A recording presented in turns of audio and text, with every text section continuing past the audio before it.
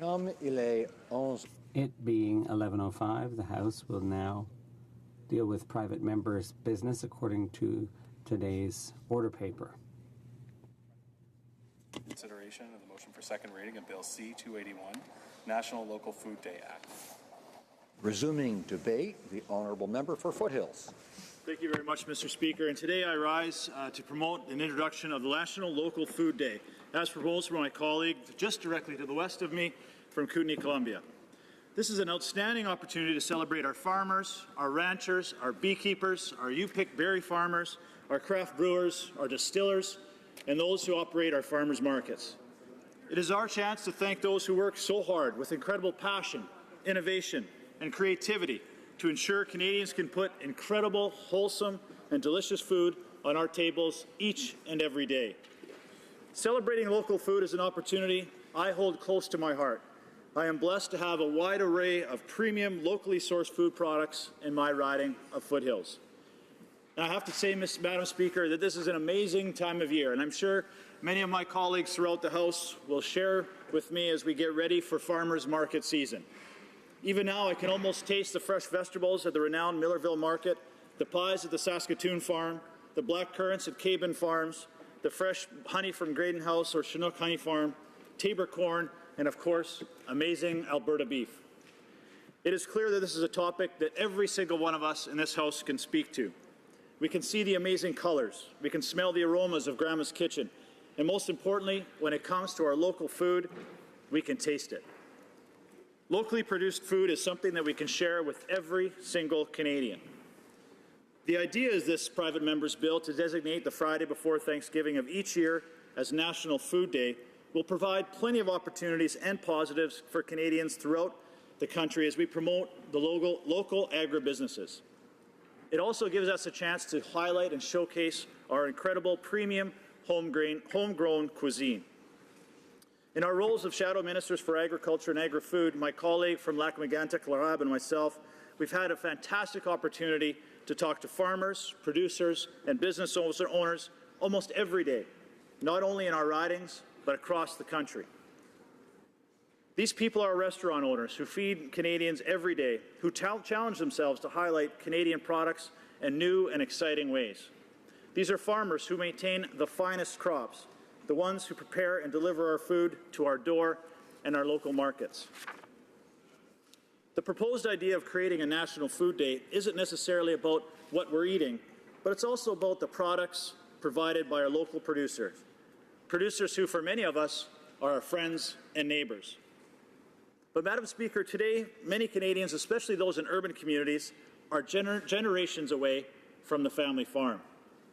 Many of them don't understand where their food is grown, how it's grown, where their food comes from, or the love and care our farmers put into growing healthy, nutritional, and quality food each and every day. It is my hope that through National Food Day, it's an opportunity for us to reconnect urban and rural Canadians, to reintroduce ourselves to where our food comes from, to introduce our children to the farmers and ranchers, beekeepers around their communities. It's also an opportunity for us to dispel some of the myths that are out there about what happens on the Canadian family farm. I think it's an opportunity for us in this House and as Canadians to introduce the city mouse to the country mouse.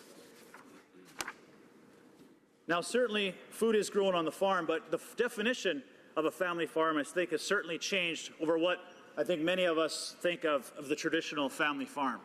I think when we talk about the family farm, we have that picture in our mind of Grandma and Grandpa, Mom and Dad, a couple of kids, maybe a chicken and a cow, a dog running around in a field.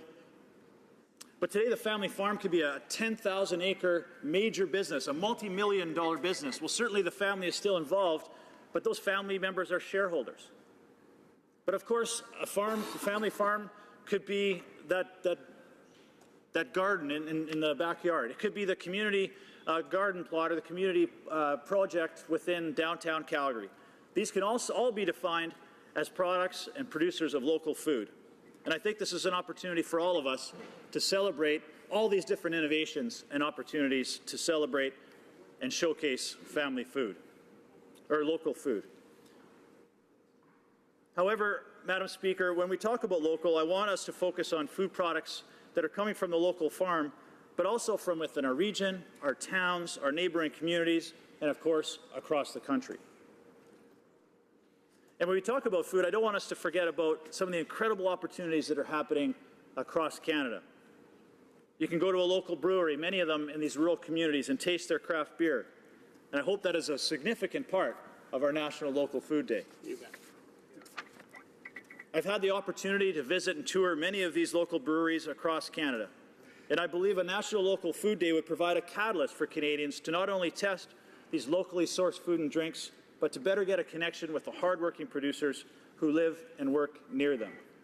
For example, just over the last few years in my riding of Foothills, I have 6 craft breweries in various different stages of construction. I have 2 award-winning craft distilleries, including Highwood and Eau Claire Distillers. I even have 2 honey meaderies, which is something I had never tried before, which is an outstanding opportunity to support our local producers. But all of these new innovations have brought new economic opportunities, especially to our rural communities. They are supporting our local farmers. They are supporting our local towns and villages with economic opportunities, new jobs.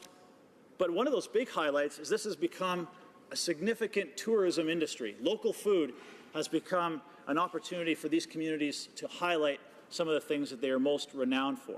For example, the community of Turner Valley has literally hundreds of people coming out from the city every single weekend to see Far Brewery, Eau Claire Distillers, have a Hefeweizen on the deck or a glass of prickly pear vodka, and then head further down the highway to Longview and enjoy Alberta beef steak at the Longview Steakhouse.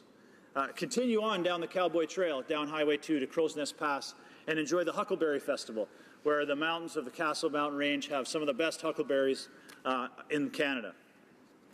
This is an incredible opportunity for us to highlight and showcase not only our local food and our local producers, but certainly our local communities. And anytime that we have a chance to bring new economic opportunities to these communities, I think is something we need to embrace.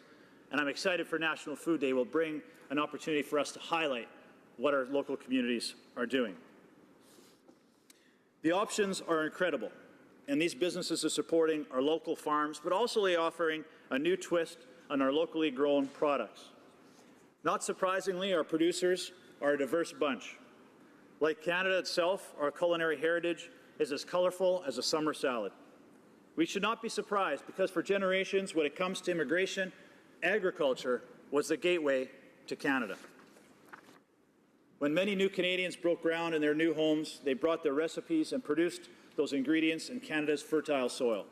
And they have passed those recipes on for generations. I would say that these items all fall under the umbrella of locally produced foods.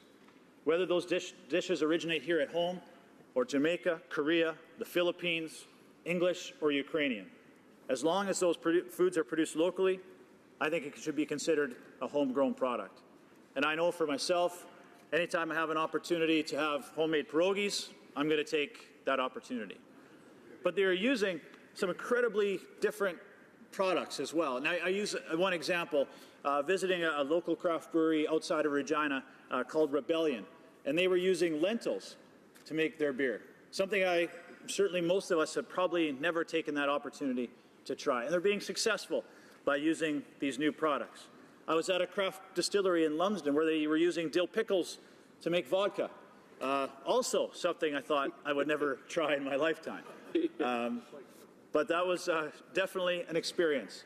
And one of my colleagues just mentioned 2 weeks ago when we were at our branding, getting ready for the summer season. Of course, we all enjoyed some prairie oysters, which I hope many of my colleagues in this House, if you have not had that opportunity, please take that chance to do so. There's nothing like a little prairie oyster after you've had a hard day's work. But we also have to understand the importance of agriculture and local food to our communities and to our economy.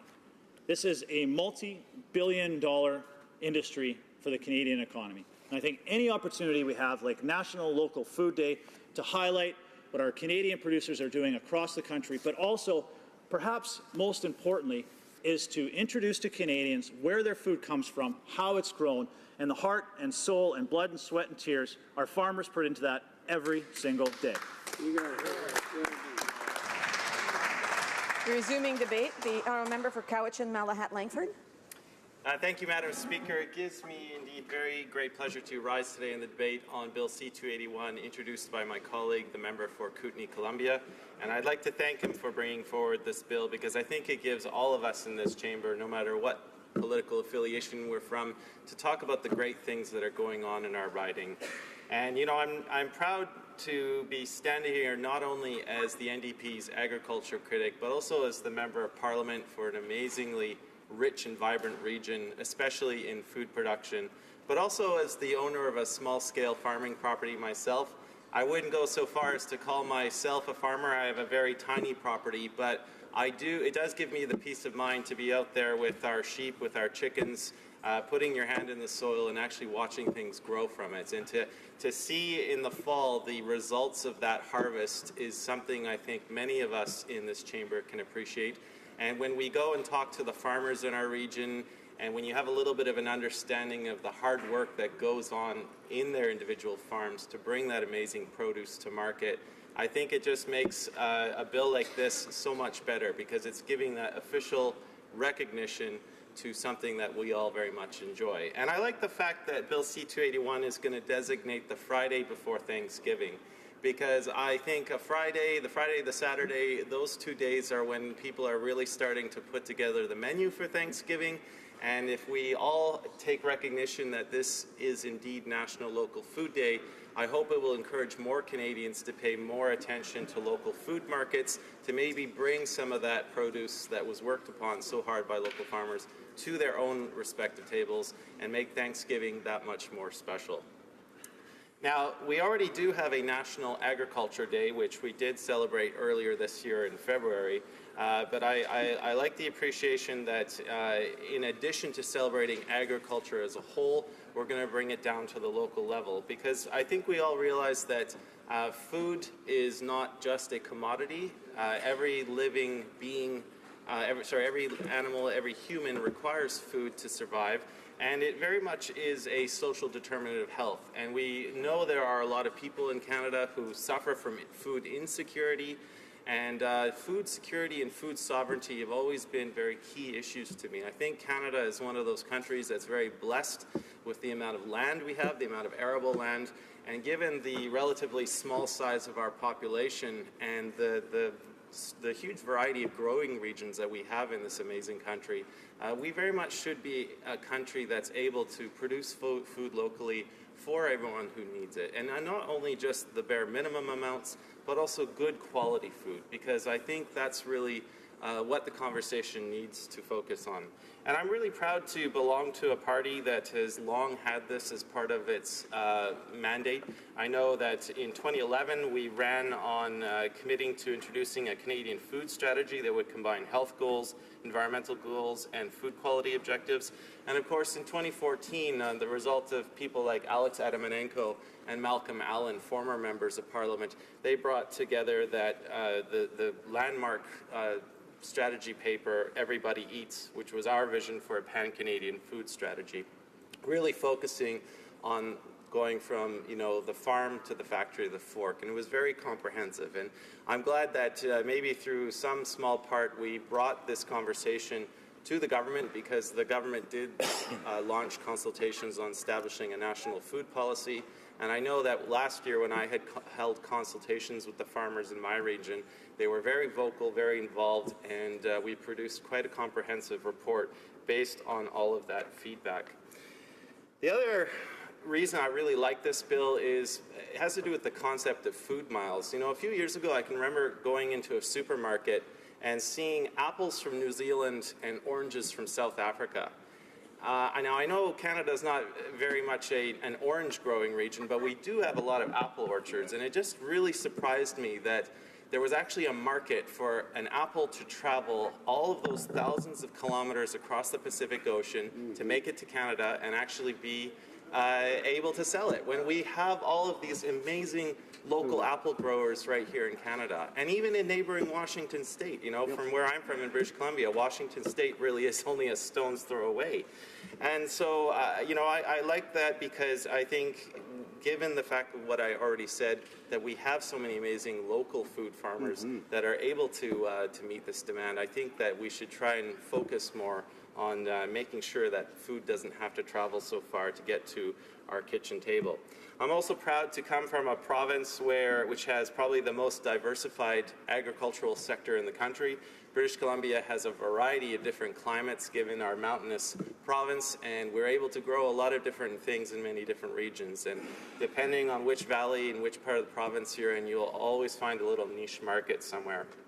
Now I want to bring it home, Madam Speaker, to talk about some of the amazing things going on in my riding. You know, down in the southern end, I've got the Goldstream Farmers Market, which is going to be held from May through to October this year, as it is every year, and really celebrates all of the amazing agriculture that's going on in the West Shore communities. And of course, the Cowichan region. The Cowichan region, believe it or not, is Canada's only maritime Mediterranean climatic zone. We have the highest mean average temperature of all of Canada, and this allows our farmers to get a head start on growing some amazing food. And you know, we've got the amazing rainfall in the winter and the amazing sunshine in the summer, and it just produces an amazing agricultural bounty. And this is on display. If you go to the Duncan Farmers Market, we've got over 150 vendors, one of the largest markets in all of BC. You can find everything from your organic fruits and vegetables, your local honey, cheese, and eggs, sustainably harvested seafood, meat from grass-fed and ethically raised animals, homemade jams, jellies, chutneys, and sauces, artisan breads, pies, pastries, and cookies, locally grown and produced wines and spirits, and even gourmet treats for your pets. And, you know, to cap it off, we've got amazing organizations like the Cowichan Green Community, which is very much focused on local food security. It's worked on initiatives such as the Cowichan Food Charter, the Cowichan Food Security Plan, projects like Fruit Save, which tries to get people who have, you know, that 100-year-old apple tree that they never eat all the apples from, but trying to get it to local market. And, of course, getting kids involved in the joys of farming and educating them all about it. They produce a local food map, which identifies all of the farms in the Cowichan region. It identifies 58 unique farms and businesses, all with something distinctive, fresh, and delicious to offer consumers. We've got Alderley Farm and Cafe, people who've been involved in a farming venture. We've got the Cowichan Valley Tea Farm. Yes, the Cowichan Valley actually grows its own tea. We've got Farmer Ben's Eggs, the Quist Family Farm. We've got a number of breweries, a number of wineries, and of course I can't leave out the amazing community of Port Renfrew, which I will say right here now is probably home to the best wild Pacific salmon you will see anywhere in the country. And I love the people of Port Renfrew. They've got a real can-do attitude, and it's very much driven by the amazing tourist opportunities and amazing seafood they're able to produce. So, Madam Speaker, with that, I will conclude by saying that I really appreciate the member for Kootenay-Columbia bringing this bill forward. I think this is an important day to celebrate, and I certainly hope all members can get behind this amazing bill and help celebrate National Local Food Day. Thank you. Bravo. Resuming debate, the honourable member for Stevenston, Richmond East. Thank you, Madam Speaker. I, too, would like to applaud the work of the member for Kootenay-Columbia for introducing what I think is an amazing bill that will support our farmers and food processors and all those Canadians who are part of or who are impacted by agriculture and our food sector in our strong economy. You know, our country is a food superpower, and I don't say that lightly. In fact, we are the 5th largest exporter of agriculture and agri-foods in the world.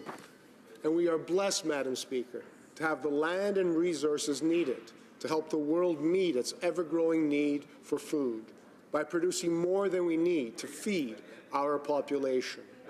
Our exports are known in global markets to be reliable, safe, innovative, and above all, sustainable. That's all part of our Canada brand, our narrative. And the vast size and complexity of our food systems are worth considering when you remember that this industry generates 1/8 of our manufacturing jobs, over 110 billion of our gross domestic product, and over 64 billion of our exports. From gate to plate, agriculture is one of the key growth sectors of our economy. Madam Speaker, Canada's innovative processing industry supplies approximately 70% of all processed food and beverages products available in Canada, and it's the largest customer for our farmers. Tous les Canadiens peuvent avoir. All Canadians can find local food to help feed a growing global population with sustainable foods. And that is why we have a new partnership in agriculture.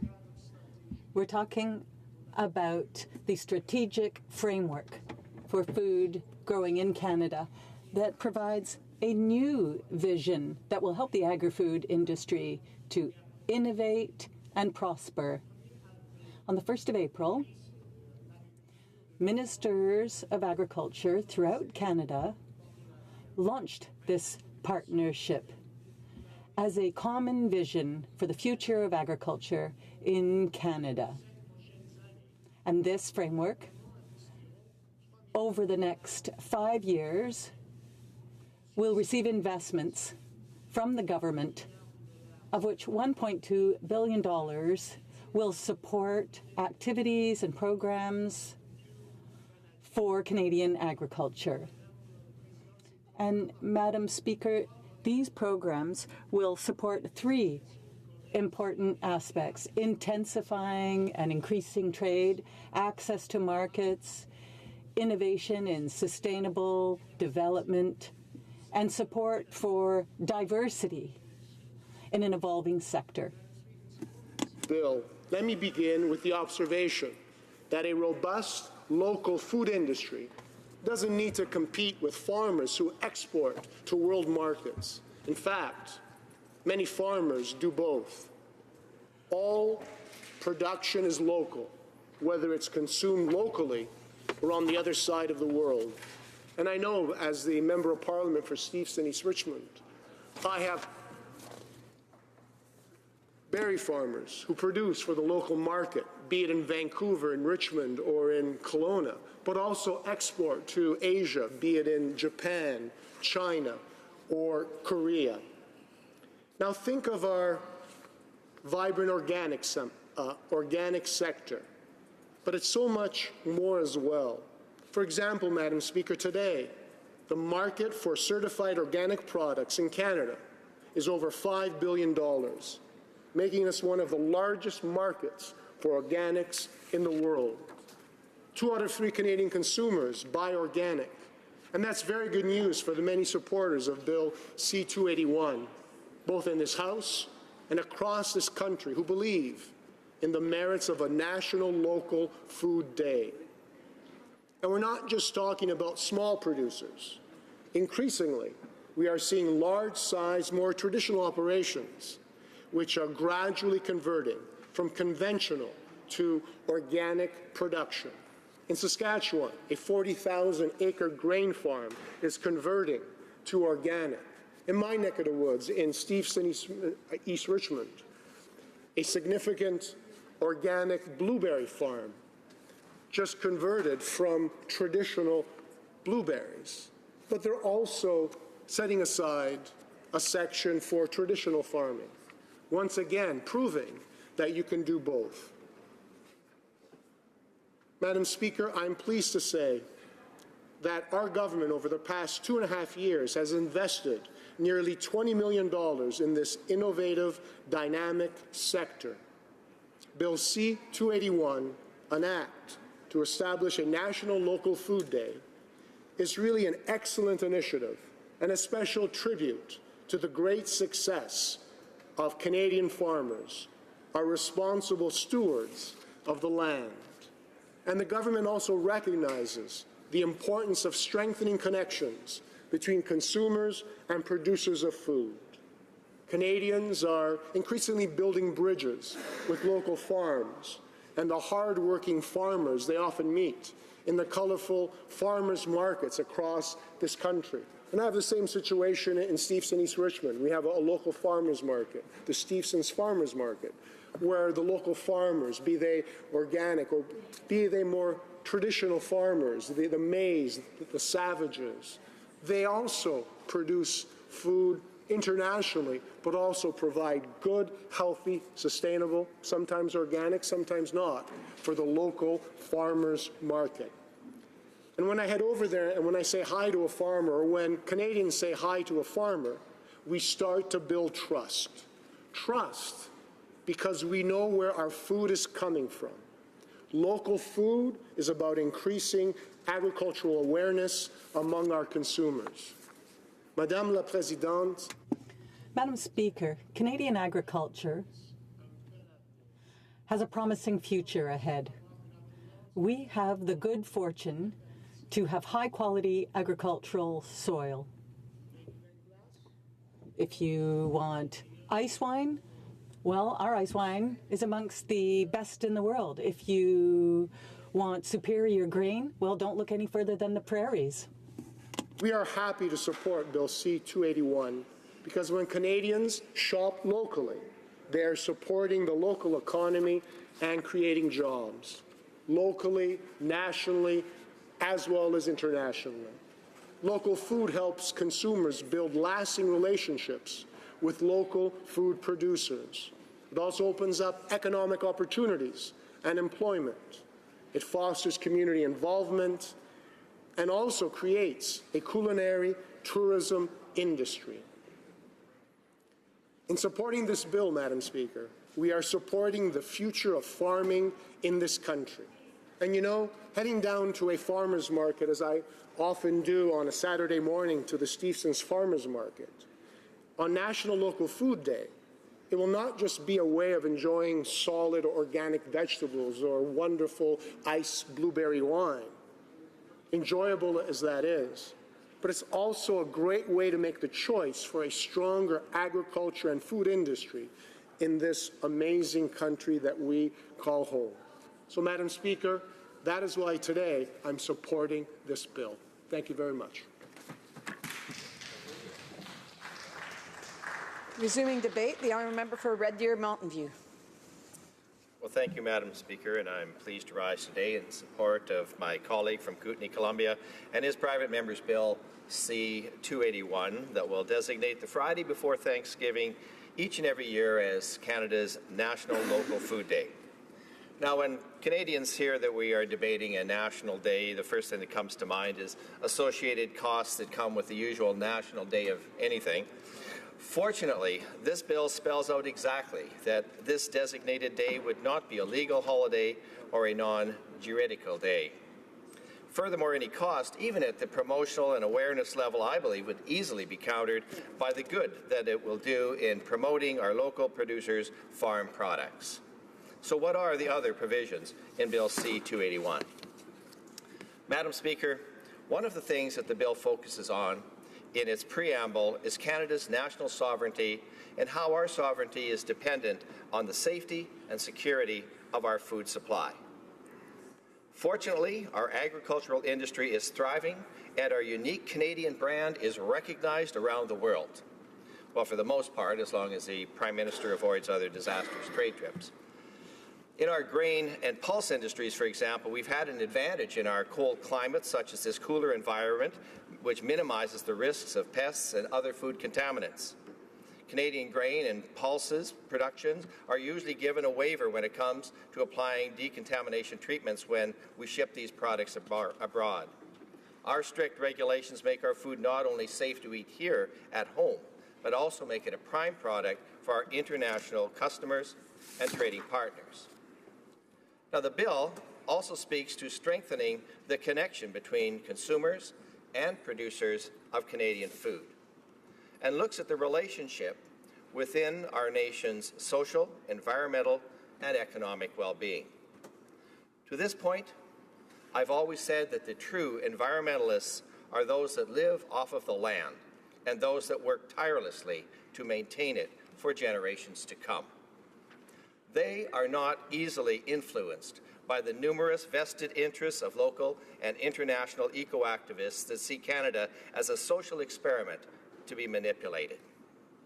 Because there is money to be made on both rising and falling markets, we need to stand up and fight back against this manipulation. Foreign money and influence that decimated our oil and gas industry tend to see our other resource sectors just as vulnerable. We need to shift the focus back on what makes us great. Local farmers, ranchers, and producers have long contributed to our world-renowned sustainable Canadian agricultural industry, long before the Liberals or so-called progressives co-opted the words of green and innovation. It's about time that we recognize the contributions of our hard-working local growers and producers.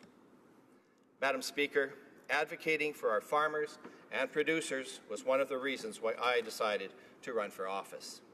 As a farmer myself, and also coming from a multi-generational family farm, I know firsthand the passion and the hard work that goes into this very important profession. In my riding, I'm always proud to talk about some of our own local producers, from local nurseries, beekeepers, produce growers, ranchers, farmers, and the community markets that feature our local products. Local farmers' markets are abundant throughout the entire growing season, and people from all over the riding make a point of stopping by to get fresh, off-the-farm products. As the farmers that supply these markets expand their brands and their businesses, consumers feel a closeness with the producer, which is very rewarding for both parties. Local abattoirs have fresh meat for sale, produced by local farmers and ranchers, and this also adds to the unique relationship from farm to fork. Now, some may point out that we already have a nationwide celebration of local Canadian cuisine in early August known as Food Day Canada. That specific awareness campaign is certainly important from the culinary perspective, but the celebration of harvest, which I believe is the purpose of the National Local Food Day in early October, gives us the opportunity to concentrate on our local growers and producers. I find it fitting that my colleagues strategically aligned this National Food Day after the year's bountiful harvest and close to our Thanksgiving holiday, when Canadians take some time away from work and come home to reflect on everything that has made them thankful. I think that this will be a great way to not only support our ag industry. A nationwide celebration of local food will also encourage Canadians to appreciate and buy more locally grown and produced food. Madam Speaker, as we continue upon the subject of appreciating our local food, I also want to draw upon my childhood growing up on a mixed farm where I learned about the importance of the family garden and the many realities and practicalities when it comes to dealing with livestock.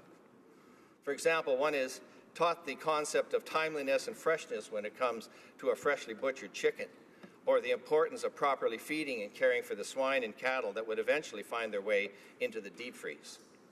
Picking and preparing berries and vegetables to be made into jam or pickled goods for the winter were also another common chore on the family farm. And I remember certain foods that some Canadians will most likely question, like harvesting and preparing certain garden weeds that took the place of spinach, or in making an effort to use all parts of the animal by boiling or pickling. That was just simply our way of life. My late mother was also able to make wine out of anything, so no doubt thanks to her Saskatchewan heritage and ingenuity. So most of you may have heard of elderflower wine, but Mom had some pretty colorful recipes like dandelion wine. It was commonly said that if God grew it, she could brew it. And it was certainly a great way of getting us kids to pick dandelions. Madam Speaker, let me quote my colleague from Kootenay, Columbia, when he stood up in this House to debate the bill for the first time. He said, "Food is the heart of our homes, our communities, and our economy." Could not have expressed that sentiment better myself. Our agriculture and agri-food sector is not only vibrant and innovative, it is also a huge part of our economy, contributing more than $100 billion in revenue. This all too important industry provides 1 in 8 Canadian jobs employs 2.3 million people, and the food and beverage processing industry being one of the largest manufacturing industries in Canada and is Canada's largest manufacturing employer. Our farmers, ranchers, producers, and manufacturers are not only responsible for the food on every Canadian dinner plate nationwide, but also for the world-class food products in markets and on dinner tables around the world. So why is this knowledge of food preparation and production so significant when it comes to recognizing the locality of food? Madam Speaker, I submit that it's more than just trying to come up with some geographical recognition or figure out the length of time that a product stays on a truck on its way to the grocery. It has to do with understanding how important Canada's food production system is, not only to the local community, but to the entire world as more and more Canadians become further removed from the humble family farm. Generations of kids now have little or no connection to the practicalities that come from growing up on the farm. It becomes easier for them to get confused and persuaded by contradictory marketing and certain political messaging until they either have no idea what to believe or they start to lose faith in our locally grown food and products. And Madam Speaker, this is such a shame when Canada is known for growing and producing some of the world's best and safest food.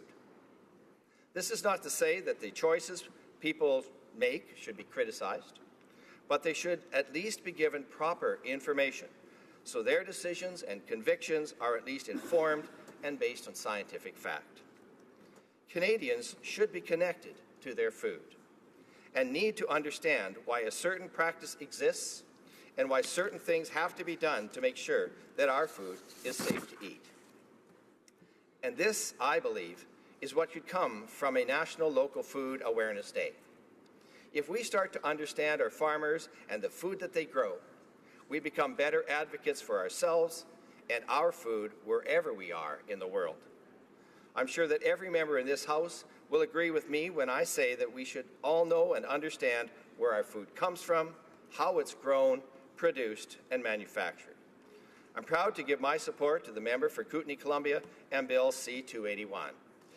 Madam Speaker, a National Local Food Day will be a great chance for communities across Canada to come together and celebrate their local farmers, producers, and of course, their local food. Such a celebration will be a great opportunity for everyone to appreciate the work that our Canadian farmers and producers put in to ensuring that the food on our tables continue to be the best in the world. Thank you, Madam Speaker. Resuming debate, the honourable member for Nanaimo, Ladysmith. Because local foods are delicious, nutritious, good for the local economy, in every way, helping inoculate us against the impacts of climate change, employing young people, demonstrating entrepreneurial spirit. It's such a pleasure to stand up and laud some of the successes from my riding of Nanaimo Ladysmith and the local foods movement. I think first of Eric Bolton, who's well, with respect, Mr. Bolton, well into his 80s, from a farmer, longtime farmer from my island, Gabriola Island. He still drives the tractor. He still fights the province on meat slaughter regulations.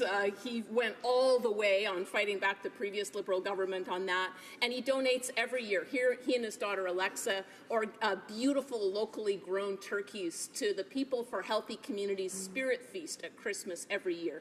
Major donors and players in the community, and Village Foods, the local grocery store, especially under the leadership of the McCollum family, would always have Alexa and Eric Bolton's beautifully grass-raised beef on the aisles of our markets shelf. It's great to have local foods so easily available. Nanaimo Food Share is a fantastic group teaching local people how to buy food in season, how to cook from scratch, how to reduce food waste, how to compost, and funded through a provincial grant. They have a gleaning program that saved over 400,000 kilograms of fresh produce in one season alone. And that gets food, local food, on the table of people that need it the most.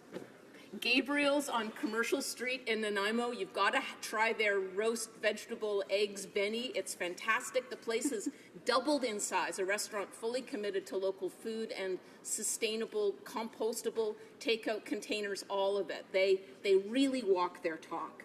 The Nanaimo Chamber of Commerce celebrated local foods with a massive festival headlined by chefs and vintners, and this year on June 21st they're carrying on that tradition in their Commercial Street market, the night market. Coco Cafe employs persons living with disabilities. They cook, they cater. This is in Cedar, BC. It's the center of the Cedar community, and to see these fantastic young people learning skills, cooking from scratch, soups, breads, pastries, that they grow, that they develop right in their own place, but then they take those skills home to their own lives. It's creating employment opportunities for people that might not get them otherwise. So Coco is such a place we're all really proud of. The Farmship Growers Cooperative grows ethical, healthy, natural produce for our region, and their cooperative model is creating more opportunities for farmers, protecting farmland, and increasing local food security. St. Jean's, since 1961, has been doing value-added seafood. They do custom sport fish processing. They have natural hardwood smoked and hand-packed seafood that's distributed across North America. And even better, in 2015, the New Chalmouth Seafood Limited Partnership became the majority owner of St. Jean's. And headquartered in Nanaimo, they continue to prosper and grow as one of Canada's leading quality seafood producers. Again, right in Nanaimo. Loaves and Fish's Food Bank has a program called Food for You. It's a food recovery program. It's run on the volunteership of 700 people in our community of Nanaimo. And they ensure perishable foods in partnership with the local grocery stores that would otherwise go to the landfill are utilized by other food banks, faith organizations, and people in need throughout the community. $2 million worth of food every year that they save costs for local groceries, and they save costs. People that might otherwise go to a food bank are getting really quality local food. It's such a point of pride for us. 40 nonprofits and schools use their Port of Nanaimo Food Center store every week. And folks at home, if you want more details on any of those last 4 groups highlighted, you can look at my little MP calendar from 2018 where we profiled each of these groups, and you can call my office in Nanaimo to get one if you didn't get one in the mail. Okay, so the Canada Summer Jobs Grant, this year we got over $65,000, or 10% of our Canada Summer Jobs Grant in our riding went directly to local foods and sustainability groups that supported 17 summer jobs for some of the businesses and NGOs that I've already mentioned, as well as the Small Scale Food Processor Association, Vancouver Island Exhibition, Farmship Co-op, Generations Farms, and Meal Exchange. And the Growing Opportunities Farm Community Co-op is going to use it, quote, to help expand our programming on our 5-acre urban farm and support meaningful skills development and experience for youth with disabilities in our community. It's opening up opportunities to strengthen food security and urban agriculture in our region, end quote. That's from Craig Evans. And there's more local foods flavor in our riding. Cedar Farmers Market, Lanceville Cedar Farmers Market, Gabriola, Nanaimo, Bowen Road. And then we drink alcohol locally too. Mike from Arbutus Distillery in Nanaimo is raising the bar with 100% BC source products. Some of the herb garden that they grow. Tyler from White Sails Brewing, Harley from Longwood Brewery, Kevin from Wolf Brewing. They're all award-winning brewmasters, and they are also curating local festivals to really highlight the benefits of buying and drinking and eating locally. Keeps the money in our community, and it keeps employment as well as all the health benefits that come with that. So what do all these local success stories have in common? They're all part of the burgeoning local foods movement. The Council of Ontario Universities tell us that 96% of campuses have local food initiatives. 86% have a community or teaching garden. 77% have a local farmers market. So there's big appetite for this. And farmers markets alone are estimated to contribute over $3 billion to the local economy annually. And we really need it on Vancouver Island. 95% of our food right now is imported from off-island. So this is a security issue for us as well. Now, Vancouver Island Economic Alliance has recognized this, and they're promoting local foods in a really new and innovative way. They've got an island goods tag that, in cooperation with Thrifty Foods, Country Grocer, Quality Foods, and the 49th Parallel Grocery Stores, and a pilot started just this March. When they label local foods, then it makes the local product easier to find. And I hope I'm not scooping Vaia, but I've heard that in just 3 months, that's created a lift in sales of 17%. And this is a brand new pilot. So let's do more of these. And let's support the legislation from my colleague, the Member of Parliament from Kootenay, Columbia. His bill C-281 would designate the Friday before Thanksgiving Day every year as a National Local Foods Day. This is following in the great tradition of New Democrat MP Malcolm Allen, and in a long history of New Democrats who have stood up for the environmental, the economic, the local economy, and the youth employment benefits of local foods.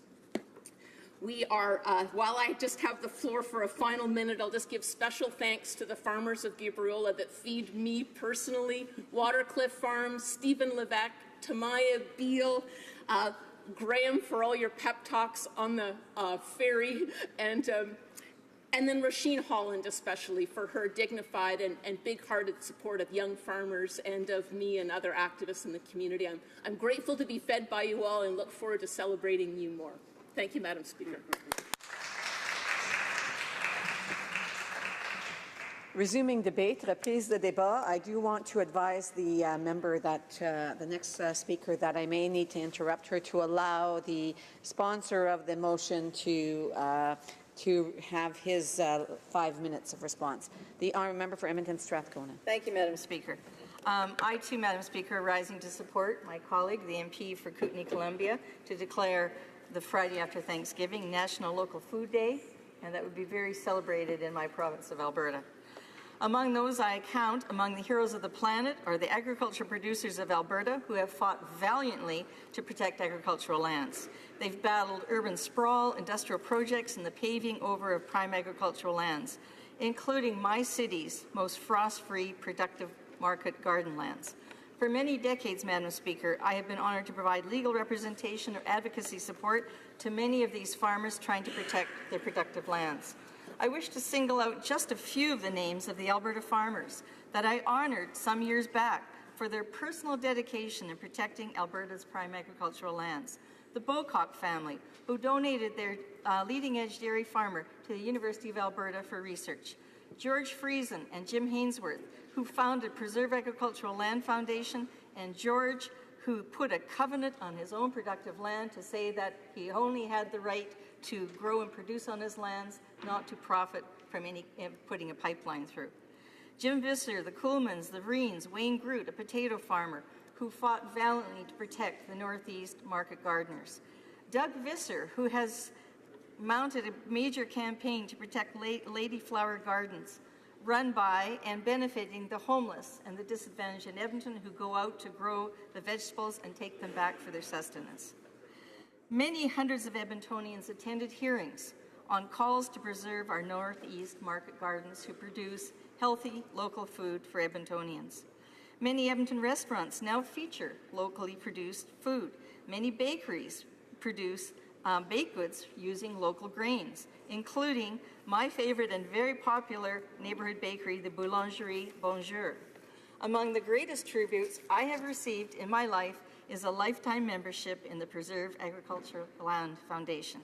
Since childhood, I have accompanied parents, grandparents, and now friends and constituents to the downtown market and now the Strathcona market in Old Strathcona, and La Cité, the centre, the Quartier Francophone of Edmonton, the only one in Canada. I not only try to visit my market each Saturday, I regularly buy local organic carrots, parsnips, and berries and put them in my carry-in luggage, which really throws off the security officers every week. A growing number of community gardens across my riding and the city are growing local produce for Edmontonians. The Green and Gold Garden at South Alberta University campus for 10 years has been producing local produce, but they also, with the funds, go for global benefits, and it profits a women's collective in Rwanda. Another garden, close to the University of Alberta, provides fresh produce to the food banks. Last year, Danielle Monroe worked with the Youth Empowerment and Support Services, persuading the city to let them plant vegetables in a large empty lot across from the YES project, and it became a popular drop-in center for everybody in the city to come to. Now, an Edmonton Food Council has created support for urban beekeeping and hens, piloting local lot cultivation across the street from me in an empty lot. There is now competition for who can grow the most local vegetables. Not to mention provincial support for local craft breweries and distilleries, many of which are in my riding and people are enjoying, particularly the locally crafted gin. We must also recognize the importance and acknowledge the treaty rights of Indigenous peoples to harvest their local foods. And I've worked closely with First Nation adjacent to a lake where I've spent my summers, where they are concerned that they are losing the ability to harvest their local medicines. Very important to consider that in projects being proposed. The province of Alberta have actually taken new steps to raise the profile of local food production, supporting $1 billion towards local food industry. They've tabled the Supporting Alberta's Local Food Sector Act, raising the profile of local food industry, strengthening consumer confidence in local foods, identifying solutions and challenges faced by local producers and processors, supporting sustainable growth in the agriculture and food processing. They've established a local food council and declared a new Alberta Local Food Week, the third week of August, which will be a good lead into the Friday before Thanksgiving. They provide level playing field for certified local organic farmers and processors and build the trust in the purchase of local foods. Local food sales in Alberta from farmers markets and through direct-to-consumer channels have more than doubled since 2008, exceeding $1 billion alone last year. And now we have several companies in Edmonton who are delivering this local produce to my constituents' doors. It's important to recognize that what is considered local food is now very diverse, and there are many in my constituency have actually established community gardens for new immigrants so that they can grow the vegetables and produce that they are used to. And so with that, Madam Speaker, I will close so that there's plenty of time for my colleague to give his final comments on this very important bill.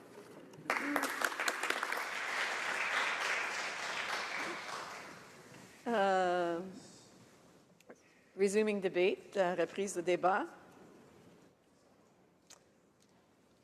The honourable member for Kootenay-Columbia has 5 minutes for right of reply.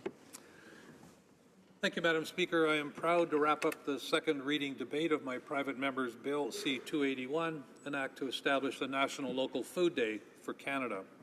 I want to thank all of the honourable members for their speeches, for their support, and for making me very hungry and thirsty. And I want to thank my staff for their amazing work on this important initiative. When I last spoke on the House on Bill C-281, I highlighted a number of local food producers and initiatives in Kootenay-Columbia. And over the recent break week, I had the opportunity to visit the beautiful Creston Valley, in many ways the agricultural heart of my riding. As I noted in my previous speech, the Creston Valley grows virtually every variety of vegetable, wine grapes, apples, and other kinds of fruit. And the Creston Valley is also home to Table Tree Juice, whose black cherry juice was recognized as the world's best pure juice product at the World Juice Awards in 2012. Madam Speaker, I'm not sure if you're old enough to remember a time when milk came in glass bottles. Well, thanks to Kootenay Meadow Dairies, it still does in much of the Kootenays. The Harris family dairy farm produces fresh organic milk that is delivered in reusable glass containers. Remember those wine grapes I mentioned? For an amazing Kootenay-Columbia culinary experience, try pairing a vintage wine from Skimmerhorn Winery or Wynwood Cellars or Bale Groman Estate Winery with any of Kootenay Meadows' organic hard cheeses. And Madam, I have to say I love that saying that if God grew it, I can brew it. Madam Speaker, I know that just as I am passionate about local food in my riding, Canadians in every region are passionate about local food in their communities. And I've heard from many Canadians across the country about what local food means to them. Jolene from Aldergrove wrote, "I think the most simple way that I can put it is connection. I'm certain that through the generations, we've lost our connections to food, what food is, how to prepare it, and how it is grown. I changed because I don't want my children growing up to think that food is something frozen that you buy in a grocery store and stick in a microwave. I want them to know that a lot of people work very hard for the food we put on our tables, and some of them grow so much food but still can't put food on their own tables to eat. I also want them to know what a clean, healthy, sustainable farm looks like. And I can't imagine a better place to change the world for the better than helping people who've lost touch with their food come back into connection with it."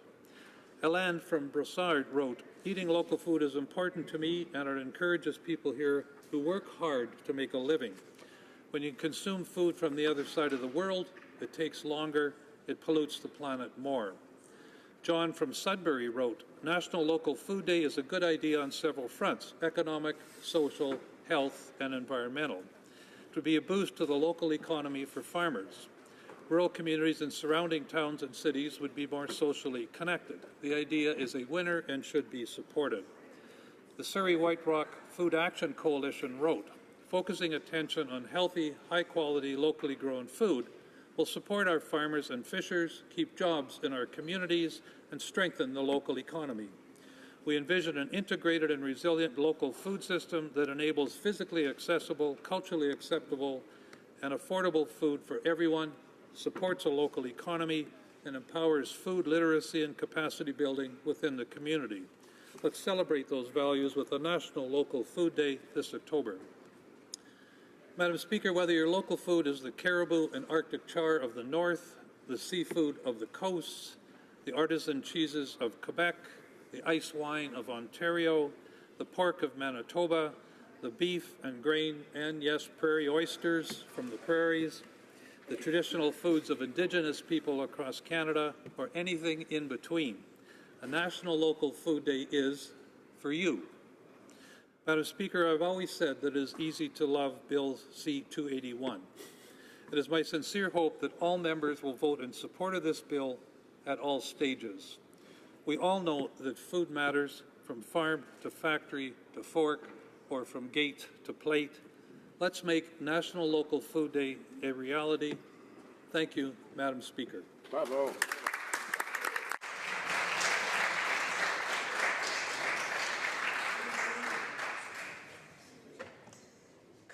It being 2 minutes after noon, the time for private members' business is over, and the question is the following one. Bill C-281, an act to establish a National Local Food Day, be now read a second time and referred to the Standing Committee on Agriculture and Agri-Food. Is it the pleasure of the House to adopt the motion? All those in favor of the motion will please rise. Please say yay. Please say no.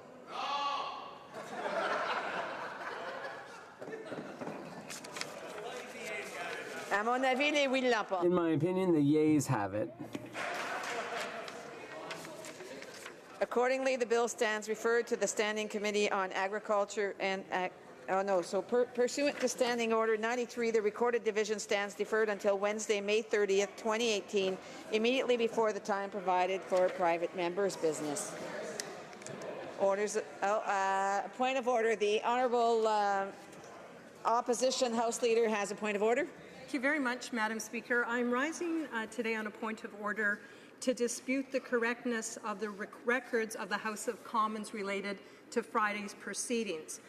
Specifically, I disagree with the entry at page 3282 of the unrevised journals concerning Government Motion number 22 that, and I quote, "debate arose thereon." Page 1225 and 1226 of House of Commons Procedure and Practice, 3rd edition, informs readers that, and I quote, "the daily journals are verified and corrections or changes are incorporated prior to publication of the revised journals. The accuracy of the record has rarely been questioned, but possible error or omissions have on occasion been brought to the attention of the House. Errors are corrected by those responsible for the publication." End quote. Madam Speaker, on Friday, the government had scheduled consideration of Government Motion 22. It's my respectful submission that the motion was not, however, actually debated. Personally speaking, I don't think the calling or reading of the orders of day on Friday morning was legitimate, but I won't dwell on that point. Suffice it to say the Chair has ruled that the motion was properly proposed to the House. But turning to page 536 of Bosque and Gagnon, one reads, and I quote, "Once a motion has been proposed to the House by the Chair, the House is formally seized of it. The motion may then be debated." End quote. Erskine May's Parliamentary Procedure, 23rd edition, at page 393 says, and I quote, "When the question has been proposed by the Speaker and, if necessary, read to the House is in possession of the question, debate begins." End quote. The authorities are clear, Madam Speaker. The act of calling an order of the day and the act of reading a motion do not constitute debate. The use of the word "then" by Bosque and Gagnon reflects a critical understanding that these are not sequential steps. They do not overlap. So to be clear, debate had not yet started when you called upon the Government House Leader to speak. What she had to say we do not know because she could not be heard. Members hoping to hear her remarks in French were totally frustrated. I am told that listeners to the French audio feed of the Government House Leader heard no fewer than 5 times an interpreter announce, and I quote, "inaudible." So when you actually check the record of what the House Leader said, or the length of time that she spoke for a total of about 91 seconds, and in that 91 seconds, there were at least 5 times inaudible, inaudible, inaudible, inaudible, inaudible. At one point, the English auto feed also heard an announced, quote, "The Honourable Leader is inaudible." This was pointed out by the Honourable Member for Kitchener-Conestoga Friday and also by several journalists following. Subsection 4.2 of the Official Languages Act reads, "Facilities must be made available for the simultaneous interpretation of the debate and other proceedings of Parliament from one official language to the other." End quote. The French version is even more pointed. "Il doit être pourvu à l'interprétation simultanée." There has to be simultaneous interpretation of debates. Provided. It couldn't be clearer. In fact, Madam Speaker, it's quite common in this House, whenever there is a glitch with the interpretation system, we take a break. We pause. We even suspend sittings. Page 409 and 408 of Bosque and Gagnon refers to this, and I quote, "In recent years, the House has suspended its sittings for a variety of reasons. To rectify a technical problem with simultaneous interpretation in the chamber." End quote. That passage's footnote cross-references to the case found at page 18516 of the debates on June 18, 2013, page 3433 of the journals. For that sitting records that the sitting was suspended for 8 minutes while the interpretation system was fixed. The standing orders and usual practices of this House were breached. The Official Languages Act was violated. No one could hear the Government House Leader in her language of delivery. No one could hear an interpretation of the Government House Leader. And Madam Speaker, there's been many, many times in this House when, whether it's during question period, during members' statements, or during debate, when we recognize that something's wrong with the interpretation or the microphones, we get your attention and everything is stopped until that is clarified and corrected. And then that member actually starts again because, according to records, because it wasn't heard, it didn't happen. If we didn't hear it, it didn't happen. Mr. Speaker, it cannot reasonably be said that on Motion 22 anyone has ever engaged in debate. So to conclude on my point of order, I ask that when we look at the journals, there has been no debate on Government Motion number 22, and therefore page 3282 of the unrevised journals does require correction. And I look forward to your ruling. Thank you very much.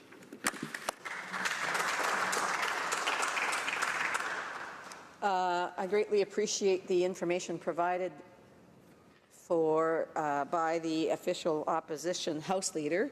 I will certainly take it under advisement and will get back to the House if required.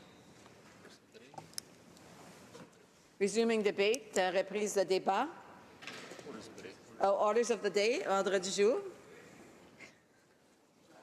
Government orders, government bills, comments. Bill C-47, an act to amend the Export and Import Permits Act and the Criminal Code, amendments permitting the accession to the Arms Trade Treaty and other amendments. There are two motions and amendments standing on the notice paper for the report stage of Bill C-47. Motions numbered 1 and 2 will be grouped for debate and voted upon accordingly to the voting pattern available at the table. I will now put motions number 1 and 2 forward for debate. Motion numéro 1. Motion 1.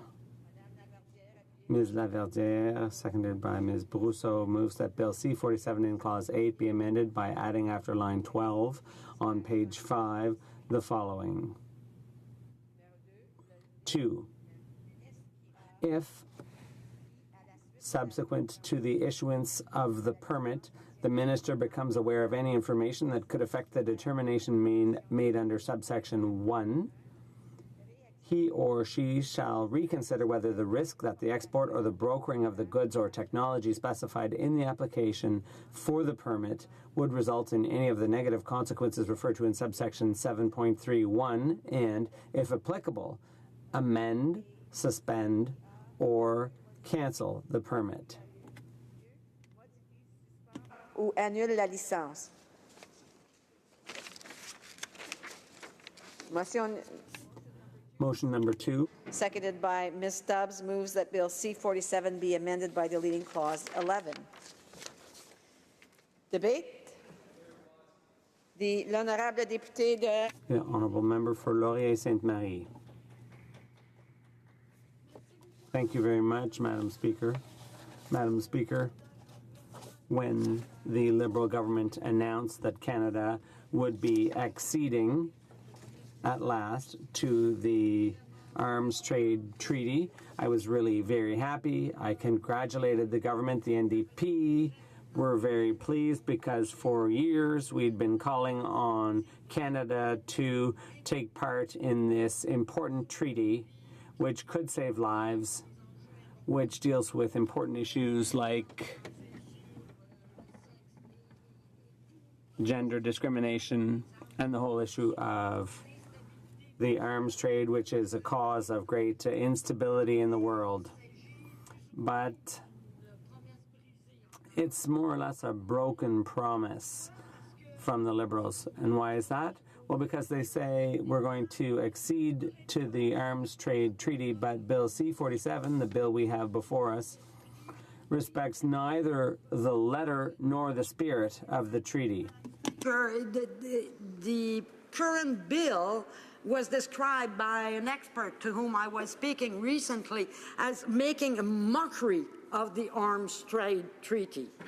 So even though we at the NDP wanted, and we've pushed for years for Canada to accede to the Arms Trade Treaty, we cannot support that bill because that bill doesn't respect the treaty. And we do respect the treaty. It doesn't respect either the letter or the spirit of the treaty. En fait, ce projet de loi... In fact, this bill is a bit like a sieve. The holes are bigger, actually, than what's actually still there. The first gaping hole, this is not just a big hole, it's a gaping hole. All of our exports to the U.S. are not covered by this bill. Into account, Madam Speaker, that over 50% of our arms exports are to the U.S. And when I say over 50%, I don't mean 51 or 52. I mean it could be 55, 60%, 65%, because in fact, we don't even know Officials tell us it's over 50%, but we don't even know what's the actual percentage because those exports are not tracked, they're not reported on. And when in committee, I asked one of my Liberal colleagues, I was saying that we should at least report on our arms export to the U.S.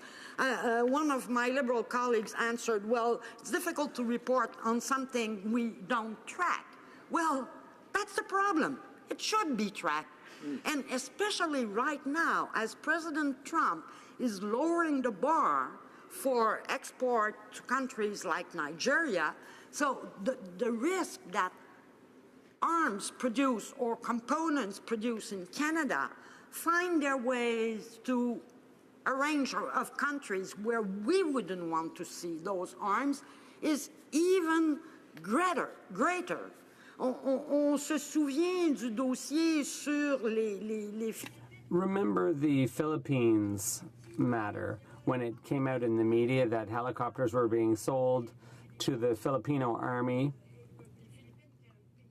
And the Philippines is a country with a president who has previously boasted about throwing someone out of a helicopter and that he would do it again. So when this came out, everyone said, oh, we have to put a stop to this. The Filipino authorities themselves were a bit insulted. The idea was dropped.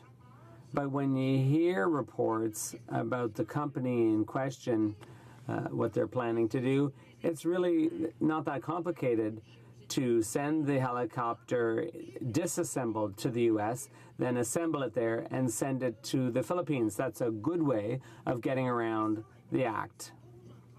And that's problematic in practical terms, because with that exemption, we're losing control over half of our arms trade.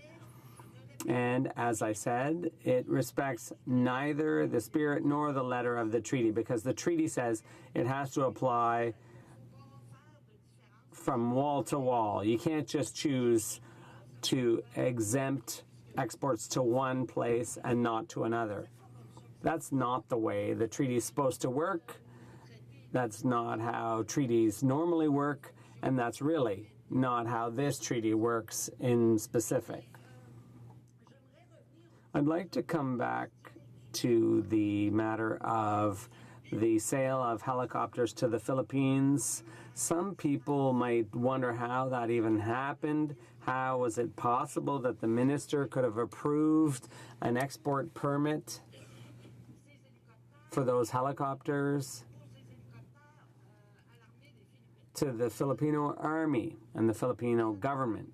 Well, the problem is that they didn't need an export permit because it was a deal that had been cut between the two defense departments. It was arranged through the Canadian company. They brokered the deal. So that's just a gaping hole. Exports, which are very sensitive, very delicate in nature, they didn't even require a permit from the minister. They required no approval.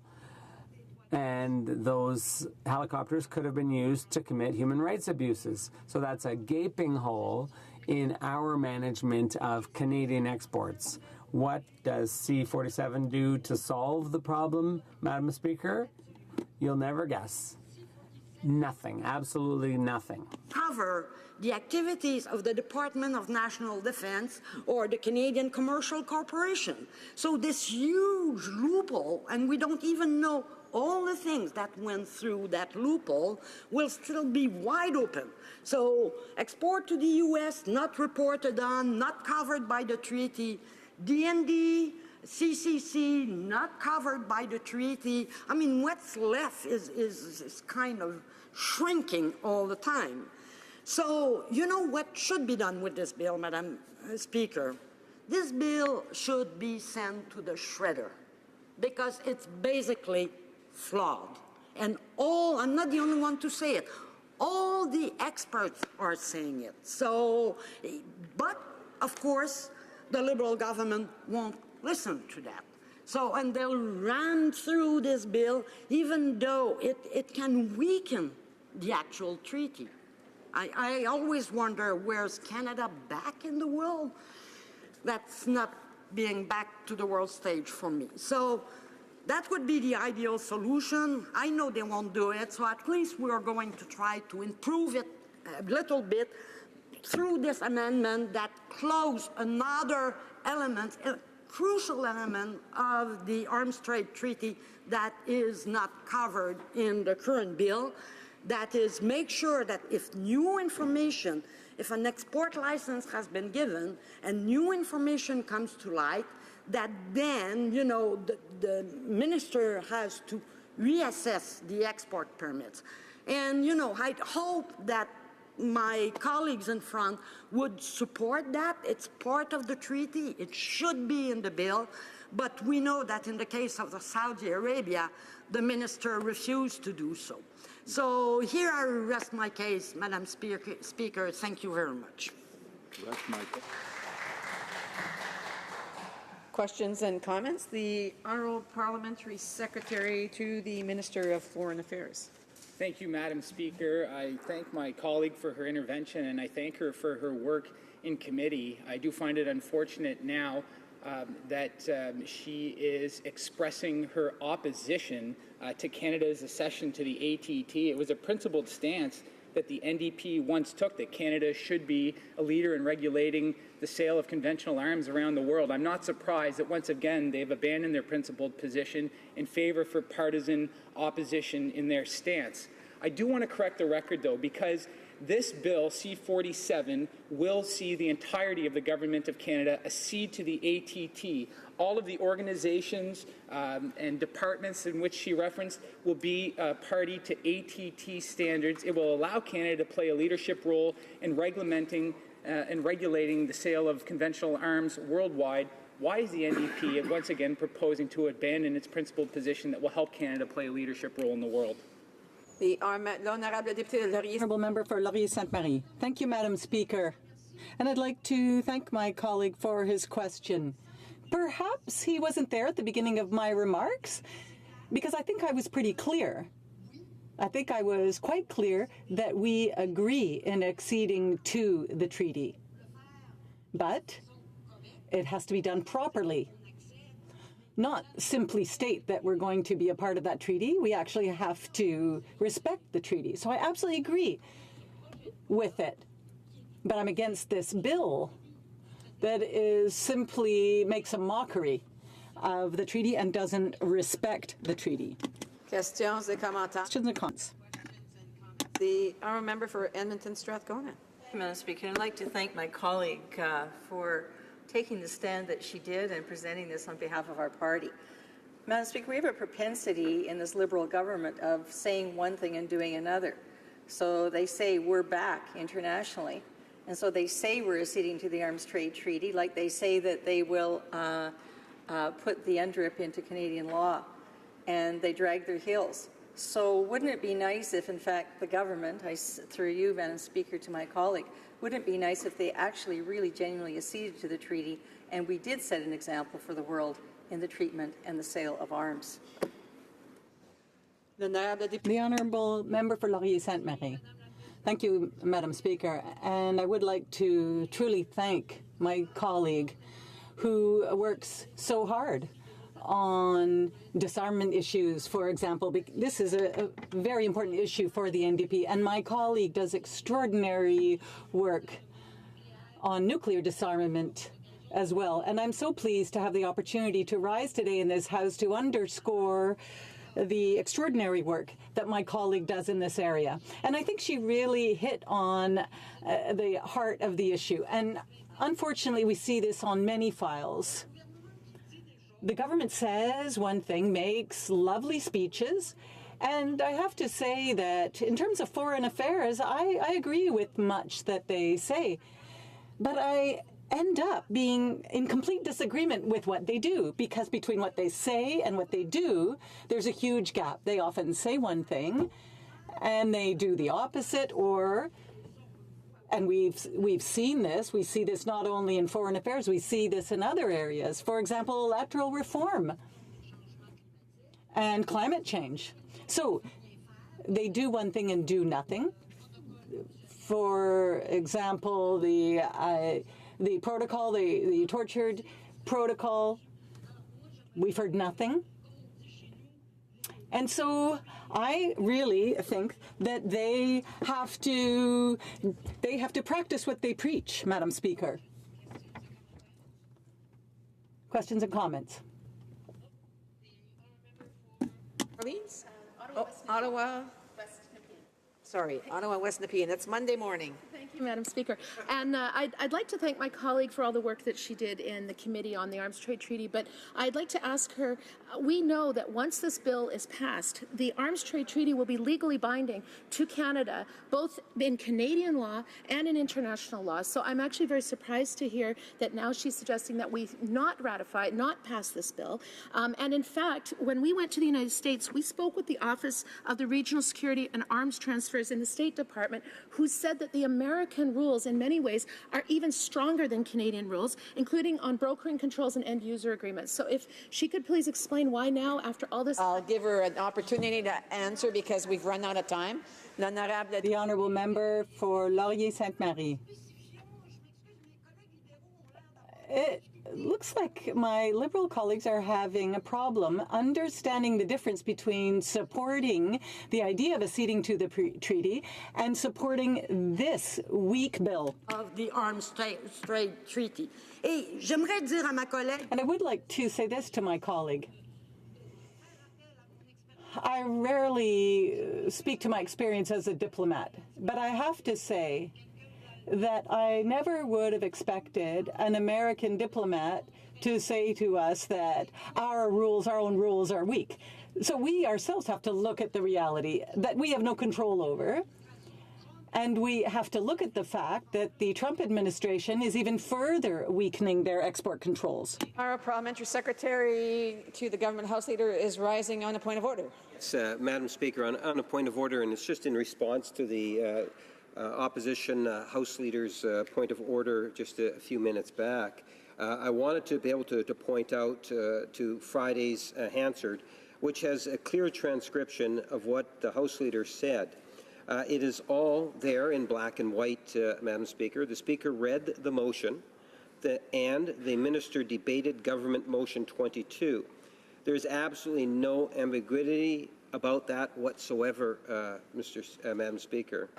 I would draw the House's attention, in fact, to Hansard page 19,702, right in Hansard, which clearly shows that, in fact, the debate had begun.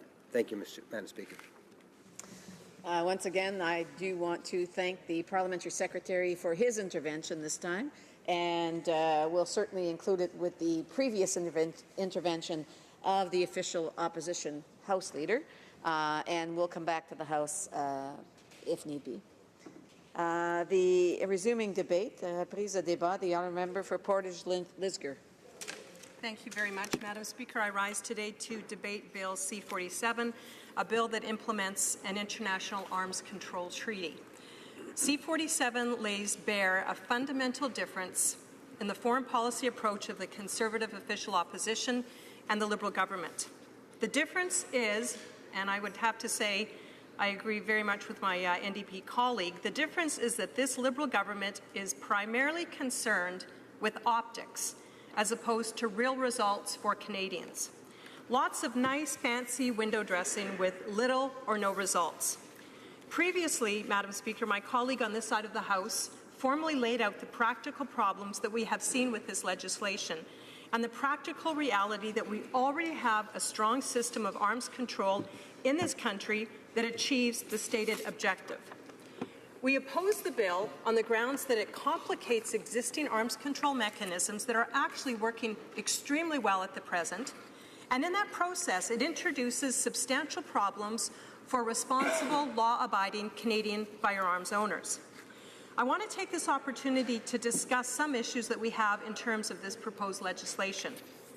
Realistically and in real terms, Canada already has a strong and an effective system of arms control that, in practical effect, exceeds the system proposed by the UN Treaty. The current system includes the Trade Control Bureau, which, through the responsible minister, has the ability to prevent us from supplying military equipment to countries where those exports might threaten Canadian security, or in cases where the weapons could be used in an internal or external conflict in general. The current system also includes provisions that allow a complete ban on trade with high-risk countries. Further, it is currently set that the Canada Border Services Agency, CBSA, and Stats Canada collect all such information on goods exported from Canada. Some might argue that signing on to this UN treaty is important to align Canada with other nations. In previous deliberations, though, on this legislation, one of the members opposite referenced the nations that had initially signed on to this treaty. But if we look at the actual ratification record of countries, we note that the countries accounting for a majority of the sales of military equipment have not signed on to it. So in actual fact, this treaty is not at all about establishing an effective international regime that we can all align with. At best, despite amendments, we are in a place where Canadians know for one thing for sure they can't trust this government on firearms legislation. And so we are at that point yet again. Despite earlier attempts through C-47, this government has failed to recognize the legitimacy of lawful firearms ownership and has moved to create all sorts of unnecessary problems and red tape for responsible firearms owners. This legislation effectively recreates the federal gun registry by requiring the tracking of all imported and exported firearms and requires that information be available to the minister for 6 years. Firearms groups and individual owners have repeatedly expressed concerns about the implication of this. They want a strong system of arms control, but they point out that in fact we already have one. Beyond that, firearms owners are generally frustrated by a constantly shifting classification system that does not provide any meaningful certainty to law-abiding gun owners in Canada. A firearm that is considered legal today could be considered illegal tomorrow without even the due process of an order in council. Now let's address the trust issue that many law-abiding Canadians have with this government. With respect to the Liberals' new gun legislation, C-71, it does nothing to address real crime and gun violence. It's essentially a regulatory bill, not a public safety bill. What's apparent is that it was drafted without any thought of what it would do to law-abiding firearms owners like farmers, hunters, collectors, and sports shooters. There's nothing in that proposed legislation that addresses any of the real gang and gun problems that are facing Canadian families, police, rural communities, First Nations, inner cities, border agents, or the issue of rural crime. Legislation should be about the values and merits of what Canadians need to improve their quality of life, what they need to protect their communities. Legislation should be about empowering people to prosper, not the Liberal Party. We've heard what Canadians need for safer communities. In ridings like mine with vast rural areas, police can sometimes be hours away. Rural Canadians often feel that they are left to fend for themselves. With crime rates increasing in rural parts of Canada by 41% in the last few years, the bill would do nothing to address the needs of rural Canada. However, it has the potential to turn rural Canadians into criminals if they own a firearm. The reality is that many Canadians have firearms because of where they live and because their livelihood depends on it. Many need a firearm to deal with aggressive predators and to protect their livestock. Others need it for their work, like farmers who might have to put an animal down or control rodents. Sadly, in some rural communities, due to excessive crime, some Canadians feel that they need firearms to defend them and there are many reasons that rural Canadians do need firearms, and they own them legitimately. Recently, at a summit on guns and gangs, police referenced an increasing number of gangs that are involved in gun violence. This violence often stems from drug-related crimes, with shootings often being related to protecting gang territory.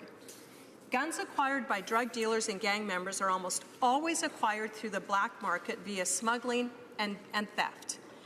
We know that those involved in gang-related shootings don't register their guns. They don't get a license to own a firearm. They will not show a license to buy a firearm. They don't go through a background check. They don't submit to police scrutiny. The only people who do that, Madam Speaker, are law-abiding Canadians. Adding more processes and background checks for law-abiding citizens does nothing to effectively combat gang-related gun violence. Nothing the Liberals propose will effectively deal with gangs and their acquisition of illegal weapons. And that's not even to mention gangs, organized crime, or smuggling in. So, Madam Speaker, I talk about all of that because we have a piece of legislation before us that is supposed to do some work to ensure that international trades, dealings and trade is done responsibly, and that Canada ensures that when we are exporting, whether it's weapons or other types of military equipment, that we're doing it in a responsible way. But, Madam Speaker, 3 problems. The UN treaty doesn't do it. In fact, what we currently have in place in Canada is extremely effective, and we've gone through a number of times the effective way that we do already export firearms. So then one wonders, why are the Liberals so intent on ratifying this agreement? You know, Madam Speaker, the majority, there are 6 main arms dealers in the world, and 3 of them haven't even signed on to this. And one knows that this government is quite fascinated with doing things that the UN wants, not always thinking about what's in the best interest of Canadians or people who are affected by what the UN says and does. So we know that the Liberals like to take their directions from the UN. And in this case, it is going to have a negative effect on law-abiding Canadians. And because of what we've seen in C-71, because of what we've seen previously with the Liberal government, as you know, they introduced the wasteful and ineffective long gun registry. Firearms owners in Canada have been battling with Liberals for years and years and years because Liberals think that law-abiding gun owners are criminals. So the bottom line is Canadian firearms owners just don't trust the Liberals when it comes to any kind of legislation around firearms. And in this case, our regime has been adequate. There really was, other than fulfill a political promise, which is one of the reasons that I think that the Liberals want to do this, is because the Prime Minister said that he would ratify this particular agreement, but we know he made a whole lot of promises without actually thinking through the implications, and that he's broken the majority of them. So I don't think anybody would be heartbroken nor surprised if, and the NDP have their reasons, we have our reasons, if the Liberals would just scrap this. This bill is not a good bill. It's not going to do anything to effectively combat the issue around international gun trade that might not be done legally and with the best interests in mind. In fact, let me just tell you, the big 6 armed trade countries are Russia, China, the United States, France, Germany, and the UK. I'll wind up with this. Countries who are not part of the Arms Trade Treaty, North Korea, Syria, Iran, and Russia and China. So, you know, there is sort of a theme as well with this government on who they like to challenge and who they just kind of let go to do their own thing. So, Madam Speaker, I thank you for the opportunity. I believe very strongly that we need to just scrap this piece of legislation and get on with the business of actually doing things to control illegitimate gang-related gun crime. Hear, hear. Questions and comments? The Honourable Parliamentary Secretary to the Minister of Foreign Affairs. Thank you very much, Madam Speaker. It doesn't surprise me that the Conservatives do not want to see Canada play a leadership role in the world. They never aspired to do such in their time in government. I heard her use the word adequate to describe our export control system. Our government aspires to something much more than adequate in the way that we portray ourselves domestically and abroad. Finally, this bill does nothing to affect law-abiding gun owners, and I'll have the chance to explain more in my coming intervention. This bill does do 3 things to an already adequate export control system for Canada.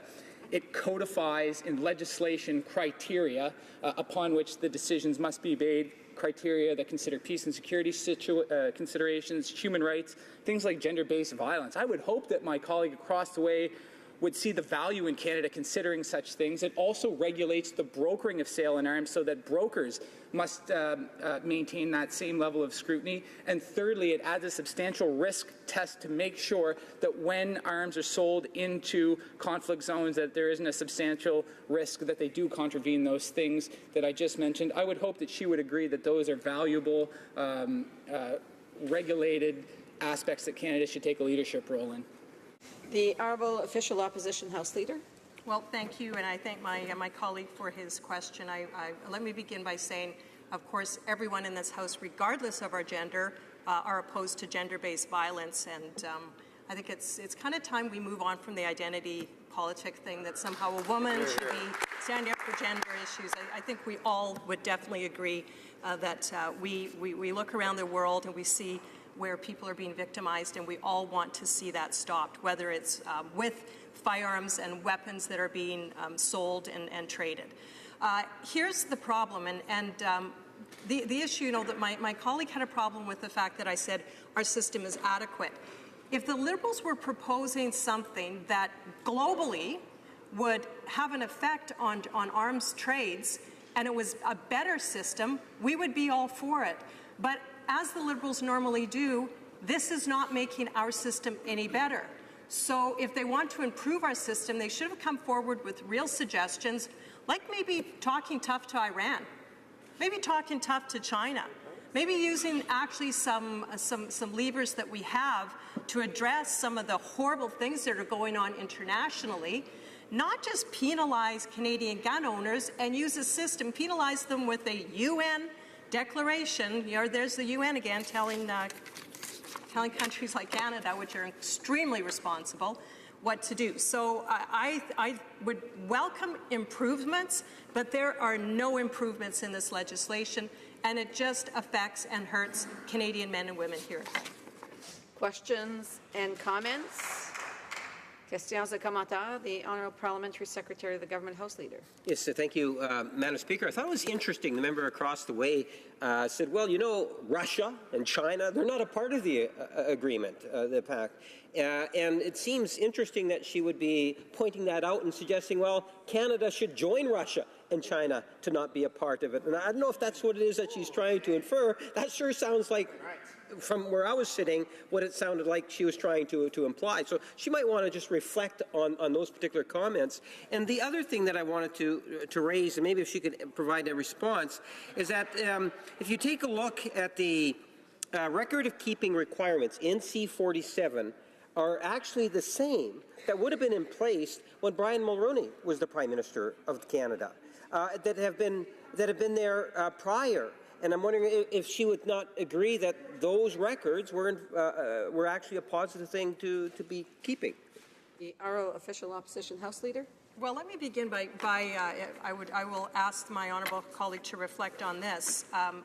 We are not at all. Canada, in no way, shape, or form, can ever be compared to Russia or China in terms of our freedom, rule of law, human rights. So, Madam Speaker, when the Liberals want us to sign on to agreements somehow that are going to then penalize our law-abiding firearms owners, as well as actually dumb down what we already have in place, and somehow their argument is because the UN says that we should. The argument, and this is something I know that the Liberals find this hard to figure out. They just want to get into agreements because then they can say, look, we're in the agreement, even though it does nothing to help the global problem, and all of the people who are causing the big problems aren't part of the agreement. The Liberals just want to always put Canada in a tough situation where we look bad, it's hard on us, but they can somehow say, look, we're in another agreement. It's not good governance. Resuming debate. Reprise de débat, the Honourable Parliamentary Secretary to the Minister of Foreign Affairs. Thank you very much, Madam Speaker. It's a pleasure to have the opportunity to speak today to Bill C-47. And through this bill, our government is going to move forward on an important commitment that we made to Canadians to ensure that Canada fully accedes to the Arms Trade Treaty. The ATT sets an essential standard for the international community to contribute to international and regional peace, security, and stability, and to promote cooperation, transparency, and responsible actions by countries. I'm proud of the amendments as well that the Foreign Affairs Committee has made to this bill. We heard from committee members and civil society that they would like to see the ATT criteria placed directly into legislation, including the considerations of peace and security, human rights, and gender-based violence. And so, the government supported the committee in making these changes. We've also made a significant change to the proposed legislation by including a substantial risk test. That would mean that for the first time, there would be a direct legal requirement for the government to refuse export permits for items where there is a substantial risk that they would be used to violate the criteria. Bill C-47 will strengthen our arms export system and finally allow Canada to accede to the Arms Trade Treaty. During its study of Bill C-47, the committee considered the issue in the NDP motion. It chose not to accept that amendment. The amendment we are discussing would require the minister to reconsider the risk of arms that have already been issued export permits based on, quote, any information that could affect the original determination. The fact of the matter is, Madam Speaker, this power already exists. Under the current law, if new information emerges after a permit has been authorized and before all of the goods and technology covered by that permit have been exported, the minister already possesses the power to amend, suspend, cancel, or reinstate any permit issued.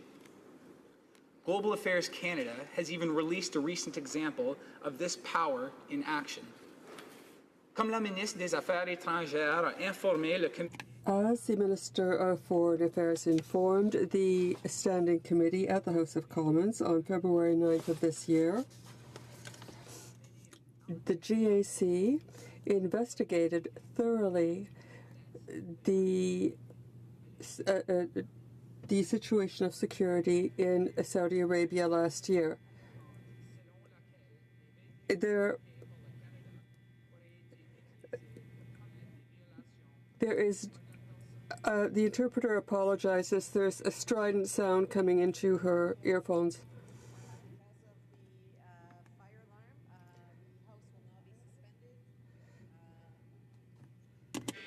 To the call of the chair, and therefore I would ask individuals to exit the chamber.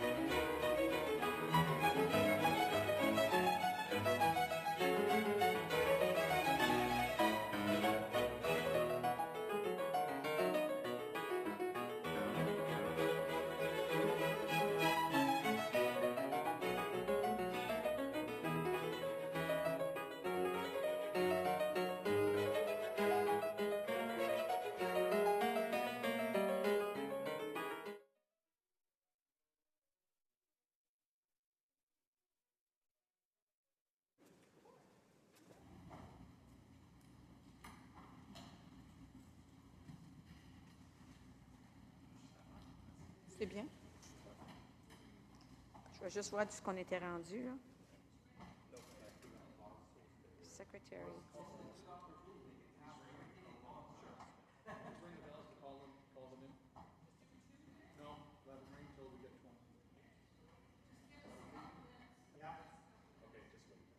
It's going to take a little while before they get back in the building.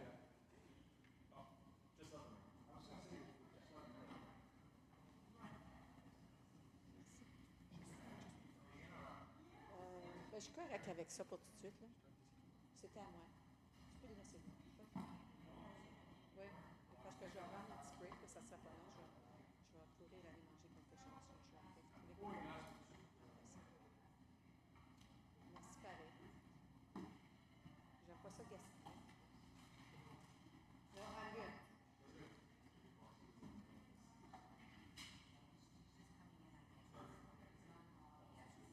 Les cloches sonnent-tu? Je l'attends pas.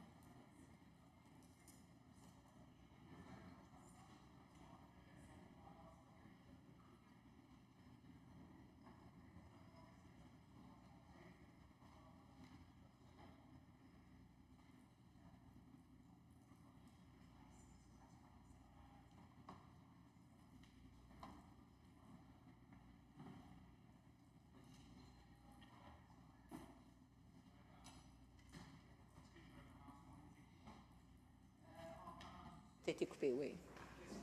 6 minutes. Ben.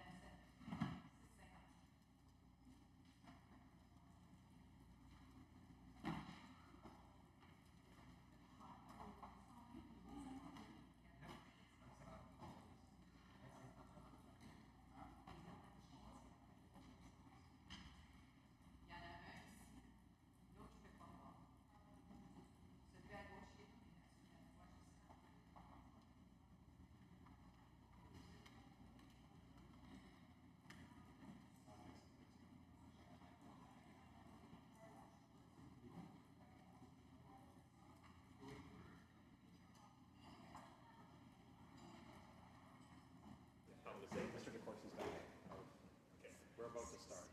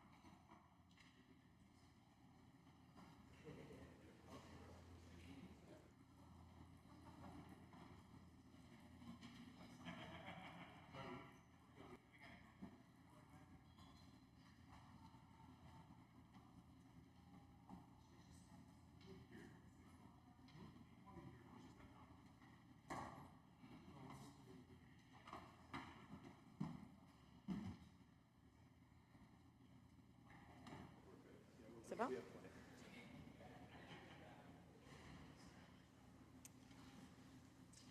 So we are ready to continue.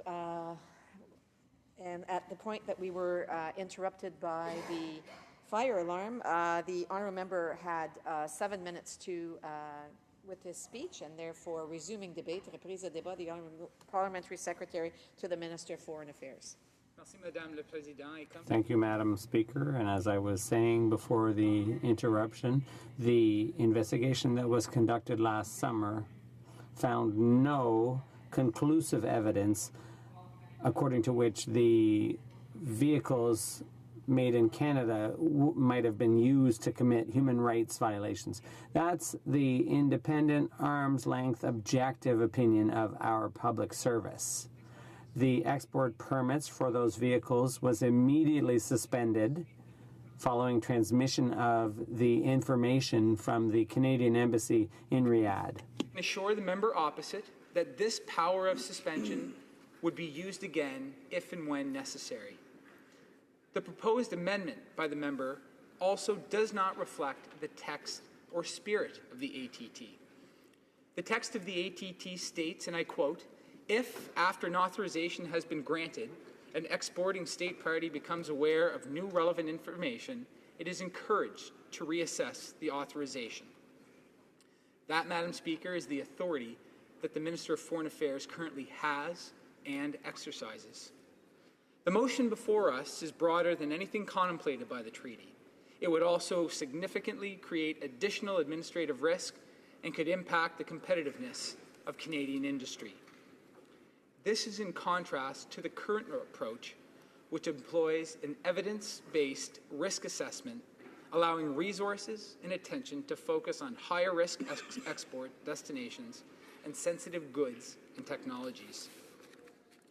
L'imposition d'une exigence. Imposing a legislative requirement that would call for an examination without regard to the truthfulness or the reliability of the information would overload our export monitoring operations, would create uncertainty and impose an extra administrative burden on industry and on government, which is tasked with regulating. Amendment could also have the detrimental effect of resulting in higher risk cases not receiving the proper attention that they require. In that sense, not only would it be redundant, but it could also be harmful. Let me turn now to the deletion motion put forward by the Conservatives. And let me state clearly, Madam Speaker, that Bill C-47 does not impact domestic gun laws. It does not affect gun controls in Canada, and it does not create a new gun registry. In fact, the ATT preamble recognizes the legitimate trade in lawful ownership and use of certain conventional arms for recreational, cultural, historical, and sporting activities. The objective of the ATT is to ensure that international trade in conventional arms does not contribute to international conflict and instability or violations of human rights. It does not target the lawful, responsible use of firearms, nor does it prevent the lawful, responsible sale, export, or import of weapons. Of course, it should come as no surprise to anyone on this side of the floor that the Conservatives are choosing to ignore the reality of Bill C-47 and are instead seeking to scare Canadians by pretending that this bill does something that it does not, in fact, do. And it comes as no surprise to Canadians that the Conservatives are once again placing partisan politics above human rights. This is exactly the sort of politics that Canadians voted to get rid of in 2015, Madam Speaker. The reality is that parts of the Export and Import Permit Act dealing with record keeping have been in effect in Canada for years. In fact, they were in effect under the former government and under governments preceding that. Why did the former government not try to change it during their 10 years? Because the reality is that Canadians have no issues with these parts of the Export and Import Permit Act. Madam Speaker, to quote Greg Ferrand of the Ontario Federation of Anglers and Hunters, and I quote, "The keeping of and retention of records by importers, exporters, firearms dealers, and end users for defined periods of time that is referred to in the bill, without being required to turn these records over to the government on demand, is something that most in the industry already do for insurance and other purposes." End of quote. All Clause 11 does is add the term organization to the existing authorities to ensure that organizations are also subject to existing record-keeping requirements. This clause would simply remove the clarity that organizations also require permits. In fact, the committee inserted, Madam Speaker, a for greater certainty clause into the bill to make it crystal clear that the changes to the EIPA would not affect domestic gun use or control. And yet here we are once again with the Conservatives trying to delete this clause, which directly addresses the very concerns they're raising. Madam Speaker, our government is proud of the important commitment that we have made with Bill C-47. This bill would amend the Export and Import Permits Act to allow Canada to accede finally to the Arms Trade Treaty.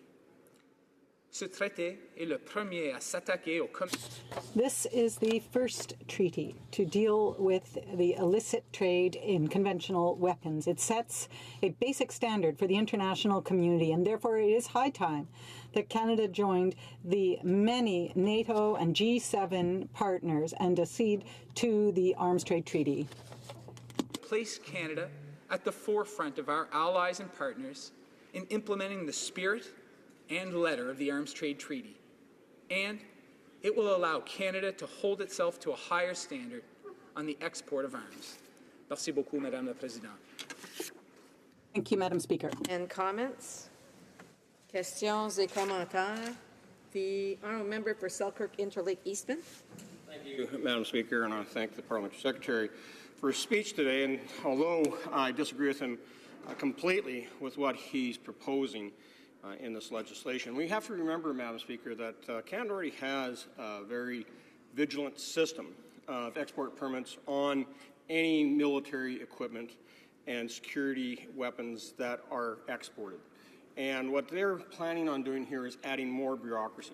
I'd like to give you an example, Madam Speaker. Like right now in Winnipeg, we have a company called PGW Defense, one of the best firearms manufacturers in Canada, if not the world, and builds the best sniper rifles in the world, where we sell it to our allies.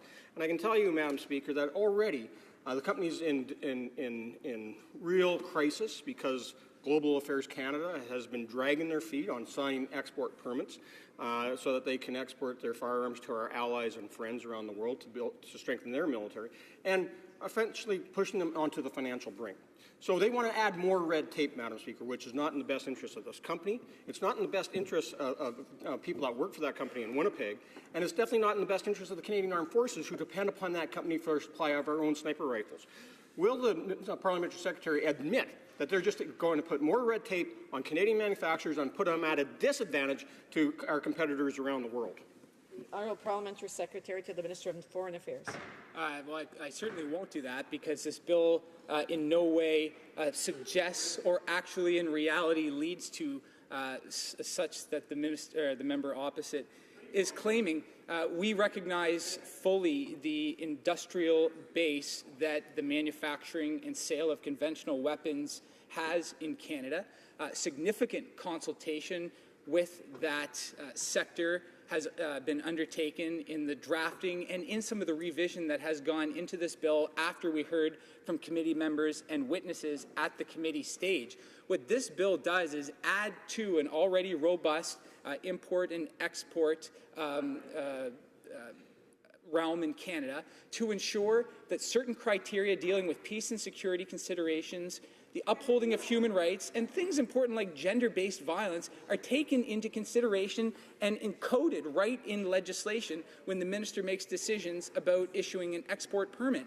Members opposite, I would hope, support that sort of goal and aim to ensure that human rights are upheld, that sexual violence and gender-based violence committed to vulnerable populations around the world is taken into considerable account with a substantial risk test on top of that, including brokers, to make sure that Canada takes a leadership role in areas of conflict around the world. Questions et commentaires. L'honorable. Questions or comments? The honourable member for Laurier-Sainte-Marie. Yes, robust export and import rules that enables us to export to Saudi Arabia, have Canadian producers sell arms to South Sudan, or send helicopters to the Philippines. We have a different definition of strong. But mon point principal. But my main point is this, Madam Speaker. My colleague opposite appears to be implying that if one votes against the bill, that it's for partisan reasons. The reasons we are giving are the same reasons that the experts raised. They've all said that this is a misdrafted bill and that it should be thrown out. Arms Coalition, l'Institut Rideau, et j'en passe. The list goes on. They all agree in saying that this bill does not reflect nor the spirit nor the letter of the treaty. Now, when the Liberals say they want evidence-based policy, is that what it means, ignoring the experts' evidence? On the contrary, Madam Speaker, we took into account the experts' opinions. In committee, they told us that they wanted the criteria to be inserted directly into the legislation, and that's what we did. They also said that there should be a higher test in order to ensure that when we export arms, the risk of violating human rights is taken into account in their assessment, or if there's a risk that atrocities will be committed. So we have inserted that test in the bill. Is an NDP who stood on principle and said that Canada should adhere to the ATT now suggesting that they're going to vote against a bill which allows Canada to live up to both the letter and the spirit of that treaty?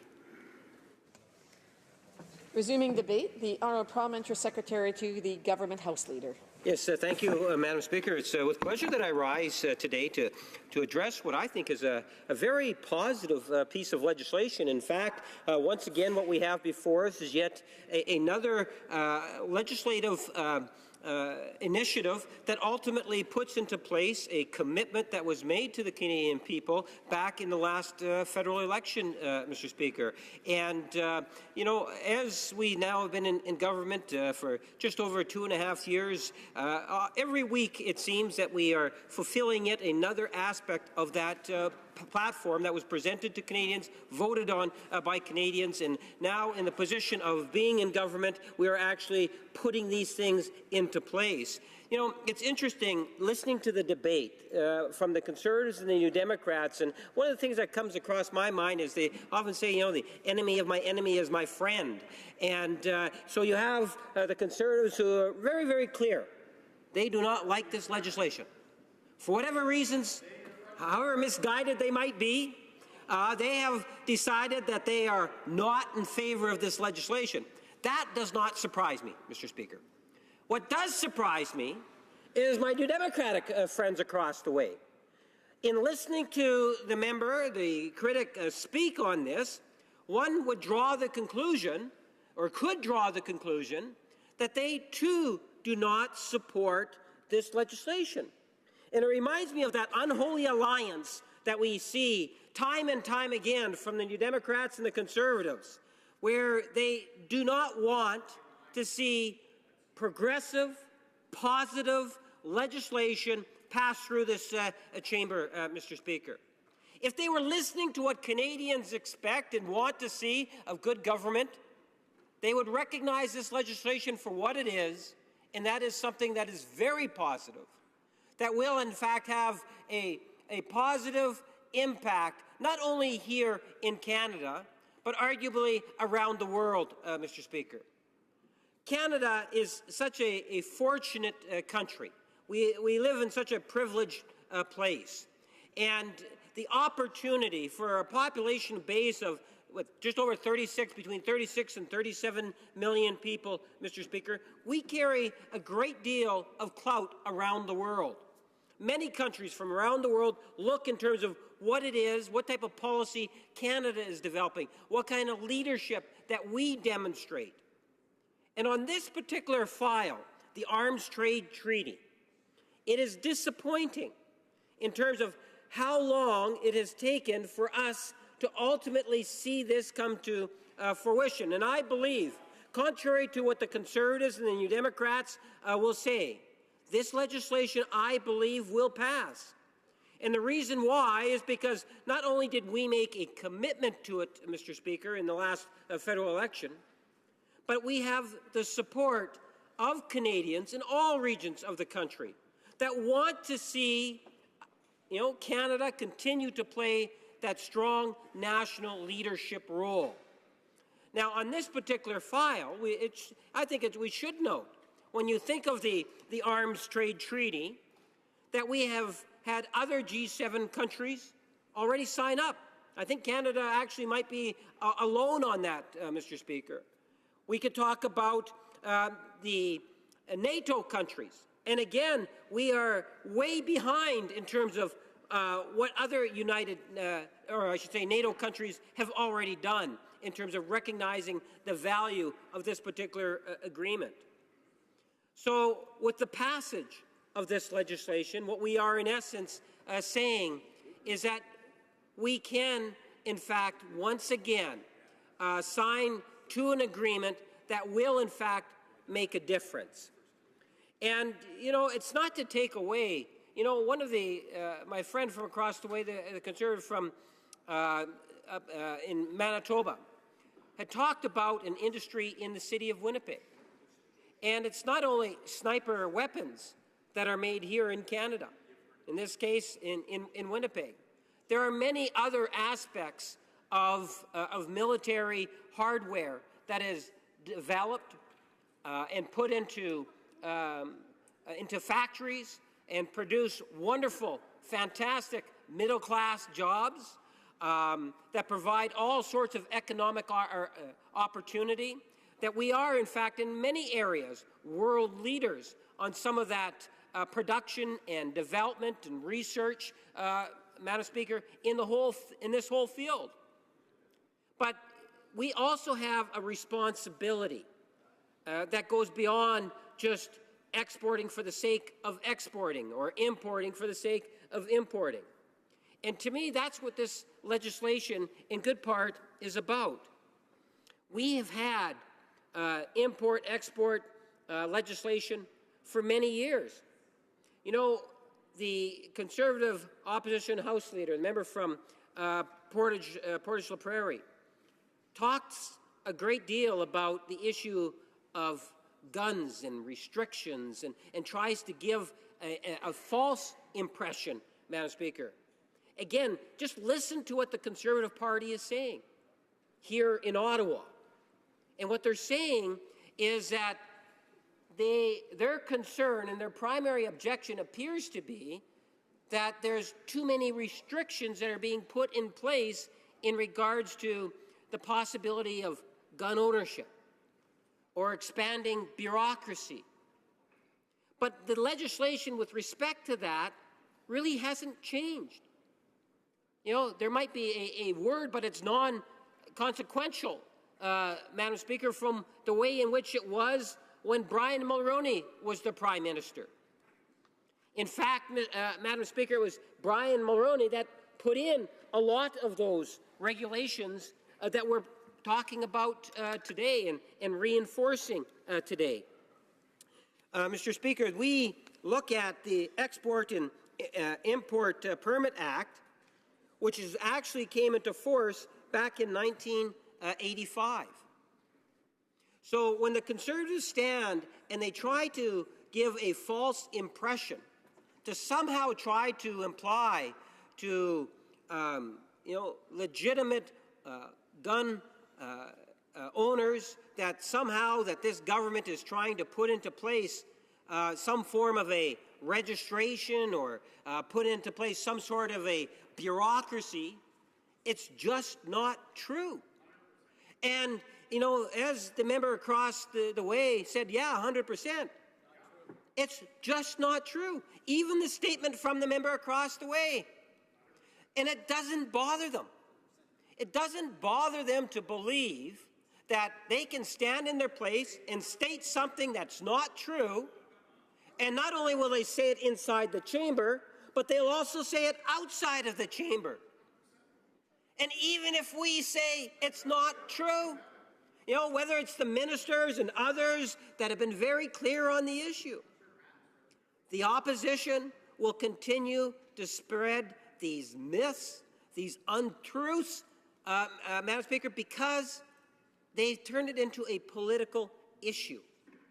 For them, it's not as much about public safety or even peace, or providing more peace and assurances throughout the world. To them, it's all about politics and raising money on an issue that they believe that they can stay on top of and try to make money from in terms of fundraising.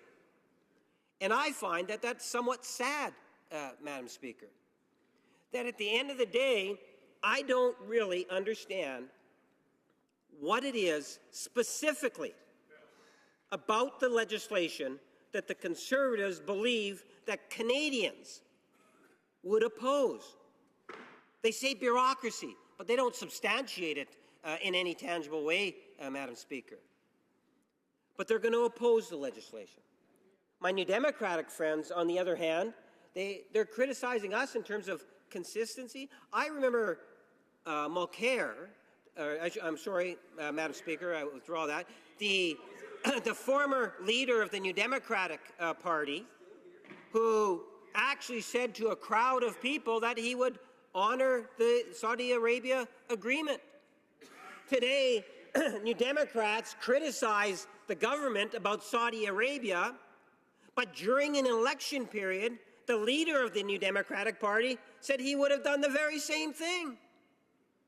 So there's inconsistencies even within the New Democratic Party on this very important issue. Madam Speaker, I'm suggesting that members recognize this legislation for what it is, positive. It'll have a profound positive impact. It demonstrates that Canada can provide world leadership on the arms and trade treaty through import and export legislation, and we see that as a good thing. Questions and comments? The honourable member for Durham. Thank you very much, Madam Speaker.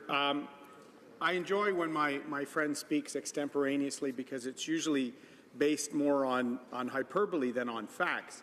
The challenge we face with this government, Madam Speaker, is we have two bills, C-47, which we're debating today, and I would suggest its companion, C-71, their way for reintroducing the backdoor long gun registry, Madam Speaker. He claims he's not doing that, but C-71 requires record taking, this time not at the home, Madam Speaker, but at the store, and record retention. Now with bringing in brokers with respect to C-47, they are essentially allowing for a UN-led long gun registry, Madam Speaker. And several of their members, I know, said in their writings, like members from Kenora, Northumberland, Peterborough South, Peterborough, they know that people did not like the divisive approach of the Allen Rock gun registry. Now they're by stealth bringing it back through two pieces of legislation, Madam Speaker. So if he's sincere with respect to C-47, will that member use his immense influence in the caucus to pull back C-71 so we can say that they're not tied together? The Honourable Parliamentary Secretary to the Government House Leader. Well, thank you, Madam Speaker. You know, and my colleague across the way is fairly knowledgeable about in terms of House proceedings, and today we're debating Bill 47, C-47.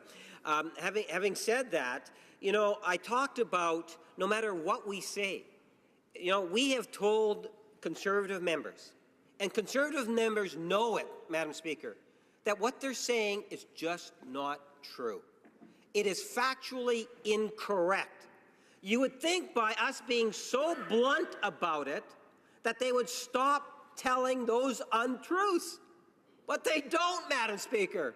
Case in point, the question that was being brought forward from the member opposite. You know, I don't know what more government can do to try to say to the official opposition that if you listen to what Canadians have to say, that the type of legislation that we are passing today, based if nothing else but on the fact that we even made that commitment that we would be bringing in such legislation, recognize the value that it provides. It provides the opportunity for Canada to not only provide that protection for a very important industry in the different regions of our country, but it also allows us to continue to be strong advocates of human rights around the world, of peace initiatives. There is so much more that Canada can do in terms of that world leadership, Madam Speaker, and this is one of those pieces of legislation I think feeds into that. Questions and comments? Questions et commentaires? None. The Honourable Parliamentary Secretary to the Minister of Foreign Affairs.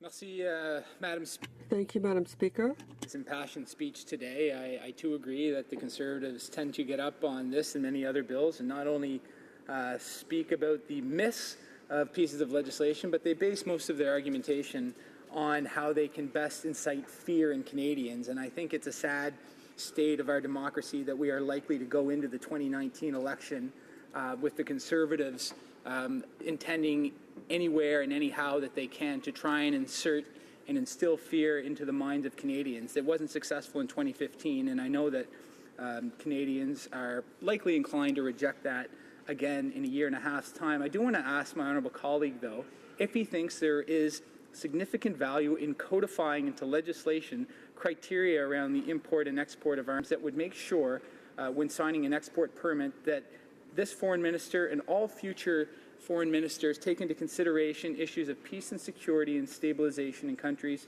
human rights, things like gender-based violence, and the diversion of conventional weapons. I'm sorry, I do have to allow the member to answer. I would ask individuals to keep their interventions short in order to ask the question. The Honourable Parliamentary Secretary has about 35 seconds to respond. Thank you, Madam Speaker, and absolutely, I think the Parliamentary Secretary is right on. When you think in terms of Canadian values and the issue of peace and security, human rights, gender-based violence, and the role by passing this legislation that we are putting that legal obligation and to have that risk test that will reflect on those types of things, Madam Speaker, I think is the way forward. And that's why I would really encourage my New Democratic friends in particular to rethink their position and possibly support this legislation. Reprise de débat. Resuming debate. For Durham.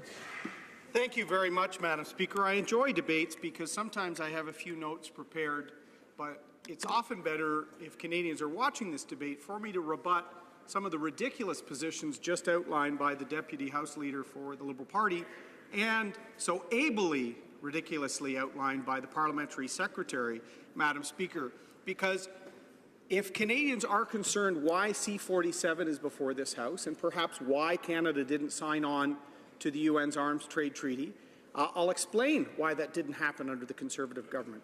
And I will explain why there are concerns about C-47 and its companion bill, C-71, which has sport shooters, lawful gun owners, hunters concerned, Madam Speaker, about a return to the Allen Rock-style gun registry of the past. These are valid concerns, and I'm going to show why reasonable questions have been asked by Canadians of this government, and they've been ignored. Not only ignored, but they're trying to wedge urban versus rural Canada, the same old things we saw from Allen Rock and Jean Chrétien decades ago, Madam Speaker. In their remarks, they said the Conservatives are saying things that aren't true. My friend said it's crystal clear that firearms aren't going to be, lawful use of firearms aren't going to be caught by C-47 and C-71. I'm going to explain why the Conservative government didn't sign on to the UNATT. And I would note several other countries have not either, Madam Speaker. But as we heard at committee from Steve Torino, who was involved at the time with the Canadian delegation and the advisors to the government on the UN Arms Trade Treaty, Canada was consistently asking for a carve-out for the lawful use and cultural use of firearms by hunters, by Aboriginal Canadians, by sport shooters. Canada was consistently advocating for a specific carve-out in the body of the treaty, Madam Speaker. Canada, under the Conservative government, didn't just roll over. We expressed our desire to see an outcome that was fair to our citizens. We could not get that, so we kept pushing, Madam Speaker. This government rolled over, and there was not such a provision provided in the UN treaty. In fact, the only reference to the lawful use went in the preamble to the treaty, Madam Speaker, which said, I quote, mindful of legitimate trade and lawful ownership, and use of certain conventional arms for recreational, cultural, historical, and sporting activities where such trade, ownership, and use are permitted and protected by law, Madam Speaker.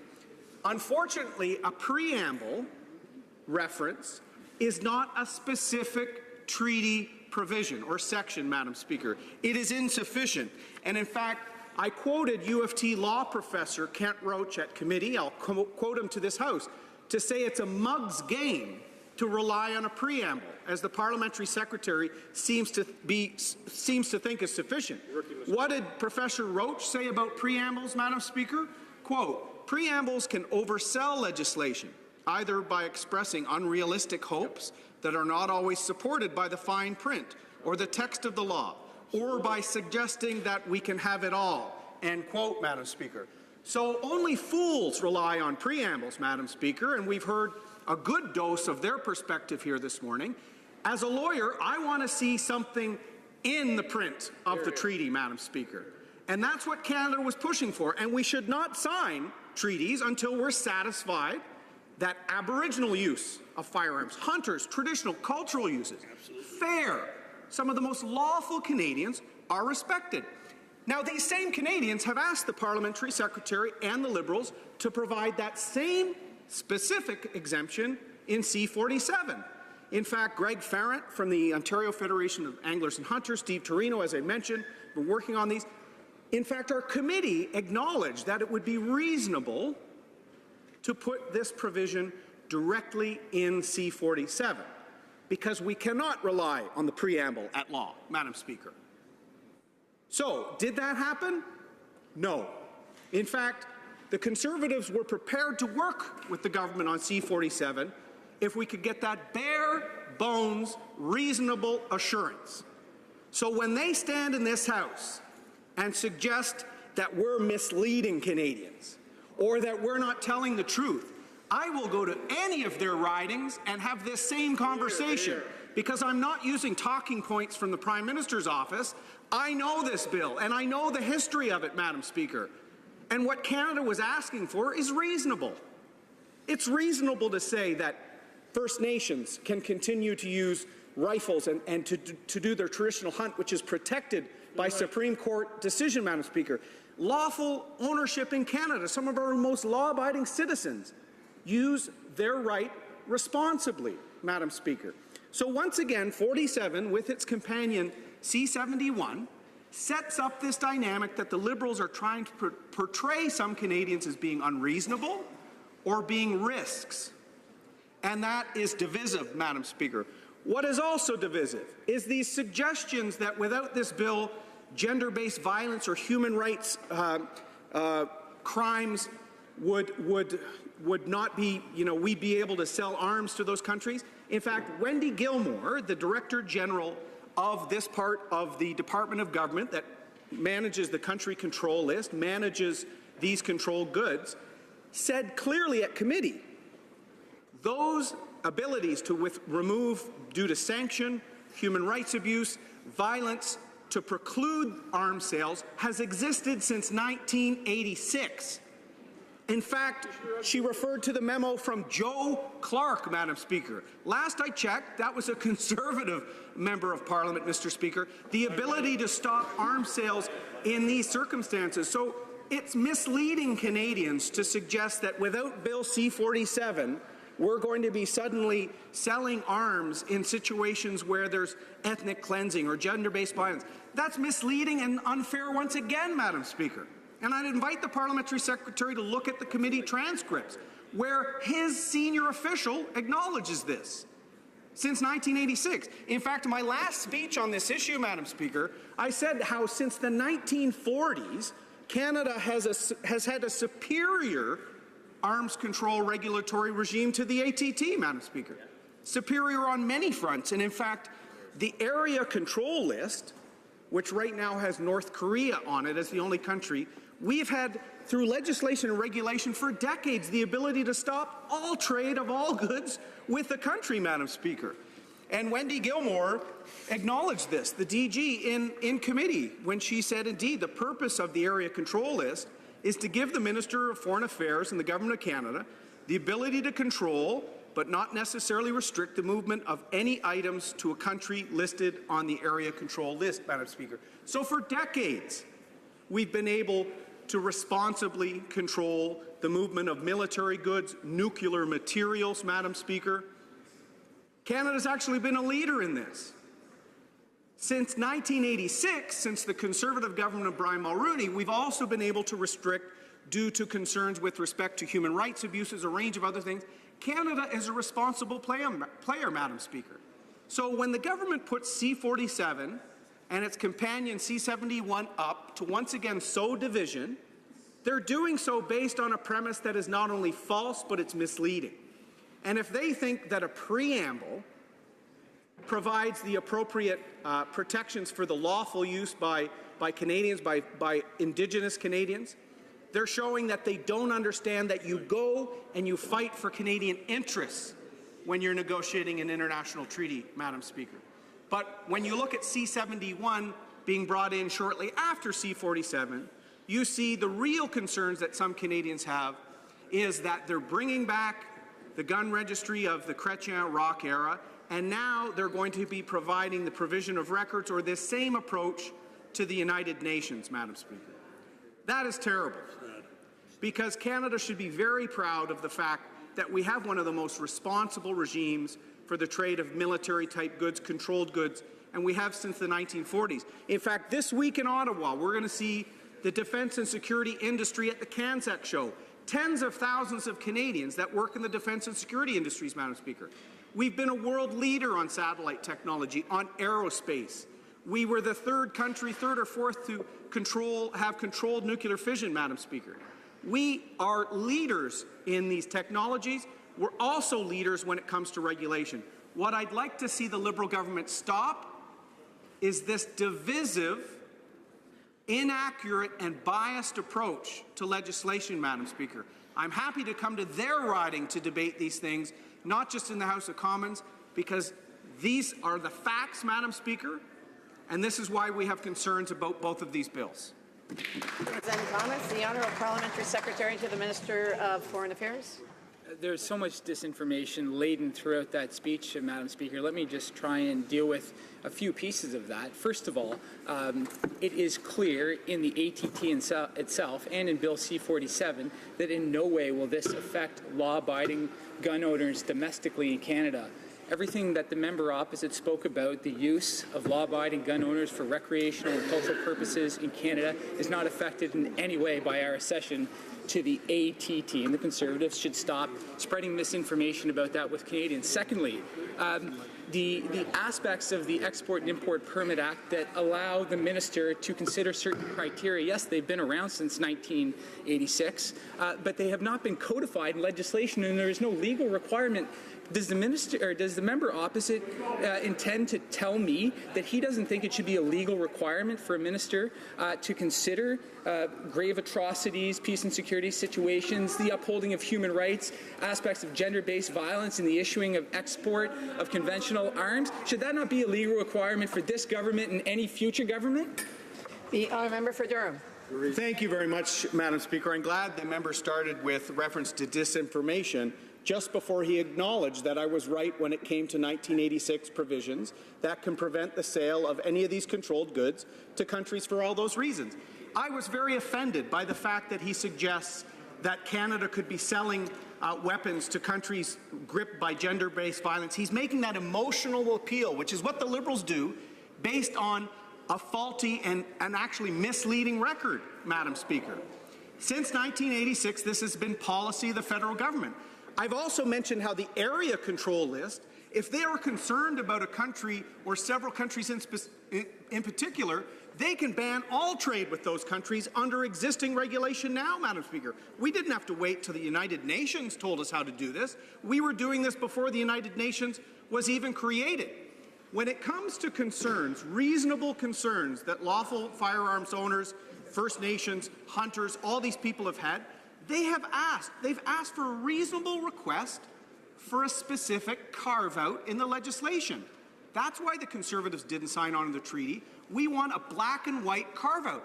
The preamble is a fool's game. That member represents Fredericton. There's a great law school at UNB located there. I would refer him to some first-year law students at that law school to tell him whether a preamble is enough for him when he's negotiating on behalf of Canadians. Questions and comments? Questions et commentaires? The honourable member for Selkirk Interlake Eastman. Thank you, Madam Speaker. And I want to thank my friend from Durham for his excellent speech and laying out the reality of what's actually in this bill.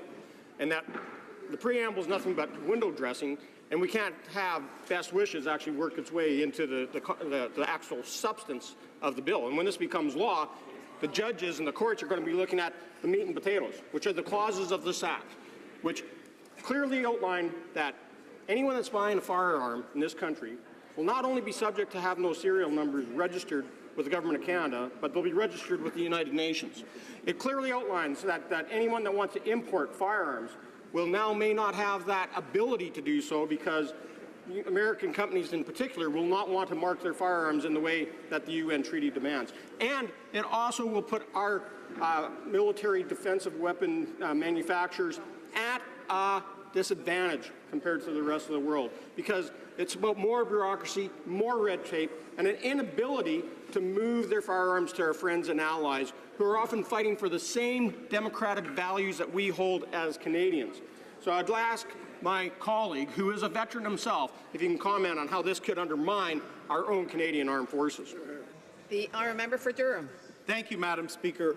And I appreciate my friend's comments because I think the Conservative government's concerns with the UNATT was related to the fact that cultural and lawful uses by Indigenous Canadians and licensed Canadians was not being respected by legislation. And for Canadians to think about this, would you like a protection on your home sale to be you rely just on the email that the lawyer sends the contract with or the contract itself? You want that provision in law, Madam Speaker, and that's why I cited Professor Roach from the U of T Law School to say that preambles cannot be relied upon.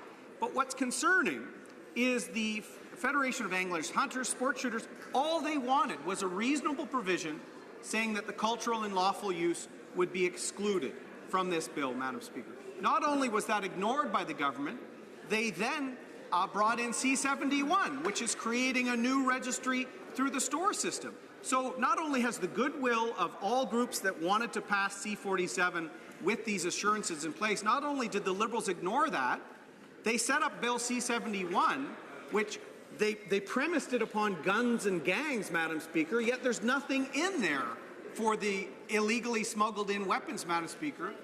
At the same time, they're actually hurting our defense and security industries, as my friend from Manitoba, Selkirk Interlake Eastman, stopping the sales, the lawful sales, by our suppliers at a time that if we lose this ability, we will lose suppliers for our own military.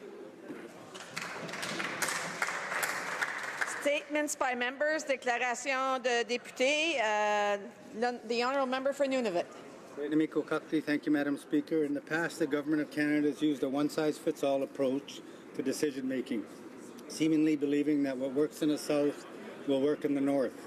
In fact, this is not the case. The North, in particular my riding of Nunavut, has its own unique challenges which require a different approach. Carbon pricing and flight duty time regulations are two examples of this uniqueness, where this uniqueness must be considered. For carbon pricing, it's no secret that Nunavut already has the highest cost of living, unemployment, and poverty in the country. Without exemptions, the financial burden will only increase and the struggles continue. The proposed changes to flight duty time regulations may not be a big issue for large airlines operating in the South. However, these changes, if implemented, threaten the very survival of small airlines that service the people in my riding. The government has repeatedly indicated that Nunavut's unique nature will be taken into account when making decisions. Now is the time to act on this commitment. Thank you, Madam Speaker. The honourable member for Marc-Aurèle-Fortin. Madam Speaker, founded 50 years ago, the Fabrozzi Soccer Club has over 2,600 players. Today, I'm proud to announce the arrival of a semi-professional team from Laval to Quebec's Premier Soccer League. Young people in Marc-Aurèle-Fortin will now have a pathway to pursue their soccer careers. I'd also like to congratulate the club's organization on the 17th edition of the Minotaurs Tournament. From June 9 to 11, this recreational tournament will reward teams that have exhibited sportsmanship and discipline all year long. Everyone's a winner at the Minotaurs Tournament. Congratulations again, and thank you, Madam Speaker. The honourable member for Peace River Westlock.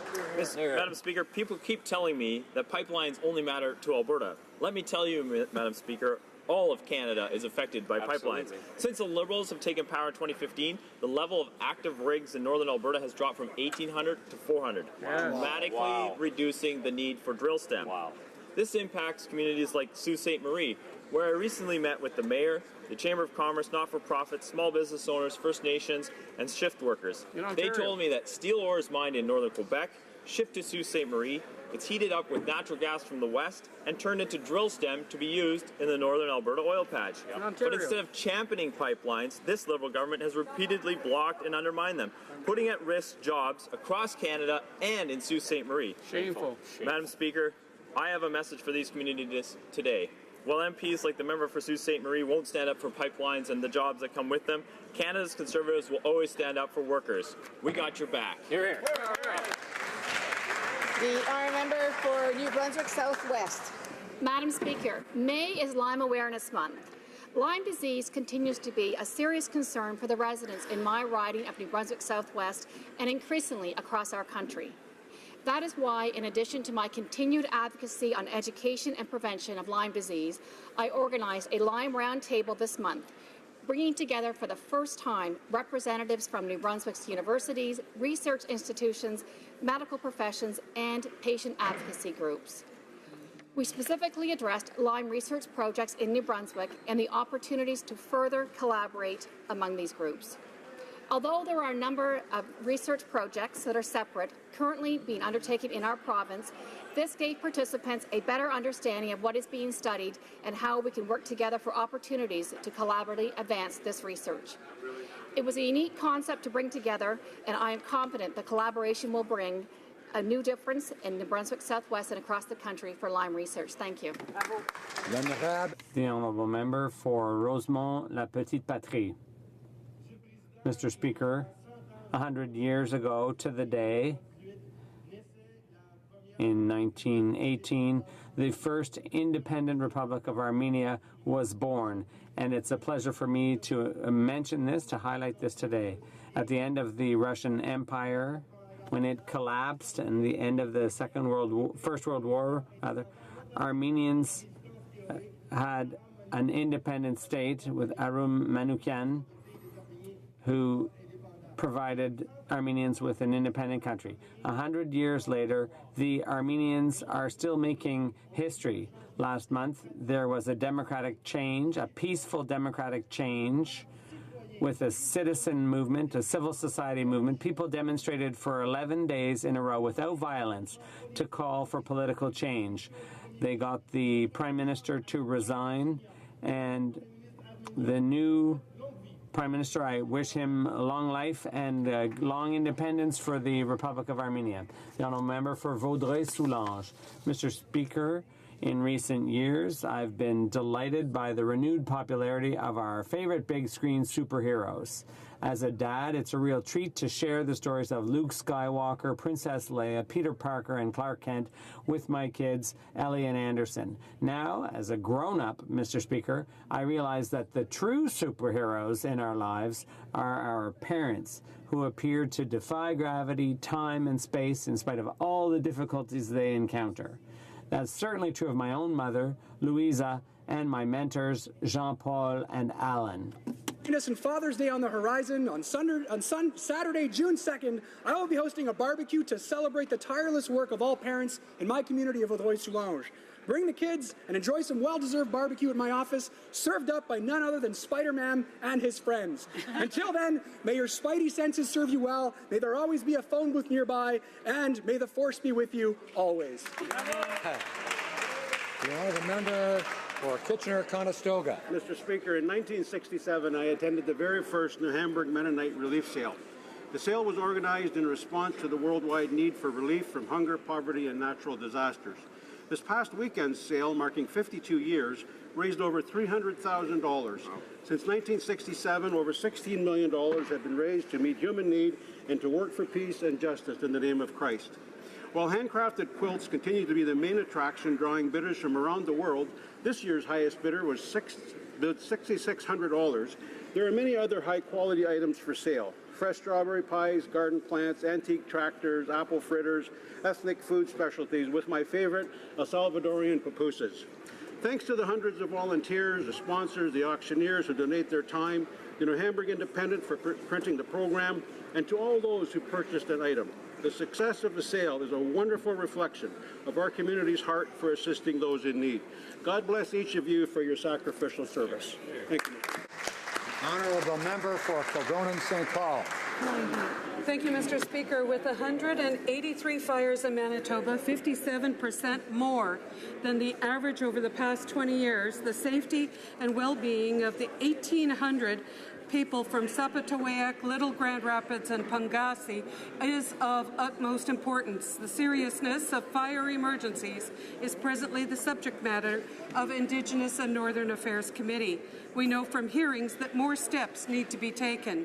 We would like to thank the Indigenous Services Department, the Province of Manitoba, Public Safety, Department of Defence, and the Red Cross for taking these necessary steps to stabilize the fires and evacuate residents safely. This year, fires were dealt with more effectively. Thank you to the chiefs, councils, and local volunteers for stepping up and improving the evacuations. Nonetheless, there is still more to learn and much more to do. Thank you, Mr. Speaker. The Honourable Member for Argenteuil-La Petite Nation. Mr. Speaker, I rise today to highlight the second annual National Accessibility Week. From May 27 to June 2nd, we are highlighting, promoting a valuable contribution that Canadians with visible and invisible disabilities make to our great country. Our government is determined to promote equal opportunity and full inclusion for Canadians with disabilities. In light of our commitment, our government will soon be introducing accessibility legislation that will help eliminate barriers that people with disabilities still face in sectors under federal jurisdiction. We know this new legislation will get us closer to where we need to be, but new laws alone are not enough. We must all work together to build a more inclusive, accessible, and resilient Canada.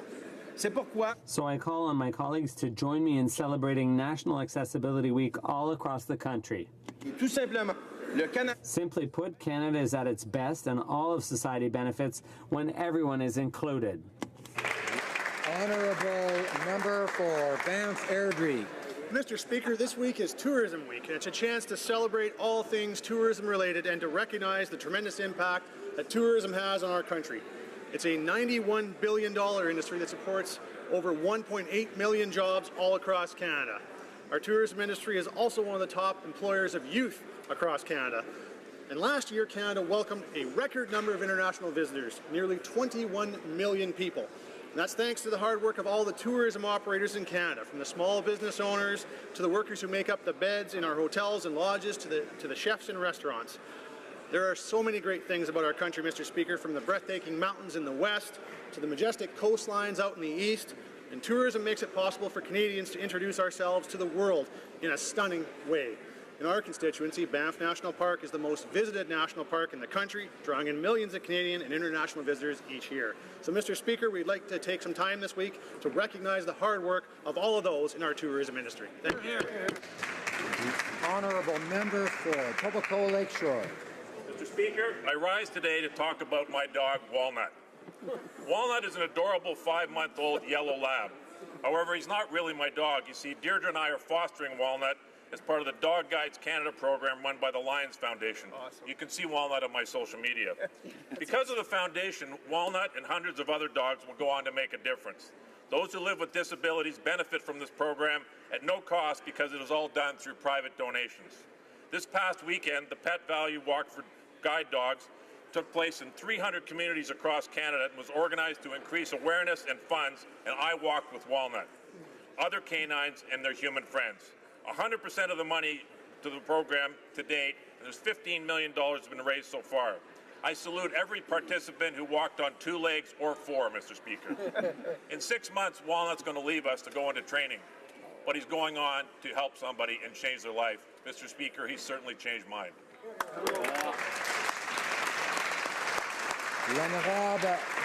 The honourable member for Acadie Bathurst. Mr. Speaker, it's an honour for me to announce that the local team is the Memorial Cup champions for 2018. I think to bring the cup home to northeastern New Brunswick for the first time since their move to Bathurst in 1998. This championship victory comes on the heel of their QMJHL President Cup win on May 13 against the Armada de Boisville-Boisbriand.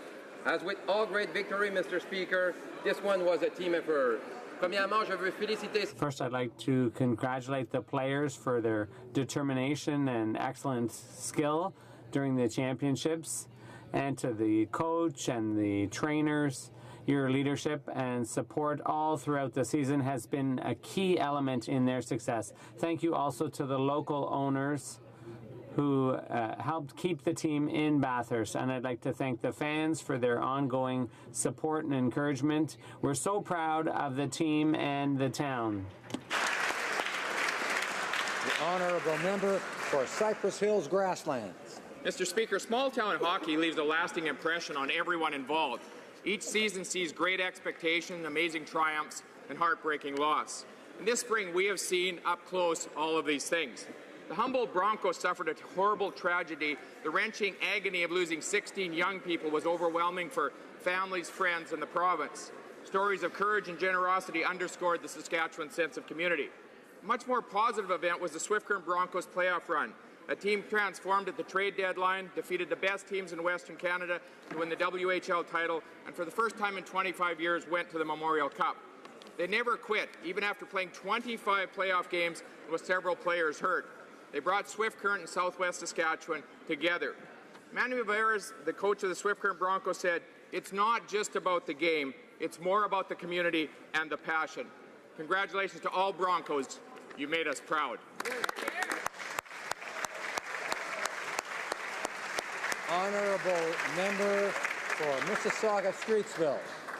Mr. Speaker, I rise today to pay my respects to the victims of last week's heinous act in Mississauga.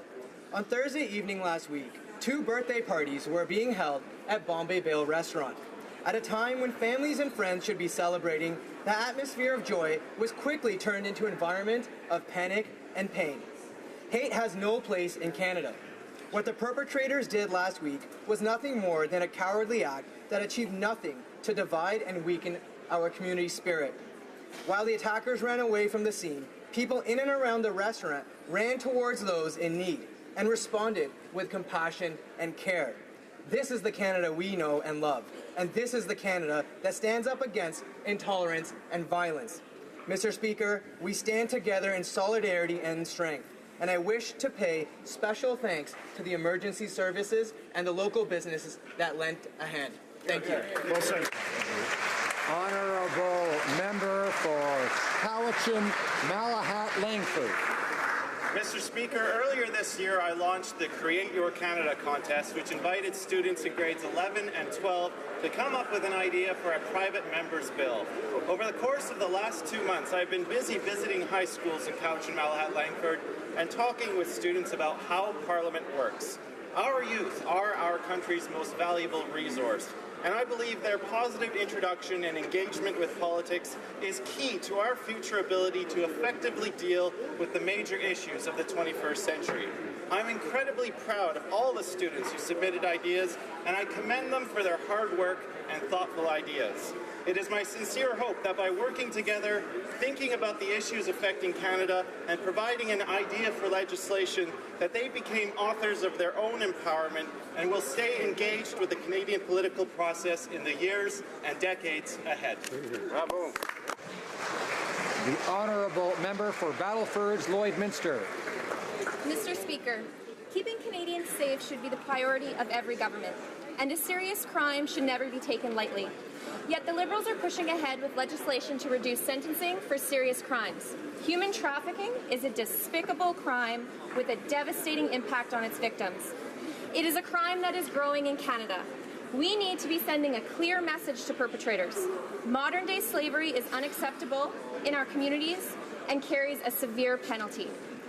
Instead, through C-75, the Liberals are eliminating consecutive sentences for human traffickers. Canadians are right to be concerned. Their misguided legislation could result in lighter sentencing for a long list of serious crimes. This Liberal government is not taking criminal justice issues seriously. The rights of victims should always be the priority, and sentencing should always match the severity of the crime. Thank you, Mr. Speaker. The honourable member for Malpeque. Mr. Speaker, winter has come to an end in most of the country, and the tourism season is upon us. What better place to visit than my home province of Prince Edward Island, the Garden of the Gulf? In Cavendish, like many thousands have done before, you can tour the famous Green Gables grounds, visiting areas that inspired the classic novel. Along the 1,100 kilometers of coastline are local fisheries, and inland the farms grow food as fresh as the fish caught on the coastline. Experiential tourism is taking off. On a sunny day, you can kayak out to a clam bar, harvest some clams, and then return to shore and make some fresh clam chowder. Or maybe you'd prefer to build a sensational sandcastle in the iconic red sand of North Rustico Beach. Whether you want to spend a day relaxing on the beach, touring the birthplace of Confederation in Charlottetown, or golfing on courses with views like no other, Mr. Speaker, summer is near. Come find your island.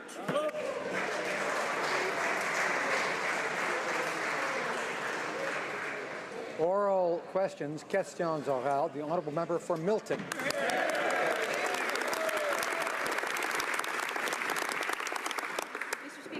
Ask the Prime Minister about the illegal border crossings in the country. As many already know, Mr. Speaker, this is a serious issue we have in the country. Over 25,000 people have crossed over since it's begun, and indeed 600 over this past weekend alone. There are strains within our own federal system, and now we're seeing strains on housing in local municipalities. Mr. Speaker, what I'd like to know from the Prime Minister is, what is his plan to deal with the situation? Right Honourable Prime Minister. Mr. Speaker, we are committed to a compassionate asylum system, all the while ensuring that only those who deserve to, who should be in Canada, are allowed to stay. In contrast, the Harper Conservatives cut $390 million from the CBSA and cut refugee health care. They created massive backlogs and processing delays, which we are still working to fix. We have invested $173 million, which include $74 million to ensure faster processing of claims. And while Conservatives continue to vote against funding for our security agencies, we will make sure they have the resources they need. Honourable member for Milton. Well, Mr. Speaker, is this, that the Liberal government has three different stories spinning at this point in time. The first one is the one that was unleashed on Twitter, and it did not say that only those eligible to stay would stay. In fact, it was quite an open invitation. The second is the Minister of Immigration, who will not even say the word illegal border crossing, and instead is traveling around trying to convince other people not to come to this country. And the third, Mr. Speaker, is something that the Minister for International Development said, wherein she posed the possibility that it's a good thing this is happening because it's helping a job shortage in her area. Can the Prime Minister tell me which story is the story they're going to go with? The Honourable Prime Minister. Mr. Speaker, once again, the Conservatives' approach is to muddy the waters and play up divisions and fear. We've made very clear that we are an opening, welcoming country, but we are also a country of rules and laws. And anyone who arrives in this country, whether it be regular or irregular migration, gets the full process of our Canada's immigration system applied to them, from security checks to analysis of their files. We are signatories to international conventions that makes us welcome refugees, but we do need to ensure that they are actual refugees or they get sent home. The honourable member for Milton. Thank you, Mr. Speaker. The apparent inability of the Prime Minister to actually understand the topic in front of us is gravely concerning. He opened up the floodgates when he tweeted out. He has done nothing to stop the floodgates since it's happened. And now he wants to rely upon playing some kind of blame game for things that he brought on this country to himself. Mr. Speaker, will they to do something concrete to stop this flow of illegal migrants across the border this summer. Right Honourable Prime Minister. Mr. Speaker, despite all the fear-mongering of Conservatives, I can reassure Canadians categorically that our immigration system continues to be applied rigorously and to the full extent of all the rules and principles that Canadians expect and indeed are reassured by. Yes, there is an increased flow of irregular migrants, but we are capable of dealing with them. We are capable of processing their files, and that, Mr. Speaker, is despite the backlogs left to us by 10 years of mismanagement of our system by the Conservatives. The Honourable Member for Louis Saint Laurent. Mr. Speaker, last Sunday on Global, the Minister of Immigration said, "We do not appreciate and we will not welcome irregular immigrants."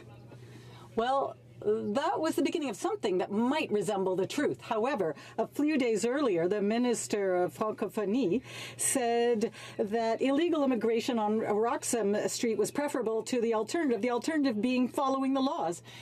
Can the Prime Minister tell us who's right, the Minister of the Francophonie or the Minister of Immigration? The Right Honourable the Prime Minister. Mr. Speaker, once again, we see the Conservatives trying to fearmonger and sow division. Yes, we need immigrants into our country.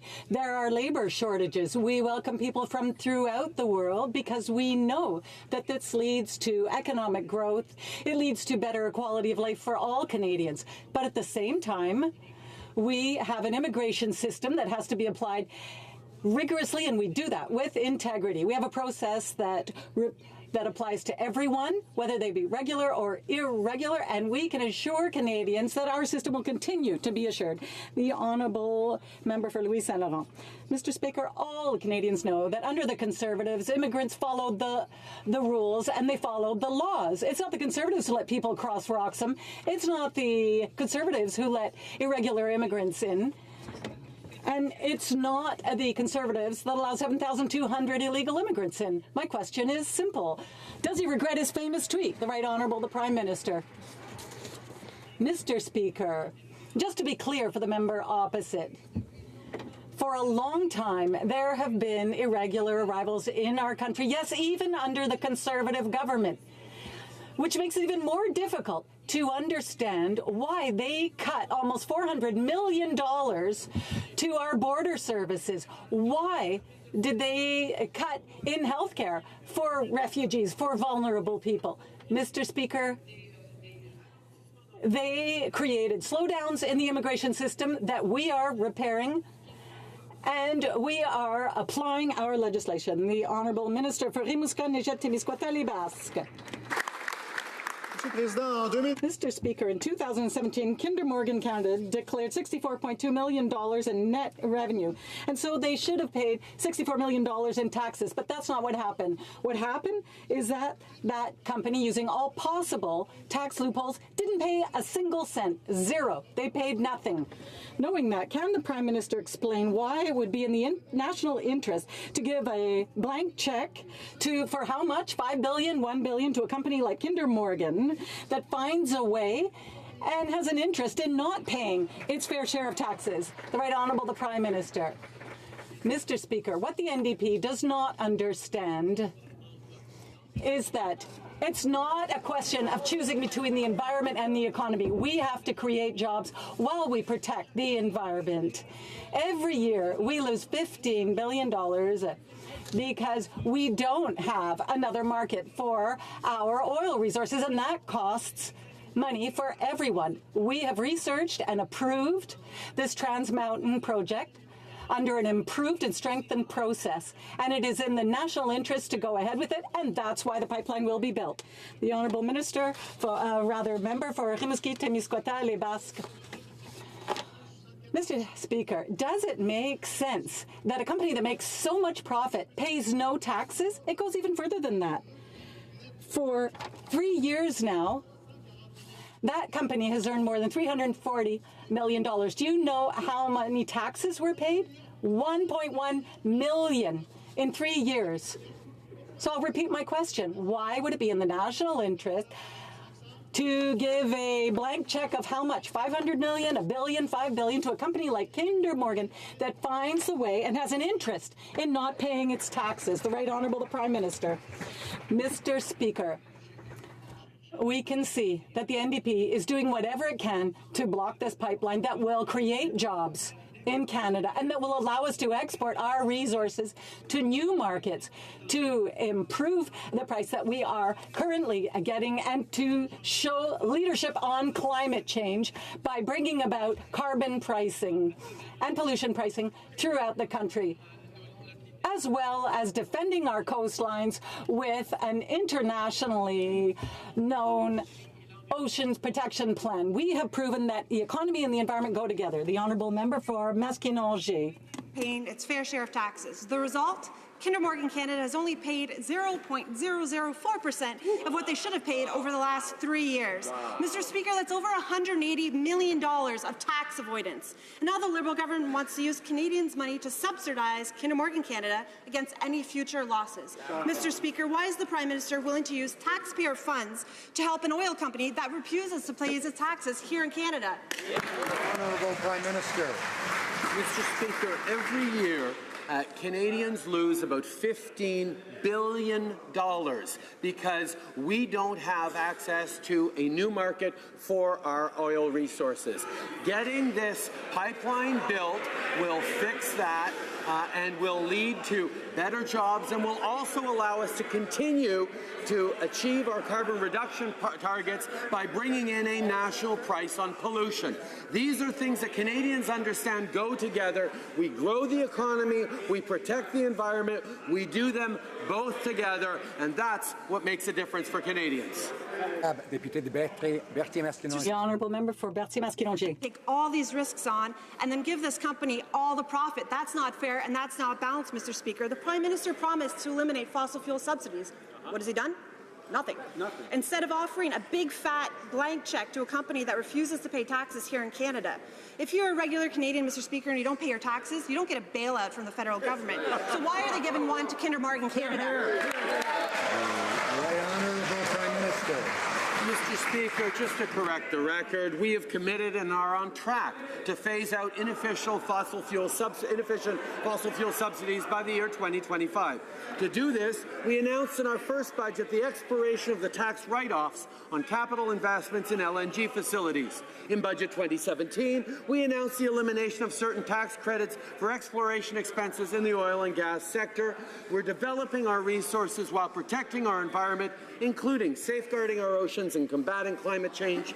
Our government understands that a clean environment and a strong economy must go hand in hand. Honourable Member for Banff Airdrie. Mr. Speaker, the Liberals continue to try to rig our democracy. They've tried to silence the opposition by changing the standing orders. They've tried to change the electoral system to one that would only favour them. And they've used Canadians' hard-earned tax dollars to campaign during by-elections, including over $60,000 in Lac-Saint-Jean and almost $70,000 in Markham-Thornhill. And that's just the beginning of the shady spending, Mr. Speaker. It's clear the Liberals want to use tax dollars to campaign. So will they commit today to banning taxpayer-funded ministerial announcements and travel in the entire pre-election period? Minister of Democratic Institutions. Mr. Speaker, I wonder if the member opposite is referring to a former minister who wore a partisan shirt while announcing the universal child care benefit. But, Mr. Speaker, we have committed to ensuring that we have a pre-electoral period where we do have regulated spending. So, Mr. Speaker, I hope that the member opposite, along with all members in this House, can get behind ensuring that we have a fair and level playing field when it comes to our democracy. Thank you, Mr. Speaker. The member for Banff Airdrie. What I'm actually referring to is the $300,000 that Liberals have spent in campaigning in by-elections to date. Now, we all know the Prime Minister favours dictatorships, but I hate to inform him that here in Canada, we're in a democracy, and he actually has to listen to Canadians. And they're speaking loud and clear, Mr. Speaker, by not donating to his Liberal Party. So since he now can't use his Cash for Access scheme, what does he do? Well, he responds by using thousands of taxpayers' dollars to campaign in by-elections. So will the Prime Minister commit today to banning this practice by his government in all future elections? Honourable Minister of Democratic Institutions. Mr. Speaker, Bill C-76 does a lot to ensure that we have integrity in our elections. In fact, Mr. Speaker, it returns the Commissioner of Elections Canada to Elections Canada, something the previous government took away. In fact, Mr. Speaker, it also enables the Commissioner of Elections Canada to lay charges, something the previous government took away, Mr. Speaker. And in addition, Mr. Speaker, it also gives the Commissioner of Elections Canada the power to compel, something that may have aided in his investigations of previous scandals. Thank you, Mr. Speaker. The honourable member for Beaupré, Ile d'Orléans, Charlevoix. Mr. Speaker, with its arrogance, the Liberal government is forcing Elections Canada reforms on Canadians before Parliament has even voted on it. This is unacceptable. The Prime Minister decided to just take a shortcut and skip the stage in the House where legislation is democratically voted on by all members and all parties who have that responsibility, and they have that right because they were elected. On behalf of Canadians, will the Prime Minister ask Elections Canada to stop implementation of this bill and wait for Parliament to adopt its... The Honourable Minister of Democratic Institutions. Thank you, Mr. Speaker. As I have already said in this House on many occasions, the Prime Minister did not tell Elections Canada to go ahead with this bill. But what has happened is that this government has consulted with Elections Canada, contrary to the previous government, so that it can draft proper legislation so that because on this side we are not afraid of Elections Canada. They've consulted with Elections Canada, but they've forgotten to consult with Canadians, who are the very people that are represented by the elected officials in this House, who have been shut down and neglected to be given a voice on behalf of the people of Canada. Mr. Speaker, my question is simple, and my question is this. For once, will the Prime Minister do the right thing? Will he give a voice to the Canadian people? Will he allow this House to debate in fair conscience? And more so, will he call off Elections Canada and tell them to put a halt on their changes until this House has had due process with this bill? Democratic Institutions. That is misrepresenting the facts, Mr. Speaker. The Elections Canada was consulted on this, and in fact, they said that they would, of course, be respecting the will of the House. However, Mr. Speaker, it is also this government that indeed believes in giving Canadians a right to vote, something, and a voice in their vote during elections, something the previous government decided to take away when they got rid of vouching, Mr. Speaker, something the previous government decided to take away when they got rid of the voter identification card, Mr. Speaker. This government believes in Canadians voting, and guess what? We're not afraid of them voting either. Thank you, Mr. Speaker. Member for Carleton. Well, the Minister of Democratic Institutions should know that there is no such thing as a voter identification card. It's called a voter information card. There is a difference, and the Minister should know, but there is also great suspense, Mr. Speaker. The government, we just learned, the deficit from last year was twice what the government promised in the last election. But I found a quote on the Liberal website today. Quote, "The deficit will decline and our investment plan will return Canada to balanced budget in 2019. It's still on the site today. Will they end the suspense? Will they keep that promise, Mr. Speaker?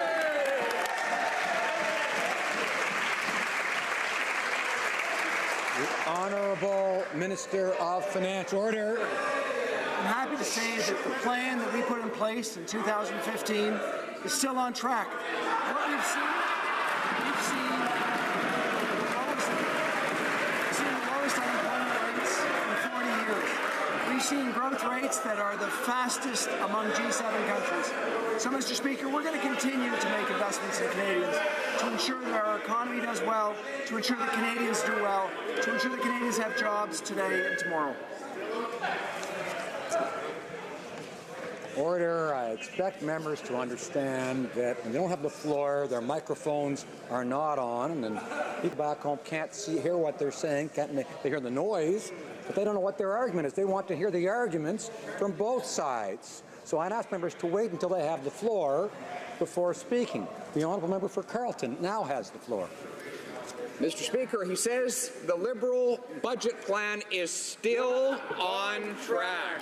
Well, but there are two tracks. There's the track that's on the Liberal Party website, which says the budget will be balanced in 2019, And then there's the track of the Finance Department that says it will be balanced in 2045. So the question is, if his plan is still on track, which track? The Honourable Minister of Finance. Mr. Speaker, I think by now Canadians understand what we pay attention to. We pay attention to them. What we've done over the last few years is ensure that more Canadians are working. 600,000 new jobs, the lowest unemployment rates we've seen in 40 years. And we're able to do all that, Mr. Speaker, while having a lower level of debt to GDP than we saw during the entire time of the Harper government. Mr. Speaker, we will remain on our track, which is to invest in Canadians, to grow our economy, to create jobs, to create confidence for the future in our country. The Honourable Member for Essex. Last week, the White House announced it would start yet another investigation by the U.S. Department of Commerce, and this time our auto industry is in Trump's crosshairs, threatening massive 25% tariffs. This type of threatening tactic is becoming all too familiar, with a Canadian exemption on aluminum and steel expiring this week. 3 of our largest industries being slapped with unfair, baseless tariff threats. The minister has done nothing to defend our auto sector. Canadians who work in auto want to know what this minister's specific plan is to protect their jobs. Honourable Minister of Foreign Affairs. Mr. Speaker, I want Canadian auto workers to know that our government stands firmly behind them and with them. As regards the Section 232 investigation mooted by the U.S. administration yesterday into cars, let me be extremely clear. The idea that Canada and Canadian cars could pose any kind of security threat to the United States is frankly absurd, and I have made that clear to the U.S. administration. Honourable Member for Windsor West. Reality is that the Liberals and this Prime Minister have shown their defeatist attitude on manufacturing from the start.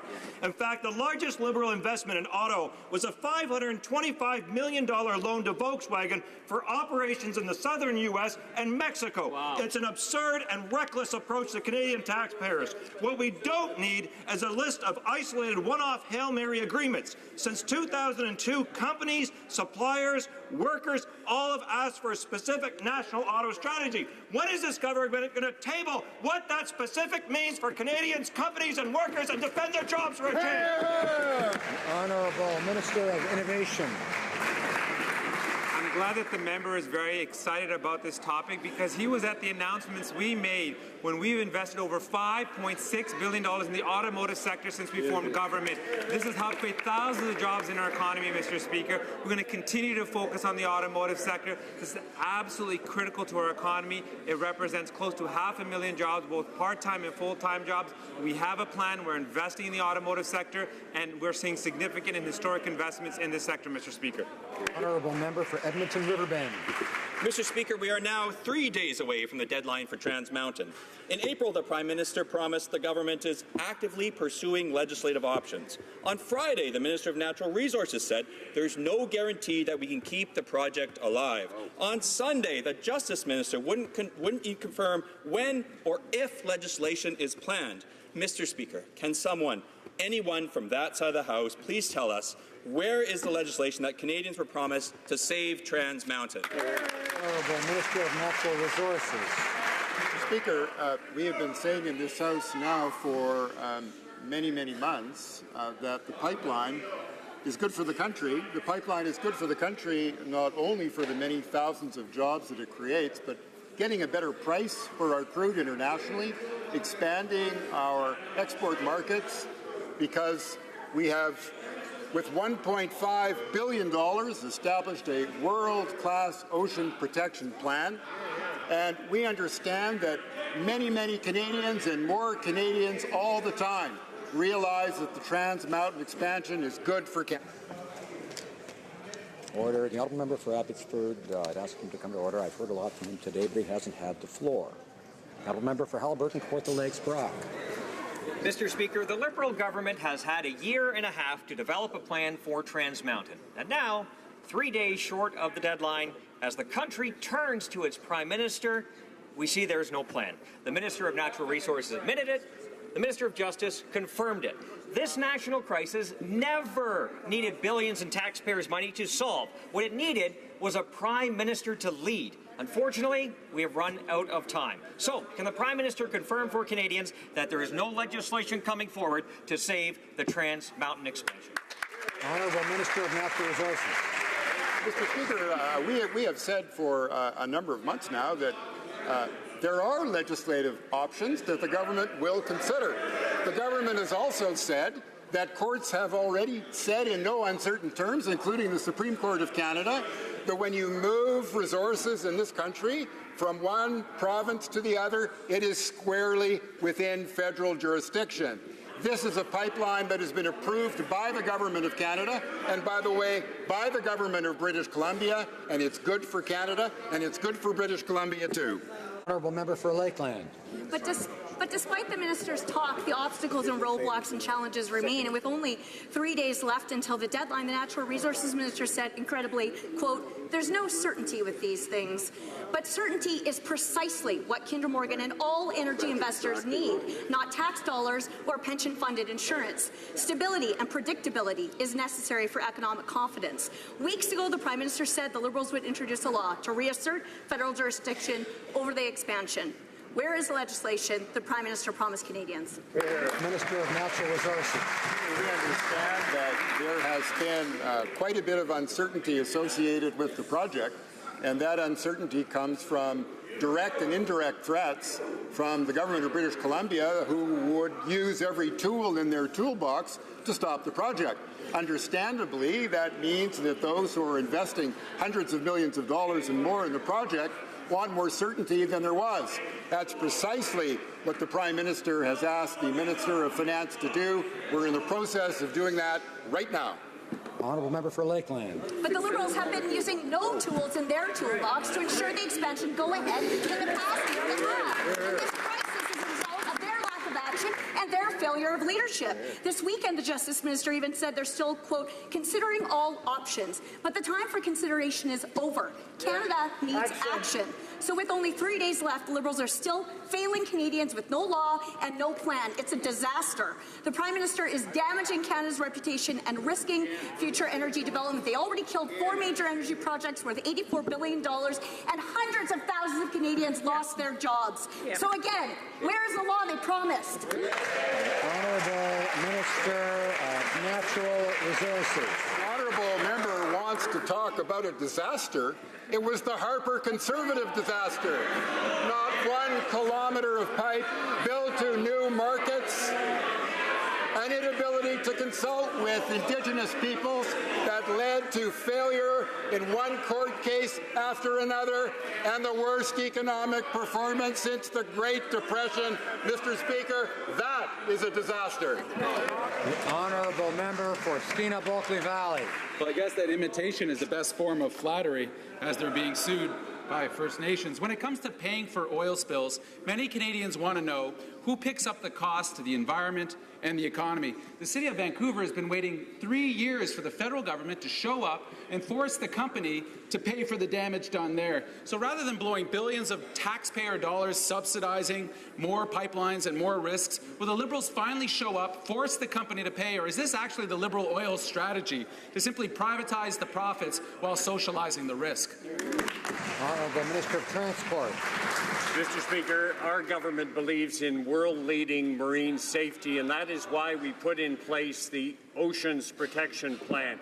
As part of that, we believe that we should use a polluter pay principle, and that is why we are using the Ship Source Oil Fund as the mechanism by which compensation is provided for oil cleanup. This is an important fund that is industry funded so that we make sure that middle-class Canadians don't pay for this. Honorable Député de Rosemont-la-Petite. Honourable Member for Rosemont-la-Petite-Patrie. Mr. Speaker, mobilization and resentment over the Kinder Morgan project are increasing. Even 5,000 kilometres away from British Columbia, people are angry. Yesterday in Montreal, thousands of individuals came out into the streets and answered the call of environmental groups, artists, and Indigenous groups. They do not want their money billions of dollars to be given to an oil company. Since when is it this government's policy to give a blank check that will use our money to be given to a foreign company? The Honourable Member for Natural Resources. Member knows these major energy projects are controversial. They're controversial among provinces. They're even controversial within political parties. There might even be members within the New Democratic Party, maybe even from Alberta, who think it's good for Canada. I don't know.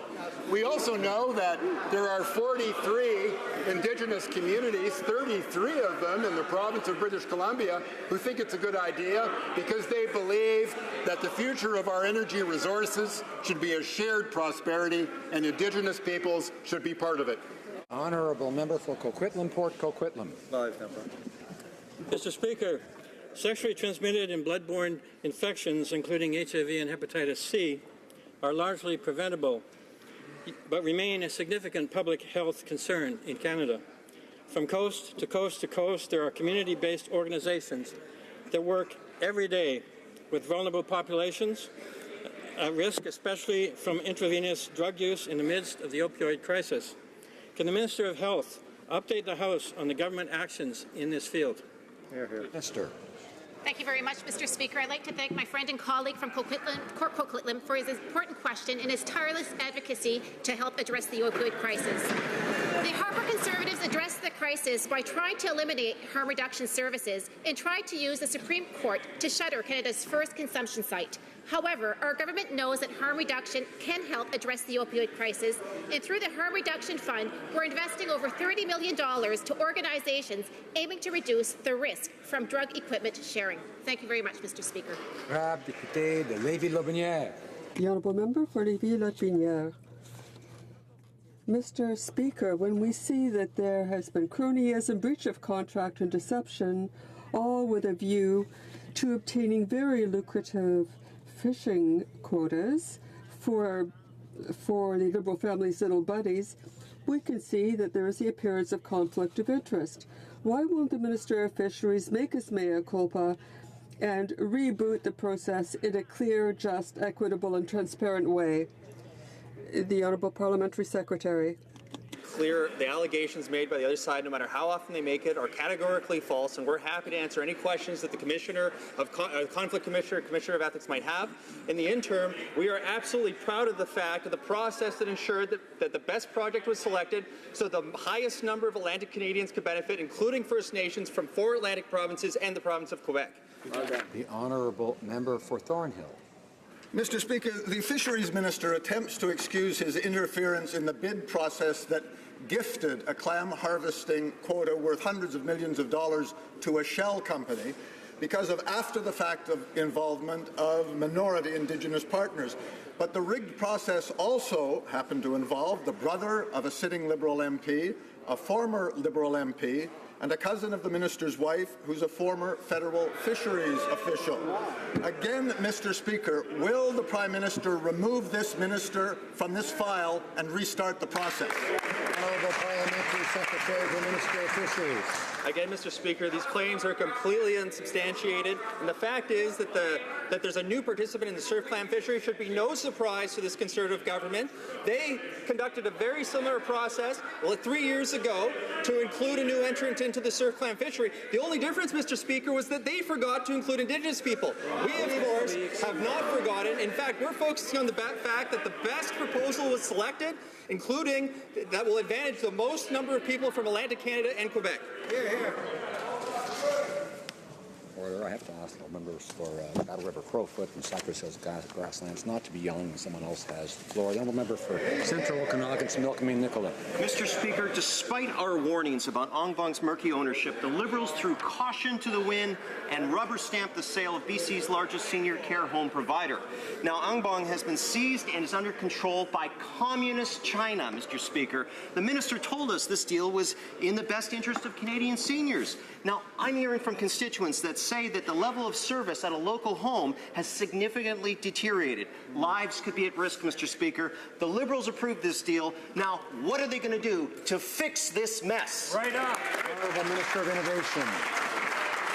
Mr. Speaker, the member opposite knows full well that under the Investment Canada Act, we have a very robust and rigorous process that examines all these issues.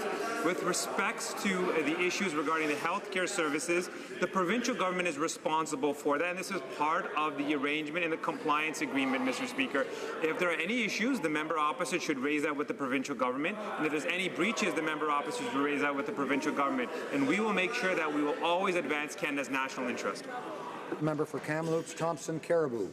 Mr. Speaker, this minister guaranteed that all was fine with the Chinese takeover of Bonbon Insurance with our senior care facilities, but let me share one of the most recent inspection reports from a facility non-compliant in restate and fall prevention plans, non-compliant in having certified staff available to deal with critical emergency situations, non-compliant with sanitation procedures. Do the Liberals still guarantee that Communist China is the best caretaker for our seniors? The Minister of Innovation. I can assure the member opposite that under the Investment Canada Act, we followed the process, that we made sure we did our due diligence, we did our homework. We also worked with and coordinated with the provincial government to look at any of the regulations and concerns raised by the member opposite with respect to the Minister of Health in British Columbia. The member opposite knows full well that we have never compromised when it comes to national security, we've never compromised when it comes to our national interest, and we will always make sure that the benefits are received by Canadians, Mr. Speaker. Député de Sherbrooke. The Honourable Member for Sherbrooke. Mr. Speaker, effective protection of privacy is essential with emerging financial technologies, but the government is acting in a way like it's flying blind with its innovation agenda. The Privacy Commissioner sounded the alarm, saying privacy has not been taken sufficiently into account. Yet again, the Minister of Finance is too busy with his friends, the banks, who can benefit from this personal information. Why has the Minister not consulted with the Commissioner nor consumers who will be directly affected? The Honourable Minister. Mr. Speaker, we know it's very important to have innovation in the banking sector, and this is why in Budget 2018 we had the opportunity for the banking sector to buy certain companies, but it's clear we have to make sure that confidential information remains confidential. That has been the case, is the case, and will continue to be the case. Mr. Speaker, banks have enormous trove of all our personal information. Every liquor store purchase, alimony payment, failed mortgage. No wonder the hackers are always trying to crack this data safe, because it's a literal gold mine. And legislators around the world are working to protect the data privacy rights of citizens. But this minister, he's put a for sale sign on it to allow the banks to sell our personal information to third-party operators. So when is he going to stop acting like a butler on call for the banking elites and start standing up for Canadian citizens for a change? Well, Minister of Finance. Mr. Speaker, the member opposite is absolutely wrong. What we're doing here is we are working to ensure that our banking sector stays innovative. We're recognizing that we need to be able to have financial technology that works.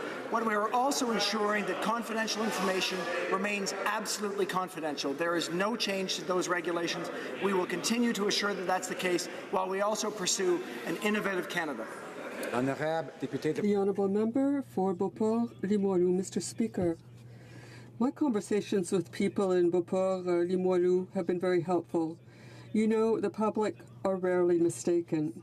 Over the weekend, I met with hundreds of people who approached me and wanted to talk about the unjustified spending of Madame Jean. Just like the official opposition, my fellow citizens feel that Madame Jean has not given acceptable explanations. When will she give acceptable explanations? The Honourable Minister. I think we should be very proud to have a Canadian at the head of this great organization, a woman who is a defender of women and children and who promotes the French language. I think that there are ways to modernize the governance of this association. The Honourable Member, Mr. Speaker, I don't think citizens are comfortable with the explanations given by the Minister.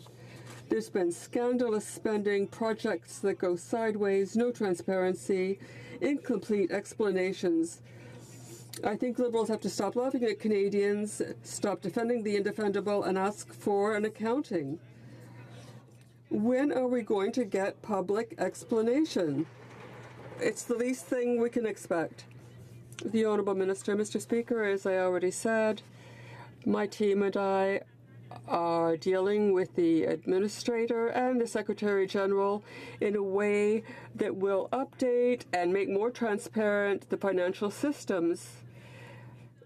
You know that there are 84 member states, so accounting is done in a very systematic way with very rigorous processes, but we will follow up. Thank you, Mr. Speaker. Mr. Speaker, the job of the Secretary-General of La Francophonie is to bring its members together. Well, Michelle Jean has certainly done that. Member countries have come together to speak out against her outrageous expenses. She spent $20,000 on a piano, a $500,000 renovation on her apartment, and $50,000 on a 4-day stay at the posh Waldorf Astoria in New York. How can the Liberals continue to support her candidacy as head of La Francophonie, now knowing her abuse of taxpayer dollars? The Honourable Minister of International Development. Monsieur le Président, encore une fois, les Canadiens. Mr. Speaker, once again, I think we should be proud of having a Canadian at the head of this great organization who defends women's rights, who promotes the French language. Once again, I will say that the administrators and the Secretary-General are working at updating and modernizing the rules of transparency, and I would remind my colleagues that there are 84 member nations. Thank you very much, Mr. Speaker. Launched in April, the IDEAS program was a commitment taken in Canada's defence policy, Strong, Secure, Engaged. The program is designed to involve academics, industry, and innovators from throughout Canada in solving the security and defence challenges of today and tomorrow.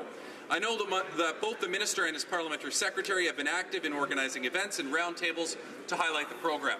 Can the Minister of National Defence please give this House an update on the IDEAS program? Good question. Minister. Mr. Speaker, I want to thank my colleague from Kingston and the Islands for his hard work on the National Defence Committee. Mr. Speaker, today we are announcing the next phase of our IDEAS program. The IDEAS Innovation Network will support multidisciplinary networks that will help increase academic engagement and build Canadian expertise in defence and security challenges. This is another example of how the IDEAS program is delivering solutions that will support and protect the women and men of the Canadian Armed Forces. Thank you, Mr. Speaker. Honourable Member for Foothills. Mr. Speaker, the grain backlog has been a devastating impact with more than $500 million in grain trapped on the prairies. Costly demurrage fees being passed on to Canadian farmers. Right. And what we've seen is our farmers are in crisis. Our reputation as a global trading partner has been tarnished, and Liberals have done nothing except defend the rail lines. Farming groups are demanding that the Liberals have a plan to minimize the impact the CP rail strike will have on Canadian farmers. What is the Liberals' plan to ensure that no further harm is done to our farming economy in case of a CP rail strike? Honourable Minister of Employment. Thank you, Mr. Speaker, and thanks to the member for the question. We, too, are very concerned about making sure that farmers have access to the rail line that ensures that they can get their crops to market. I've met with both parties over the weekend. We continue to work with the parties to reach a solution. This government believes in the collective bargaining process, and we stand beside the parties as they work towards a deal. Thank you very much. The Honourable Member for Laurier-Sainte-Marie.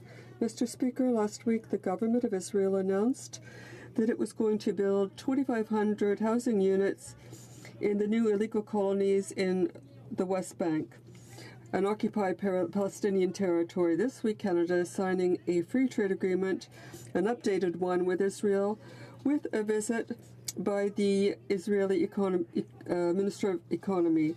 Can the minister tell the House if this government considers that these illegal colonies are part of Israeli territory in this updated accord? The Honourable Minister of Foreign Affairs.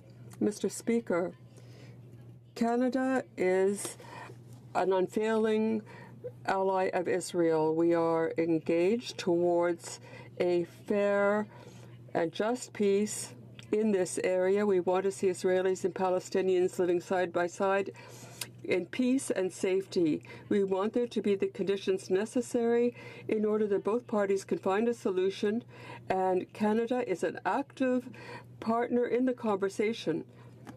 Vimy. Honourable Member for Vimy. Mr. Speaker, the Syrian conflict has led to the displacement of 5.5 million people, according to the High Commissioner for Refugees. We're proud that Canada has responded by welcoming more than 40,000 of these people. But Syria's neighboring countries have had a huge impact on the situation. Have to improve this situation. Thank you. The Honourable Minister. Monsieur le Président, je remercie ma collègue de Vimy. Mr. Speaker, I'd like to thank my colleague for her interest, and also I'd like to thank the sponsoring families. We're helping these people in Lebanon through education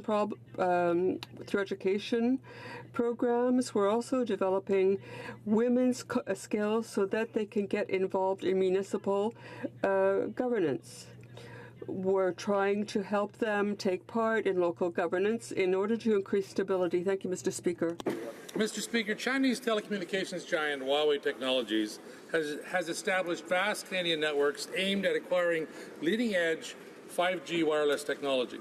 Huawei was previously implicated in stealing trade secrets and spying, which is why Canadian and American intelligence and security officials continue to warn that they are a significant cybersecurity risk because of their connections with Communist China. When will the Liberals launch a full review of Huawei's activities in Canada? The Honourable Minister of Economic Development.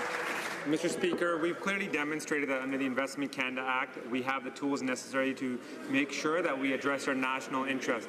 With regards to any concerns around intellectual property, as the member full well knows, we just recently launched Canada's first national IP strategy, and the purpose of this strategy is to make sure that any of the intellectual property that's generated in Canada benefits Canadians. We are playing a leadership role when it comes to our national interests, and we're also making sure we provide the tools necessary for our academic institutions and businesses to succeed in Canada and protect their IP. Honorable député de Rivière-du-Nord. Honourable Member for Rivière-du-Nord. Mr. Speaker, since the beginning of 2018, more than 7,000 asylum seekers, irregular asylum seekers, have entered Quebec. We thought the problem was the Safe Third Country Agreement, but now we know the real problem is the Minister, Mr. Speaker. No triage, no changes to the agreement, endless processing periods. It seems the Minister is asleep at the switch. Can the Prime Minister help to solve this crisis by finding a minister who can work a little more effectively? The Honourable Minister of Transport.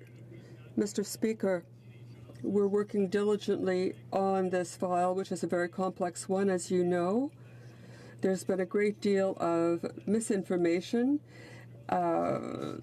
directed at asylum seekers, so we're trying to deal with this through our awareness-raising program in Nigeria and in the United States. We think it's important to have very clear rules that will say who can seek asylum, and we are communicating the fact that these people have to go through an independent tribunal. The Honourable Member, Mr. Speaker, the Minister has been travelling so much or busy preparing his tourist trip to Nigeria that he doesn't know that it's in Plattsburgh that asylum seekers find out that they don't have to respect our frontiers. Instead of playing tourist, can the Minister assure us that the Safe Third Country Agreement will apply over our entire border and make sure that this agreement is enforced everywhere? The Honourable Minister of Transport. Mr. Speaker, as I said, this is a very complex file, and we're working not only with provinces such as Quebec and Ontario, who are receiving asylum seekers, but we're also working with our partners in the United States. The Safe Third Country Agreement was raised. At the present time, there are no formal discussions, but our American colleagues are aware of the situation. Thank you, Mr. Speaker. My question is for the Minister of Transport. The changes Transport Canada is proposing to flight crew work hours and rest periods threatens the very survival of small airlines that serve communities in my riding. For all these communities, air is the only link. Given the unique reliance of these communities on air service, a one-size-fits-all approach won't work. Will the Minister engage in further consultations as requested by the Coalition of Canadian Airlines and work with them to achieve a mutually acceptable solution that works for everyone? Thank you, Mr. Speaker. Minister of Transport. Mr. Speaker, I'd like to thank my colleague for his question. As he points out, transportation in the north is literally a lifeline to communities and is so important for their economic and social development. At the same time, as Minister of Transport, I have to ensure that air transportation is done in a safe manner, and that includes the issue of crew duty day and fatigue. And we are doing this at the moment. I have been in contact with northern stakeholders and northern air operators, and we will continue to do so as we move forward. The Honourable Minister of Finance. Notice of Ways and Means of Motion. Mr. Speaker, pursuant to Standing Order 83.1, I wish to table a Notice of Ways and Means motion to introduce an act to implement a multilateral convention to implement tax treaty-related measures to prevent base erosion and profit shifting. Pursuant to Standing Order 83.2, I ask that an order of the day be designated for consideration of the motion. Monsieur le Président, conformément... Mr. Speaker, pursuant to Standing Order 24.1, I have the honor of tabling a Notice of a Ways and Means motion with a view to introducing a multilateral convention to implement tax conventions with a view to avoiding erosion of the tax base. Pursuant to Standing Order 83.2, I would ask that the motion be placed on the order paper. Honourable Member for Manicouagan on a point of order. Yes, Mr. Speaker, I think if you seek it, you'll find there's unanimous consent of the House for the following motion: that this House support the respect for the right to abortion as recognized in 1988 by the Supreme Court of Canada when it decriminalized abortion in the Morgentaler decision and in subsequent decisions, including Daigle in 89, the Winnipeg Child Custody Services decision in 97, and the Dobson ruling in 99 for the right to equality, autonomy, and security of women. Is there unanimous consent for the member's motion? No, there's no unanimous consent. The Honourable Member for Lake Plan is rising on a point of order. Mr. Speaker, I rise on a point of order. As there are only 3 days left until the deadline for the Trans Mountain expansion, last week I asked for unanimous consent to expedite debate, study, and vote on certainty for Trans Mountain. The Liberals denied it twice, but they've had the weekend to think about it, so I want to give them another chance. That notwithstanding any standing order or usual practice of the House, Bill S-245, an act to declare the Trans Mountain Pipeline project and related works to be for the general advantage of Canada, be deemed votable. Yes. Because there is no unanimous consent. The Honourable Member for Thornhill is rising on a point of order. Thank you, Mr. Speaker. The Parliamentary Secretary of the Fisheries Minister said in an answer in this House that our Conservative government never had a plan to include Indigenous partners in the clam harvesting fishery. I'd like to table a release made by Fisheries and Oceans Canada in early 2015 that shows exactly the opposite. Honourable Member, have unanimous consent of the House? No, there is no unanimous consent to table the document. Tabling of documents. Dépôt de projet de loi éminent. Introduction of government bills. Statements by ministers. Reports from interparliamentary delegations. Presenting reports from committees. The Honourable Member for Humber River, Black Creek. Happy today to present in both official languages the 23rd report of the Standing Committee on Transport, Infrastructure and Communities entitled Canada's Ocean War Graves. This is a report that has come out of our committee with some really excellent work. On behalf of all of the committee, I want to congratulate all of the committee members that were part of it, and in particular Captain Bender, who participated in this. Thank you, Mr. Speaker. Honourable Member for Malpeque. Thank you, Mr. Speaker. Mr. Speaker, I have the honour to present in both official languages the 23rd report of the Standing Committee on Finance in relation to Bill C-74, an act to implement certain provisions of the budget tabled in Parliament on February 27, 2018, and other measures. The committee has studied the bill and has decided to report the bill back to the House with amendments. L'honorable député de Yukon. The honourable member for Yukon. With amendments. Conformément au mandat que Louis Pursuant to its terms of reference, I have the honour to table in both official languages the 63rd report of the Standing Committee on Procedure and House Affairs on changes to membership of standing and standing joint committees. If the House gives consent, I will propose concurrence under the heading Motions later today. Elgin, Middlesex, London. Mr. Speaker, I have the honour to present in both official languages the 11th report from the Standing Committee on the Status of Women entitled Main Estimates 2018-19. Thank you, Mr. Speaker. Introduction of private members' bills. First reading of Senate public bills. Motions. The honourable member for Yukon. Monsieur le Président. Mr. Speaker, if the House consents, I move that the 63rd report of the Standing Committee on Procedure and House Affairs presented earlier today be adopted. Does the honourable member have unanimous consent of the House to move this motion? Agreed. The House has heard the terms of the motion. Is it the pleasure of the House to adopt the motion?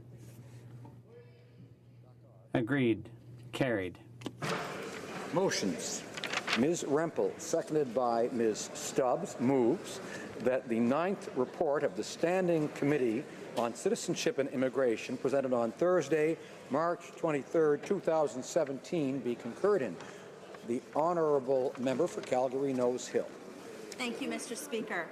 I'd like to talk about some important work that the Committee on Citizenship and Immigration did earlier in this Parliament, and that's with relation to the modernization of client service delivery within the Department of Citizenship and Immigration. This was a very extensive report that the committee's put a lot of time into, with the goal of trying to improve the experience for people who are applying for various processes through this department, but applying legally to come into Canada. Now, there were many, many witnesses who appeared before our committee, and there are many recommendations that were put forward almost unanimously by the committee, as a matter of fact, in order to improve that experience. I will note, however, that it's been many months, it's been over a year since this report was tabled, and the government has not responded to many of the recommendations herein, nor has the government accepted the reality that we've seen a major change in operating environment in Canada, and that is with the influx of tens of thousands of people at the Lacoule border crossing trying to illegally enter the country and then subsequently claim asylum, and the impact that that has had on the overall client service delivery experience for people who are trying to access the immigration system. So the genesis of this report happened earlier in this Parliament, as I mentioned, and if you read the report, it was actually, the purpose was to look at ways that IRCC could improve the user experience for people entering the system. Now, there are many different reasons why the study was undertaken. I can think of a few. I would like to actually talk about the public servants that work within IRCC. For the past 2 years, they've really had to deal with a lot of immigration policy decisions been made on the fly by this government. They've done their best to try and respond to it, but because of the rigid system of processing within this department, it's become this very inflexible system that I think we're seeing delays and backlogs happen more and more, especially now that the government did not budget or take into account in its levels plan. By the end of this year, this Prime Minister will have overseen it could be close to 100,000 people illegally cross the border into Canada and claim asylum, and that has had an enormous impact on the processing system as well as client delivery, service delivery for IRCC. So I want to start, first of all, listening to the minister's responses to 4 hours of questioning last week with regard to the illegal border crossing crisis. He's made many assertions about this government's record on client service delivery, and I kind of want to set the context on the system that he came into. So previous Liberal governments actually created a backlog of 108,000 for just the parent and grandparents application stream alone. The previous Liberal government also increased wait times for parents and grandparents to 64 months and created a total immigration backlog of 830,000. And previous Liberal governments also imposed a right of landing fee of $975 on new immigrants. So you would think that, when we came into government, obviously this was a very daunting task to address this backlog, and I feel that we had a lot of success. So our former Conservative government had an action plan on faster family reunification, and it included increased numbers of parents and grandparents as permanent residents, managing the number of new applications to reduce the backlog, including introducing the super visa and cutting the backlog and processing times in half. Part of the reason why we introduced the super visa in terms of service delivery was to ensure that families were reunited faster. It was a 10-year multiple entry visa introduced by our Conservative government. Over 50,000 super visas were launched with only an average processing time of 3 months. It was protected by, and it also protected taxpayers by requiring private health insurance. So again, we were being cognizant not only of client service delivery, but about the sustainability of Canada's social programs. We saw more parents and grandparents welcomed as permanent residents under our government as compared to previous Liberal governments during our tenure. Over 171,000 parents and grandparents were admitted versus 154,000 grandparents admitted from 1997 to 2005. I could go through the numbers because this government, they keep standing up talking about the illegal border crossing crisis, which of course was launched by the Prime Minister's #WelcomeToCanada tweet, trying to somehow say that this was Stephen Harper's fault that the current Prime Minister tweeted #WelcomeToCanada. To me, I think we need to focus on client service delivery right now, because every single person, every single member in this place gets calls into their riding offices from people who are trying to legally enter the country, who are now encountering 7-year-plus wait times to come in under certain streams. And the one that I think is most disgusting is the fact that this government is prioritizing the allocation of resources to processing people who are illegally entering the country away from streams like the privately sponsored refugee program, which again we now see up to 7-year wait time. So can you think about that? You've got somebody who is languishing in a UNHCR camp who doesn't have access to a lot of resources, who is now facing that long of a backlog, and meanwhile, this report, this work that the government, that the committee did over a year ago, first of all, it needs to be updated given that the immigration levels report has been blown out of the water. In fact, the immigration levels report is probably, birdcage liner at this point in time. This report not only needs to be concurred in, but it needs to be updated because of the massive backlogs that we're seeing being created because of the reallocation of resources. Now, the minister will stand up here. He says, oh, no, that's not happening. It's different processing lines. That's bananas. But that's just cover, because we know that as of 6 months ago, over 80 staff, so 80 processing staff from other lines of processing, have been reallocated to processing illegal border crossers. And I think that number has increased over time. So when you think about removing 80 staff members, plus I'm sure it's over 100 now, to process the crisis that's happening at Roxham Road, and we've seen these numbers exponentially increase since that figure was put forward, certainly that's going to continue to see backlogs, and that is going to reduce the client service delivery experience for people who are trying to legally enter the country. And to me, I think that we should be prioritizing some of the recommendations included in this report, because we should be trying to prioritize the client service delivery experience for people who are legally entering the country as opposed to people who are illegally entering the country. Because if we continue to build tent cities and send people to process their applications and turn the CBSA and the RCMP into a glorified concierge service, what we are doing is in fact incenting people to continue with this activity rather than trying to get them to enter the country legally. Now, I would argue that client service delivery for people who are trying to legally enter the country would be improved if the minister would seek to close the loophole in the Safe Third Country Agreement. Because if the minister closed the loophole in the Safe Third Country Agreement or sought legislation that would allow him to designate the entire Canadian border for the purposes of the application of being applied to the Safe Third Country Agreement only, designate the entire Canadian border an official point of entry, you would reduce demand on the system for processing applications of illegal border crossers, thus allowing resources to be freed up for legal border crossers, which is what this report talks about, Mr. Speaker. So to me, it is very important that the House not only moves this report forward, but I actually think that the committee should probably update this report as well. I think it's another piece of work that we could do to investigate the burden that this border crossing crisis, which is squarely the Prime Minister's fault, squarely the Prime Minister's fault that he has refused to walk back his tweet, that these services are being impacted.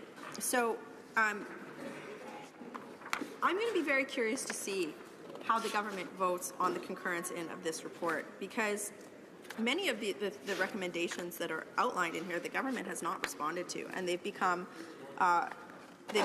more exacerbated under this government's tenure. Some of the things that I'd like to point out,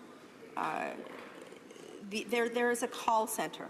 So if you are trying to access information, if you're applying either for permanent residency or citizenship or any of the other myriad of services that IRCC provides, there's a call center that you ostensibly, as a client, should be able to call and get information. So here's an interesting piece of information. The IRCC call center has been the subject of numerous complaints about poor client service. Departmental officials, so this is government officials during the committee study, provided detailed information regarding complaints received. Specifically, they noted with regard to the 4,453 feedback web forms received in 2015, there were 35 complaints specific to the service at the call center. Now, for those of us who do a lot of casework related to immigration, which is, I think, almost every single person in this House, we understand the problem with the call center intimately, because our staff actually have a hard time calling into this. And under the former Immigration Minister, John McCallum's tenure, the government actually tried to remove the dedicated line for member staff who were inquiring on behalf of their constituents, to remove that. And this report actually recommends that the government, under all circumstances, keeps that line ongoing. And I think it's very important for this House to accept that recommendation, because sometimes it's the last line of defense under the incompetence of this government in terms of being able to get information on an application that is pending. Some of the other things that I want to talk about is that my colleague from who has Vegreville in her riding, the reason why I think she has seconded this motion is that she has been making an impassioned plea to this government that we have this whole report on client service delivery, when in fact this government decided to shut that processing center down, even though it was one of the most efficient processing centers in Canada. B, the union of laborers there have been saying, you know, there haven't been jobs guaranteed for all workers, and C, why are you kicking Alberta when it's down? Why are you taking away the equivalent of, and I'd have to look at her for the figure, but I think it's about 10,000. It would be the equivalent of taking about 100,000 jobs or something like that out of Toronto in terms of the impact that it has on the community of Vegreville. It's just completely decimating that community. And this minister, I don't think that this minister even bothered to visit Vegreville. So when we're looking at client service delivery, you've got all of these recommendations in this report which have not been responded to, that the government is making worse by closing down one of the most effective processing centers in the country. Like, that's just, and there were also documents that came out that showed that it was going to be an additional expense to the government to shut down this processing center.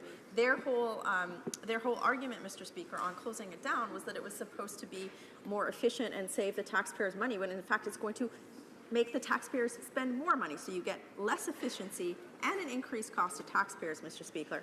And to me, that, of course, is the hallmark of Liberal management on this file. So what we have to, there's one other thing that this government, that I want to point out. The last time that we, my party, or I tried to concur a report in from the Citizenship and Immigration Committee, and that was the issue of immigration consultants who were essentially fraudulent. We know that there are instances, especially people that consider themselves, or that we would term ghost consultants. So these are people that contract themselves out to newcomers to Canada to provide services under the guise of providing services to get them to come to Canada faster, or making them promises. It is very difficult for people who are working like this to face any sort of punishment under our current system. Liberal governments, conservative governments have made changes to how the immigration consulting profession is regulated. We know that there are still a lot of problems with that. And in fact, I believe that the committee had put forward a unanimous report on recommendations on how to fix some of these things. But this government, including the members on the committee that voted for the recommendations, when we tried to concur it into the House, they voted against the concurrence motion, therefore showing the real true colors of this government on immigration, which is that they don't really care about improving client service delivery for people. Why am I talking about immigration or immigration consultants in the context of this particular report? Because if we're talking about client service delivery, in a lot of ways, people shouldn't have to contract an immigration consultant to do some of the most basic work that it takes to apply to come to this country. We should be looking at ways to streamline and simplify processing for people who are seeking to enter the country. And to me, this is what I've been saying all the time. We should be, when the immigration system of a country like Canada is functioning well, it should be a debate about process and how we improve processes, right? And we can have partisan differences on that, but we shouldn't be having a discussion about the fact that the entire system is melting down because the government has no control over a planned, orderly migration system. So, what is really striking to me, Mr. Speaker, is that since this report has been written in March 2017, we've seen almost 36, I believe the number now is close to 40,000 people illegally enter the country from the United States of America, which we know is a safe third country to claim asylum. And a lot of the processing issues that are noted within this report have been exacerbated because, A, the government refused to respond to this report in any sort of meaningful way after it was put forward by the committee. The recommendations were put forward by the committee. And then, of course, this additional burden on the system has made things worse. Now, there's one thing that this government is very good at doing, and that is standing up in the House of Commons and using one thing to describe their action on a file: the amount of money spent. So I'm assuming that the parliamentary secretary's remarks that he's about to give on this matter will be as follows. We've spent, insert hundreds of millions of dollars here. And the reality is I'm sure that the government is quite proud of the fact that they have made a more expensive plan to deal with the Prime Minister's tweet. But the reality is that they're throwing money into things, and it's actually getting the worse. The metric here should not be how much money the government has spent. In fact, I would argue the opposite. I think that the government should be saying, hey, we created efficiencies while saving the taxpayers' money. It should really be, how are we moving back to a planned, orderly migration system, wherein we are talking about things like how we modernize client service delivery for people who are seeking to legally enter the country. But we are not there. Where we are today is we have the minister going out on national TV spreading falsehoods about the fact that Parliament can actually put forward legislation that could technically deem the entire Canadian border a legal point of entry. There are ways that we can legislate it such that it would only apply for the Safe Third Country Agreement. I think that that's probably Parliament's job, is to look at legislation that could do that. But no, this government refuses to walk back the ill-advised tweet that the Prime Minister put out essentially for his own ego. I noticed that he hasn't walked it back. I wonder also why the Prime Minister hasn't staged a photo op at the refugee camp at Roxham Road. Perhaps the photo opportunities aren't as good there as they are in other places. I shouldn't be glib, Mr. Speaker. I think that we should be incenting as many people as possible to come to Canada through legal, planned, orderly migration that meets the needs of Canada's growing economy, that meets the needs of our obligations to humanitarian immigration. But it needs to be done in a way such that we are focusing on integration, not on entitlement, and that we are focusing on an easy-to-use, good system that incents people to illegally enter into the country. We shouldn't be talking about spending hundreds of billions of dollars, or hundreds of millions of dollars. It could be upward of $1 billion to deport failed asylum claimants that have come in under this government's watch. In fact, I think that's going to be one of the legacies of this Prime Minister, is that years to come, we're going to be looking at the tab that this Prime Minister created for deportations of people that he's essentially peddling false hope to, that had no hope of ever claiming asylum in Canada, but the cost of the Canadian taxpayer. And again, that diversion of resources that could have been used for modernization of services for people who are legally entering the country is something that I don't think he should be, or anyone else should be, proud of, Mr. Speaker. So I think that this report is good. I think that there are, I might have a few quibbles here and there, but there are some really good ways that I think are nonpartisan that we could improve client service delivery. It's practical things. I'd love that the department officials at IRCC could be focusing on the recommending these recommendations, or implementing these recommendations, rather than having to focus their time on the tire fire that's happening at Roxham Road. It's very simple to me. So I would like the government to acknowledge my points today by voting to concur in this report on the modernization of client service delivery. I think by resetting the tone in this House by saying, you know what, we want to focus on legal, planned immigration. We want to focus resources on the live-in caregivers, the parents and grandparents reunification, on all of these people that we know under our Conservative government we did a good job. This is what the report that should be concurred in order to do that. Thank you, Mr. Speaker. Questions and comments, the Honourable Member for Winnipeg Centre. Thank you very much, Mr. Speaker.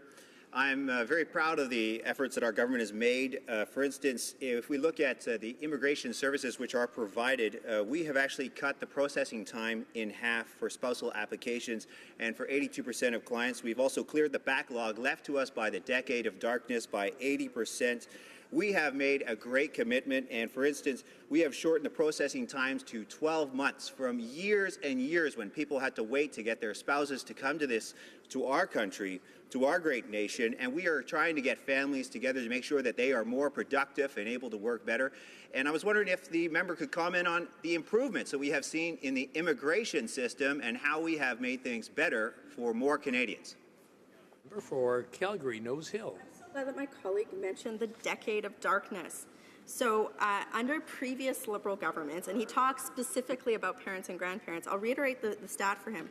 Previous Liberal government created a backlog of 108,000 people in the parent and grandparent stream. Think about that. So our government had to come back and come in and say to over 100,000 people that this government had created a backlog under, we need a system to make sure that those people can come to Canada in a planned, orderly way. And what did the best immigration minister in Canadian history, Jason Kenney, do? He created the Parents and Grandparents Super Visa Program. And that Super Visa Program cut backlogs and processing times in half, and it also ensured the sustainability of our social programs by reducing the risk to taxpayers by having requirement for health insurance. And this is something that this government has embraced. And I'm so proud that I got the opportunity to talk about how the fact that our Conservative government cleaned up a huge mess. Now, my colleague is, I believe he represents a riding from Winnipeg. I would note that Manitoba has been one of the provinces that has actually complained about the fact that this government has created a problem for them in terms of strain on social programs, affordable housing, health care, access to legal services, because they refuse to close the loophole in the Safe Third Country Agreement. And as a Manitoba MP, he should be ashamed that his government isn't doing more to close the loophole in the Safe Third Country Agreement. Questions and comments? Questions et commentaires. L'honorable député de Belleuil. The honourable member for Belleuil-Chambly. Thank you, Mr. Speaker, and I'd like to thank my colleague for her remarks. Now, if we look at what's in the report and the recommendations, there are several good things, and there are things that we're quite familiar with as members. For example, the limitations in our client service delivery system. Because of those limitations, it can be very hard to help constituents. And one of the recommendations that I thought was interesting was the one to create an internet portal so that if there are applicants or requesters for any specific service, they're able to do that through the portal. And I'd like to know what she thinks about that. You know, I may be helping out with a case and I may need to call my assistants, for example, to get more information, but sometimes it takes days and days and days to get an answer. And when you're a member trying to help a constituent, it's very long and very difficult at times when this is a complex case. It's also costly emotionally for the people involved. So I'd like to hear what my colleague thinks of that. I could not agree more. We should be doing everything possible to make it easier for people to go through these application processes such that they don't need to hire an immigration consultant, or such that we can reduce the friction points within IRCC such that, some of these processes, I think, we still actually use carbon copy forms on. Like, it's just bananas. I want to give some credit to the department officials within IRCC. I would love to give them a mandate to say, look, we're going to deal with the issue at Roxham Road. Why don't you guys put your brain power on how we could develop a web portal, or how we could create maybe a cloud model for ensuring that people that are processing applications we're not in such rigid silos so that we can meet demand in different areas. Like, there's so many different things that this minister could be focusing on in terms of modernizing client service delivery. Are there ways that we can be using artificial intelligence to help client service delivery? How can we, just be making the experiences more easy, more consistent, and incenting people to come into Canada legally? That should be the focus of this minister, and that's the focus of this report. Unfortunately, we're not there because of what's happening at Roxham Road in Quebec. Questions and comments? Questions et commentaires. The honourable member for Whitby. Thank you, Mr. Speaker, and I'd like to thank my honourable colleague for her speech. This report was tabled in March 2017, and the government did provide a comprehensive response to it. She spoke about the call centres, and in addition to the response, we have made a number of changes, which I'm sure a number of my colleagues will be able to speak to and have already spoken to. But with regards to the call centres, the department is focusing on providing agents with advanced training and support to ensure that their skills line up with the individual call needs with respect to the website, ensuring that all types of communication are implemented in plain language on the content of the website.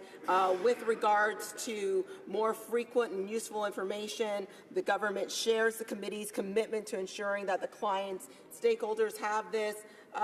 Application forms, the government agrees. So the government has provided a very comprehensive response to this report that was tabled in March 2017. And I'm wondering, with the comprehensiveness of the response and the work that we've done over the past year, doesn't the member opposite think that we've done a great job ensuring that the individuals who come to Canada and those who are through the regular immigration system, as well as those seeking asylum, that we are doing, and the investments that are making, that we are doing a great job to ensure that Canada stays secure. Member for Calgary Nose Hill. When I think of the minister's response to the immigration crisis in Canada right now, I think of the GIF of the cartoon dog sitting at a table with a cup of coffee while there's a fire behind him. And it says, everything is fine. That's what I think of whenever the Minister of Immigration stands up in the House of Commons and comes up with a non-response to the fact that there is tens of thousands of people flooding across the border at the Roxham Road entry point, while we're seeing backlogs of over 7 years for somebody to privately be sponsored as a refugee who's in a refugee camp in Djibouti. That's what I think of. So I wouldn't classify that as everything is fine, Mr. Speaker. Questions and comments? Questions et commentaires? The honourable member for Whitby. So I'll just continue my questioning, Mr. Speaker. Again, this report was tabled on March 2017. And if I go on when they're talking about processing times, well, area number 5 of the report spoke about processing times. As mentioned, we've reduced processing times for individuals, especially for family reunification. We've heard the minister talk about the capacity for caregivers to come, for family members to come, reducing it, almost making it the previous record seem like they weren't really focused on this file. Performance measures and client feedback. Again, the government agrees with the committee's recommendations and outlines a number of areas in which it does. Continuous improvement to client services. Area 7, comprehensive response. A conclusion to it. Again, Mr. Speaker, the recommendations and the response from the government to this particular report has been comprehensively responded to. I'm actually maybe just wondering why we're bringing it up at this point. Member for Calgary Nose Hill. First of all, Mr. Speaker, everything is not fine. My colleague opposite will likely be shocked when she sees numbers for processing times that are accurate and up to date after the illegal border crossing crisis came forward. Actually, the minister has been very silent on those wait time increases because we know that they're there. Second of all, the government's response to the committee report was typical Liberal ease. It said a lot of nothing. It didn't actually implement any of these findings at all. It had a lot of nice words, though, and I'm sure the bureaucrat who wrote it has spent a lot of really late nights trying to figure out how to write 10 pages worth of stuff without actually committing to responding to any of these things. We've had to fight tooth and nail to not have the MP response line be cut. The government hasn't responded to the immigration consultant issue, the fact that the IRCC is essentially imploding from within, as every member of the committee saw in front of that particular study. And again, I would point to the wait times on things like private sponsorship for refugees. Like they continue to increase. So people who are legally trying to come to the country are having to wait because the government is spending all of its time. It's like the Eye of Sauron has been like diverted to Roxham Road because instead of just closing the Safe Third Country Agreement, right? It should be more simple. They should be doing that. Resuming debate, reprise du débat, l'honorable secrétaire parlementaire. The Honourable Parliamentary Secretary to the Minister of Immigration.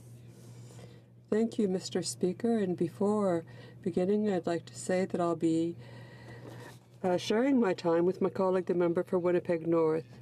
Mr. Speaker, when we look at Budget 2018 and when we look at this issue, this is where we really want to provide greater customer service. This is a priority for the Government of Canada.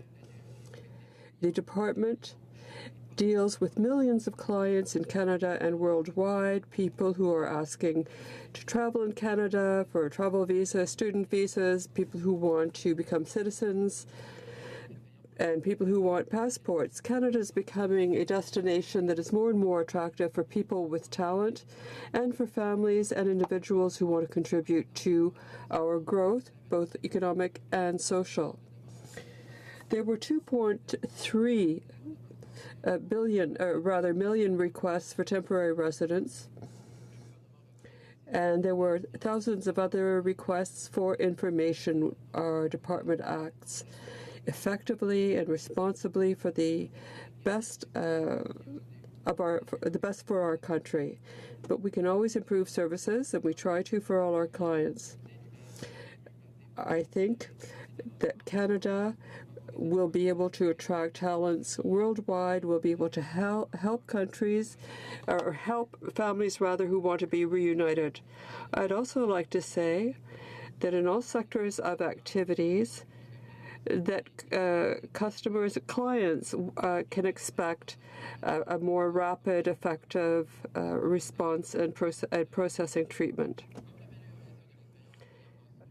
As the improvement of our client service is one of our priorities, we have undertaken certain initiatives in order to improve the provision of customer service. We want to better understand the difficulties of our clients.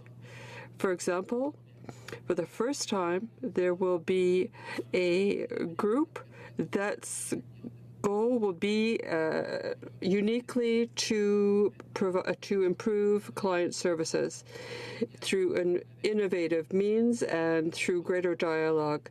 Please allow me to talk about these various areas. We realize that delays in processing requests is a big problem. And I have talked with my colleague, the Minister of Labour, and we are trying to find better ways of dealing with economic immigrants, family immigrants, and refugees.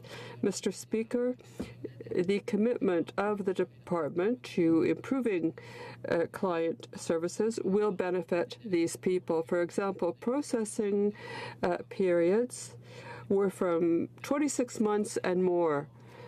Now, new demands where people are sponsored will be dealt with in less than 12 months. So we see a decrease from 24 months or more to 12 months. Other requests are dealt with in 12 months or less. And economic immigrants will have an improved experience.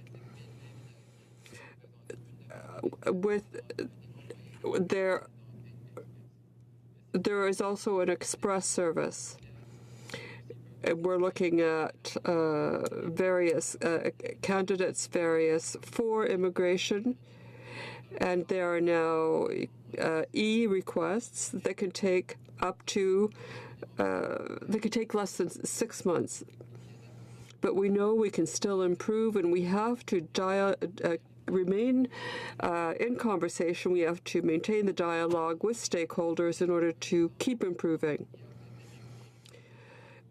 We try to update information on our website and with information on the periods for processing requests in various areas. We also publish our rates of our processing rates online, and we are trying to make this whole experience a better one, a more effective one. We have standardized services in centers all over the world, and we have very important support systems. We receive and transmit documents and visas and various requests. We get documents, we send documents to people who are requesting various forms of status, who are seeking asylum. When there are problems, it's often because of incomplete, there are incomplete request forms. But we're trying to, for example, we want to improve the Canadian economy through welcoming certain immigrants who are needed. And this is a strategy that has come from employers, from our stakeholders, from our partners in the economy. So we're finding highly skilled employees that employers in Canada need. We also are able to expand certain programs for even more specialized skills, and in order that people with the greatest competencies will be attracted here and will be able to fill niches and to provide these highly skilled employees for employers. And there are enterprises and businesses that will set up in Canada, and we will allow work permits for a given durations of time, for months or longer, for some very specialized needs. Mr. Speaker, we're continuing to innovate and invest in new ways of improving our services. We do want to improve it from A to Z with the help of our clients and stakeholders. We're working with consultants, lawyers, immigration experts, people at call centers, people from universities, academics, and we are getting new ideas from various horizons that we're using and entertaining. There have been various problems raised by our clients, and this has led us to find ways to improve services. We want a service-based culture, and we're going to bring in lasting transformation. Our government's provision of services is one that is extremely important to the lives of our clients. So making these services as effective as possible means attracting people, and they're helping us, and that we are showing them the very best that Canada has to offer. As an example, the more rapid communication of documents and information to clients will accelerate processes and will help with sponsorship requests. A lot could be done online in order to better serve our clients. We have a website, and the department has already updated 500 pages of our site. And we keep trying to make our services more user-friendly and simpler. Mr. Speaker, innovation in client service is one of our priorities, and be sure, Mr. Speaker, that besides offering our millions of clients an accelerated and improved system, we want it to be one that will better serve our clients and Canadians. We want to be able to reunite families more quickly. We want the department to be one that will truly serve Canadians and make our department one of the most effective possible. Questions and comments. The Honourable Member for Louis-Saint-Laurent. Thank you, Mr. Speaker. I very much appreciate the words of the Parliamentary Secretary. He had a lot of very important figures, but one figure he forgot is that since the Prime Minister's tweet in January 2017, more than 28 people have crossed our border illegally. It is illegal, Mr. Speaker, because there's a huge sign that says it is illegal to cross here. Now, there were more than 19,000 last year. Already by May, it's been more than 9,000 who have crossed illegally via the Roxham Road. Now, I had a question for the Prime Minister. I'm going to ask it of the Parliamentary Secretary. Will he recognize that the Prime Minister, when he tweeted these famous words in January 2017, inviting the entire planet to Canada, was this a problem? The Parliamentary Secretary. Thank you, Mr. Speaker. What we do recognize is that the former government put $400 million dollars into border services and immigration services. We've put far more in, Mr. Speaker, and I want to be clear on one point. We have the means necessary to deal with this situation. We have many missions abroad to make sure that potential asylum seekers will get the right information before they try to come to Canada. We also have centres in Quebec and Ontario. We have partners on the ground in the municipalities who help us enormously. So I think we are dedicated to this file, and we will do all our possible to manage this situation as well as possible. Questions and comments? Thank you, Mr. Speaker. And I refer back again to the document that we're talking about that was tabled in March of 2017. And as I'm going through some of the recommendations, and first of all, I'd like to thank the committee and the witnesses for being able to produce a comprehensive report to which the government provided a response. And since 2017, I think that the minister, parliamentary secretary, and the team have done a remarkable job in ensuring that many of these issues have been addressed. Again, the report talks about having a call center. We've introduced a client's experience branch to ensure that the services we provide to clients are better. The website, we've introduced innovation and technology to ensure that we are harnessing the best technology to ensure that individuals are having the best experiences. Again, one of the recommendations was we're providing more frequent and useful information. We are making sure that with our services, we are providing faster, easier, and better targeted information to clients.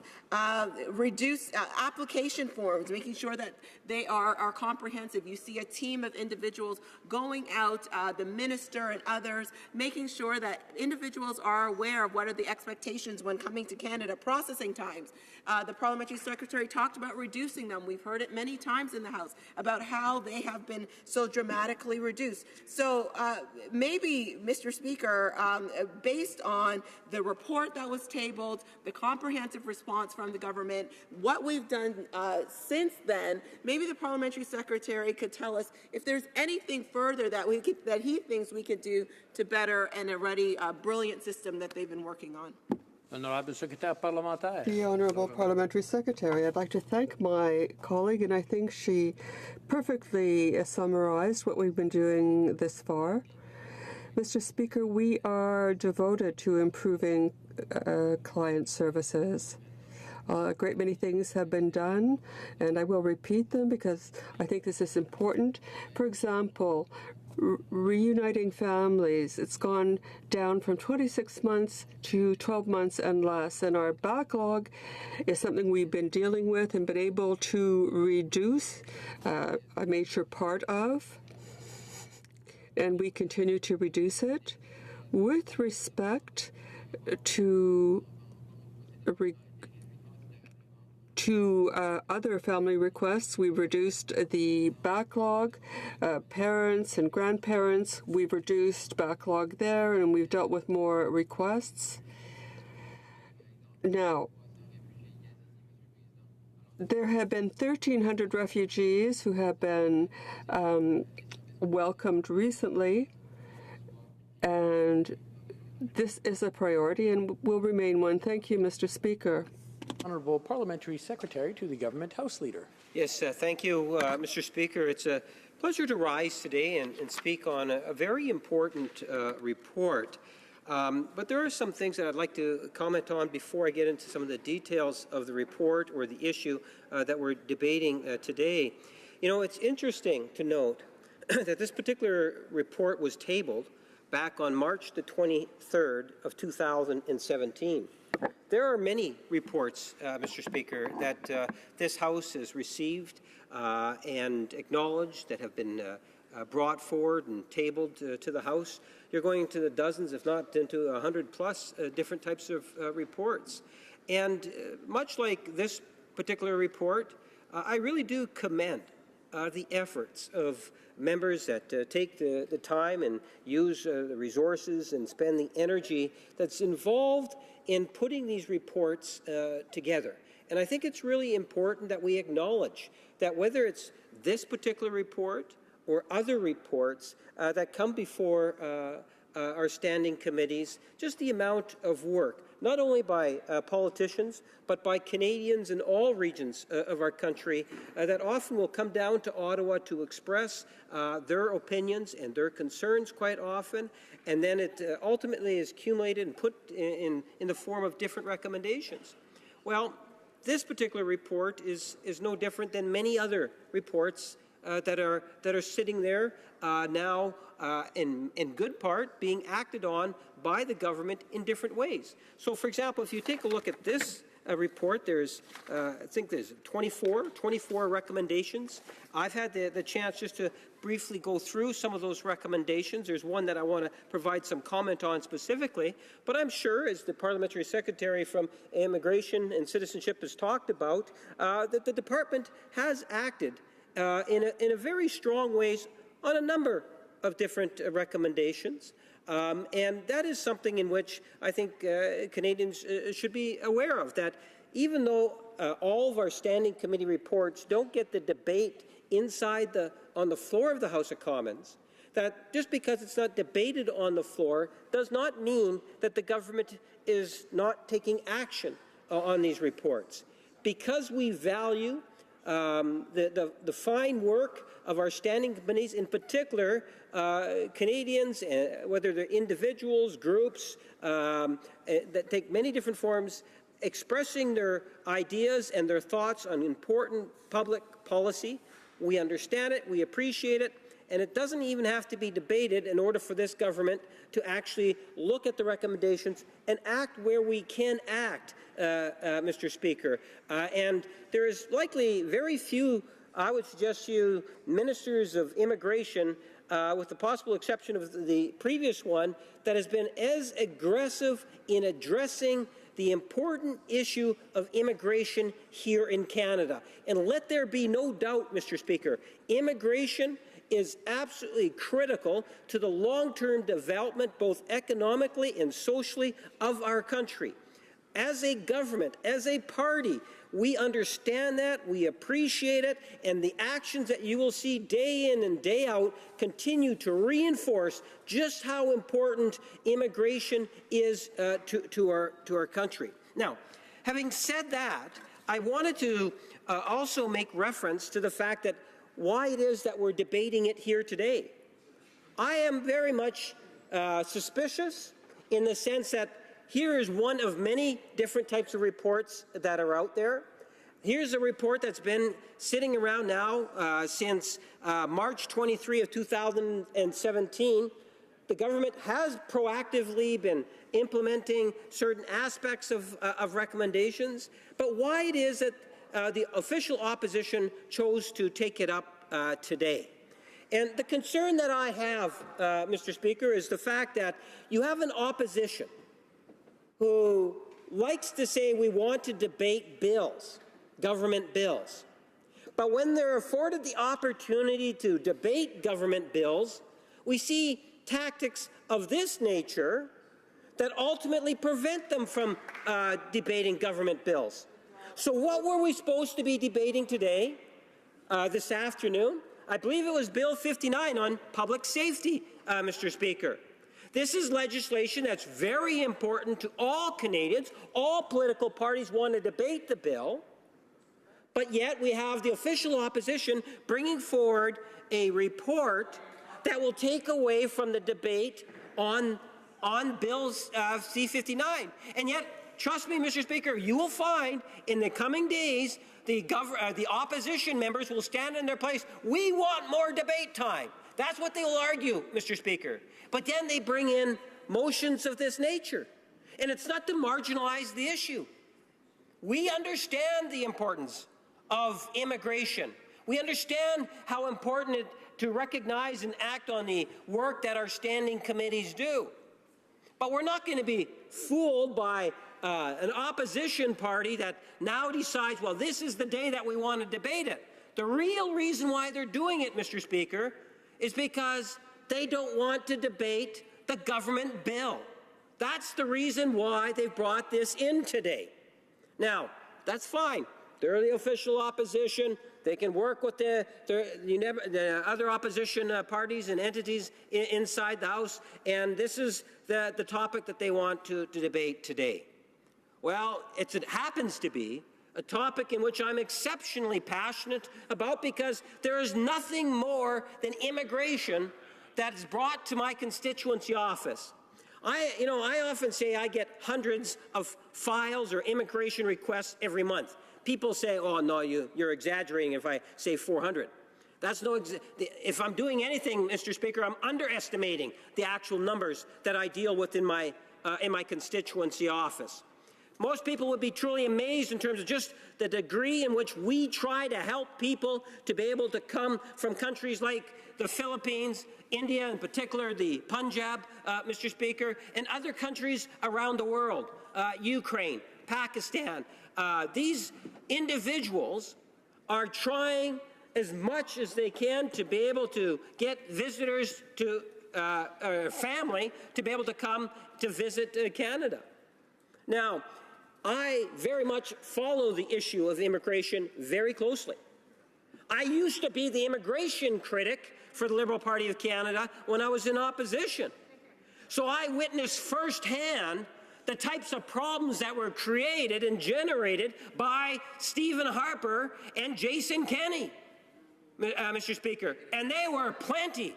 You want to talk about disasters on immigration, a great way to look at it. I remember sitting in committee when they came up with the announcement, we are going to stop the sponsoring of all parents and grandparents. They killed it flat. And what they did is say, well, but now we're going to come up with the super visa in order to be able to justify doing that. And then a couple of years later, after they finally opened the program, they said 5,000. Well, when the Liberals took the reins of power, we doubled that 5,000 to 10,000. We put in a better processing procedure, Mr. Speaker, and we're making a real difference in terms of processing times. The best example is reuniting of families. You know, in reuniting of families, imagine you're going to the Philippines, or you're going in India in particular. As I say, I do a lot of work in the Punjab. You go into the state of the province of Punjab, and you get married, and it would take years, 2 to 3, even more years to get your spouse to be able to come to Canada. And during the Harper years, I was not able to get one temporary visa, not one temporary visa where dual intent could have been used in order to be able to get a spouse over to Canada. We have seen significant improvements. Now it's closer to a year. I believe it's just under a year. I've actually been successful at being able to get some of those temporary visas for spouses, Mr. Speaker. Our ministers of immigrations have understood right from the get-go how important it is to clean up the mess that the Conservative Party left when they were voted out of office, Mr. Speaker. And we will continue to do so. This is all about clients. And, Mr. Speaker, I believe that technology can make a difference. In 1991, I believe it was, I was actually in the Philippines, in the embassy, as a parliamentarian, taking a tour of the facility, and I saw these big, huge plastic containers. And I said, what's with the plastic containers? There were literally thousands of documents, Mr. Speaker, inside these plastic containers. And they would say, we get 2 or 3 plastic containers of written correspondence a day. Technology does need to be acted on. This is something in which this government takes very seriously, and we are proactively fixing many of the problems that were created by the Conservative government previously. Comments, questions, et commentaires. The honourable member for Bow River. Thank you, Mr. Speaker. Well, I appreciate my honourable colleague's interest in this file and his back history with it. One of the people that I did know, a friend of mine, was the former immigration minister, Monty Solberg. And I remember visiting with him in the immigration building. And he took me from floor to floor and showed me what the Liberals had left him. It was stacks of files on every floor, room to room, stacks of files. He said, what we were left with was a staff that spent 50% of their time finding a file and 50% of the time putting it back. He said, that's what the Liberals left us. So my job is to try to change this process and digitalize it, make it modern, and work through. So that was the process that had been in place. The Liberals left was paper files and a bureaucracy of paper that created this nightmare of finding files and putting them back. So he undertook the process of modernizing it. That's what the Minister of Immigration did that I saw doing it under the Conservatives. So if we're talking about continuing the process that the Conservatives started, I would be very happy to see that. But it wasn't what the Conservatives were left with when they came. So is the Speaker talking, the member talking about carrying on that process of making it more advanced than it was when the Liberals left it, when the Harper government came to power? Thank you, Mr. Speaker. The Parliamentary Secretary. Mr. Speaker, I was elected as a parliamentarian back in 1988, and civil servants back then didn't all have computers. You know, we have seen the technology and how it's really been able to assist government in many different ways. I haven't even touched the web. You know, at one time, we didn't have anything but papers to work for, and it takes time to work things through the system. But let there be no doubt, even when we were doing the transition back in the early 90s, if you were a live-in caregiver, you could get a live-in caregiver processed, all paperwork, everything done within 3 months. When we took office, you're talking about years. And back when I was pushing, and this is early 90s, what you found is that was virtually most of it was done through paperwork, yet it was still done within 3 months, Mr. Speaker.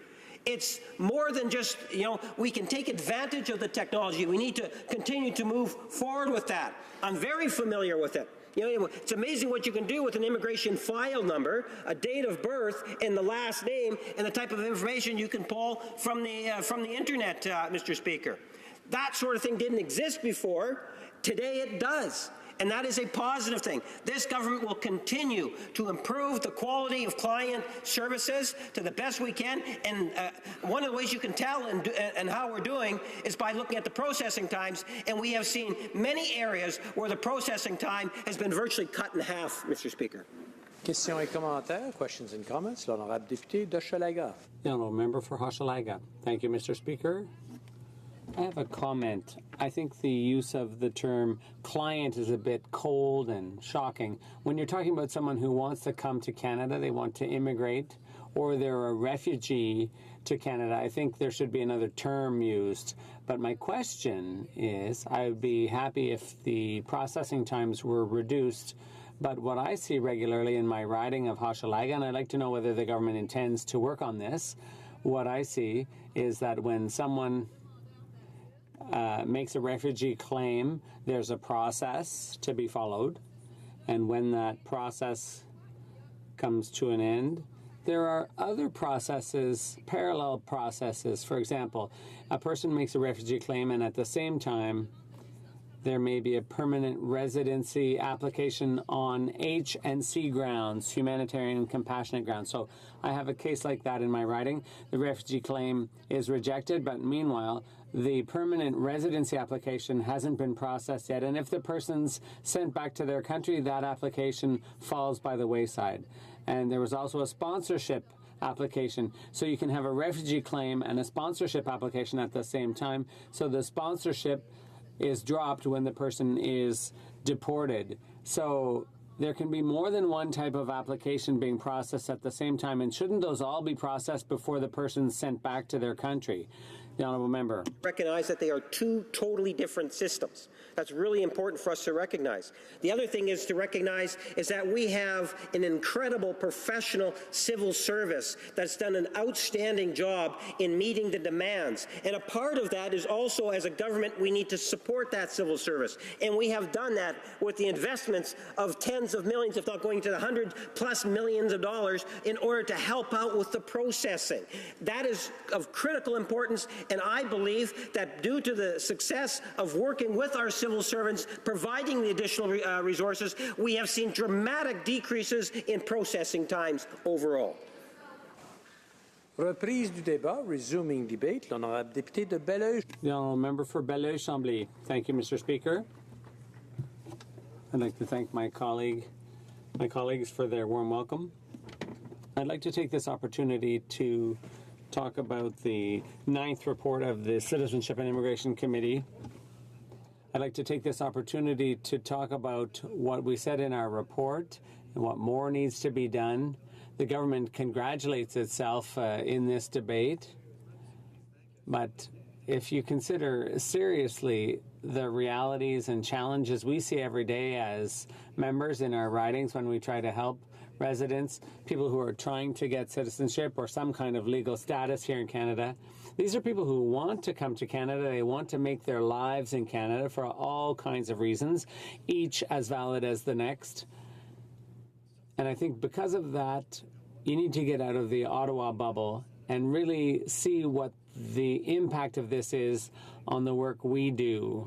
Like my colleague from Hochelaga said, the service that we try to provide to clients or to the people who come to see us, because I share what my colleague said about how unfortunate it is using the term client to describe people, human beings who come to Canada, very often living in great uncertainty. They don't necessarily understand how things work here and how their various applications are processed. So my question for the member who presented the motion, the member for Calgary-Nose Hill, my question to her was about a recommendation to create a digital portal that would allow applicants, so a person, for example, applying for permanent residency status, or people designated as authorized, whether it's an MP or a staffer or a lawyer, other people who might be involved in a file, in an application. Shouldn't there be a portal that gives updates on the status of the processing of the claim? I think that's very important, Mr. Speaker, because I can tell you, and I said this in my question to my colleague, I can tell you that I find it unacceptable and even unbelievable that I can get up-to-date, minute-by-minute notices on a pizza delivery to my home, but I can't get any information at all from the federal government about the status of a claim that a constituent has made, an application, which affects their ability to know whether they can go out and get a job, whether they can get a work visa, for example. Can they move ahead with their personal lives? Can they begin to live their lives, perhaps apply for family reunification or for a visa for a family visitor? Can they attend their child's wedding in another country, or maybe in more tragic circumstances, can I be there for the final days of a parent who's been left behind? It's totally unacceptable. And people may wonder, ultimately, they don't necessarily need to know the end result. There are decisions that have to be made on a daily basis.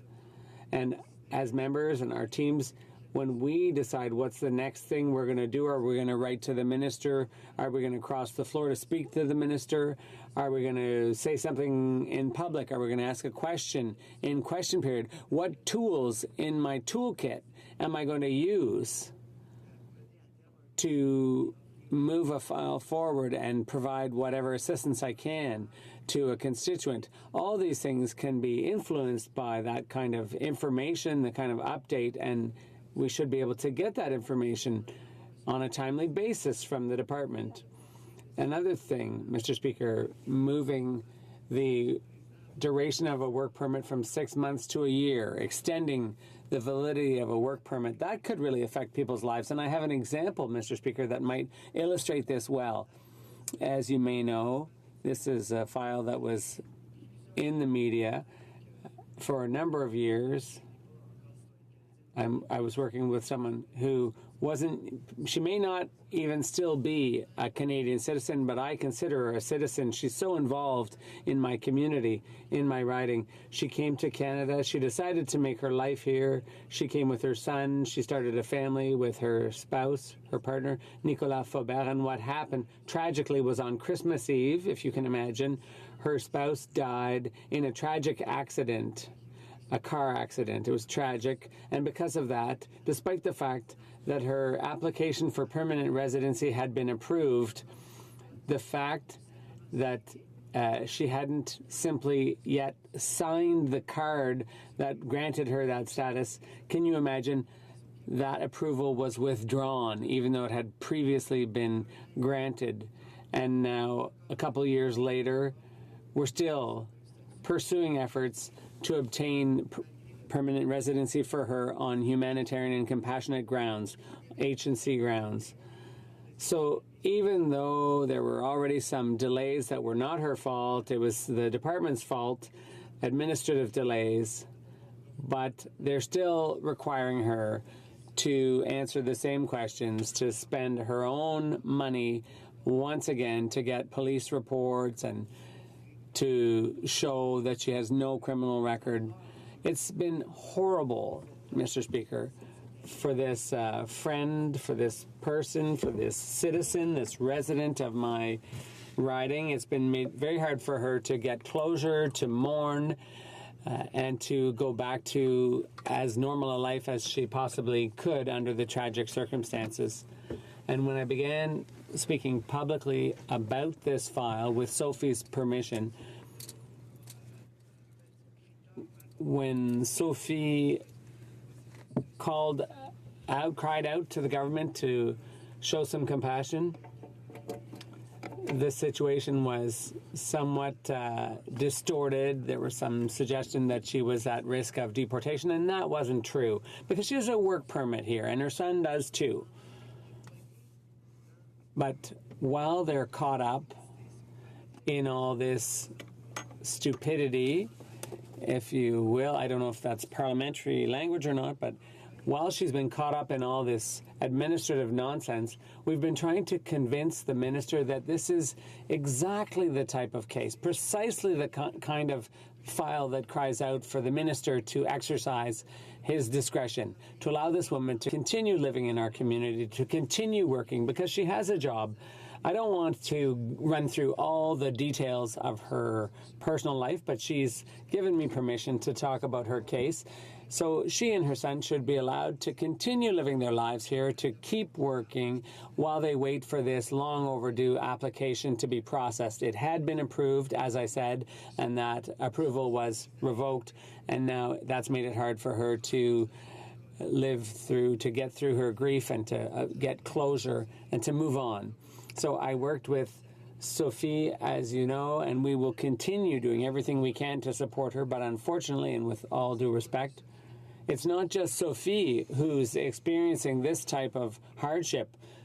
There are many people in similar circumstances. They come and see us every day in our riding offices with the same kind of problems.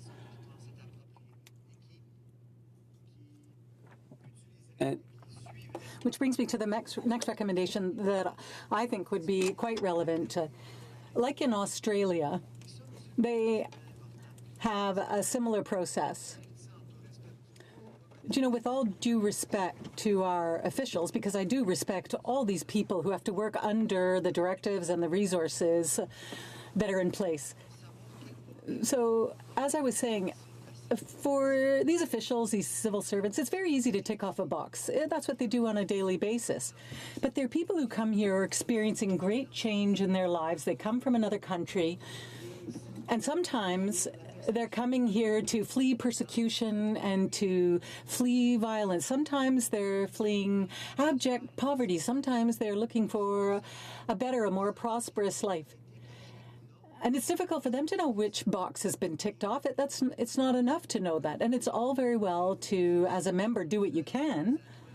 And thank goodness we have assistants, because they work so hard on a daily basis, especially when we're traveling back and forth to Ottawa and out in our ridings. So despite our best efforts and despite all that help, and especially in these ridings that are flooded with these kinds of requests, these are very difficult issues.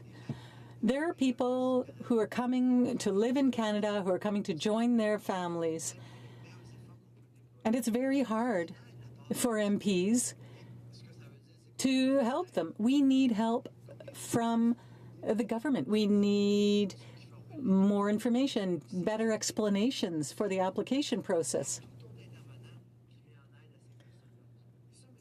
Mr. Speaker, it's all very, very important because it helps us know how to act. It helps us to act faster. It helps us to get results faster.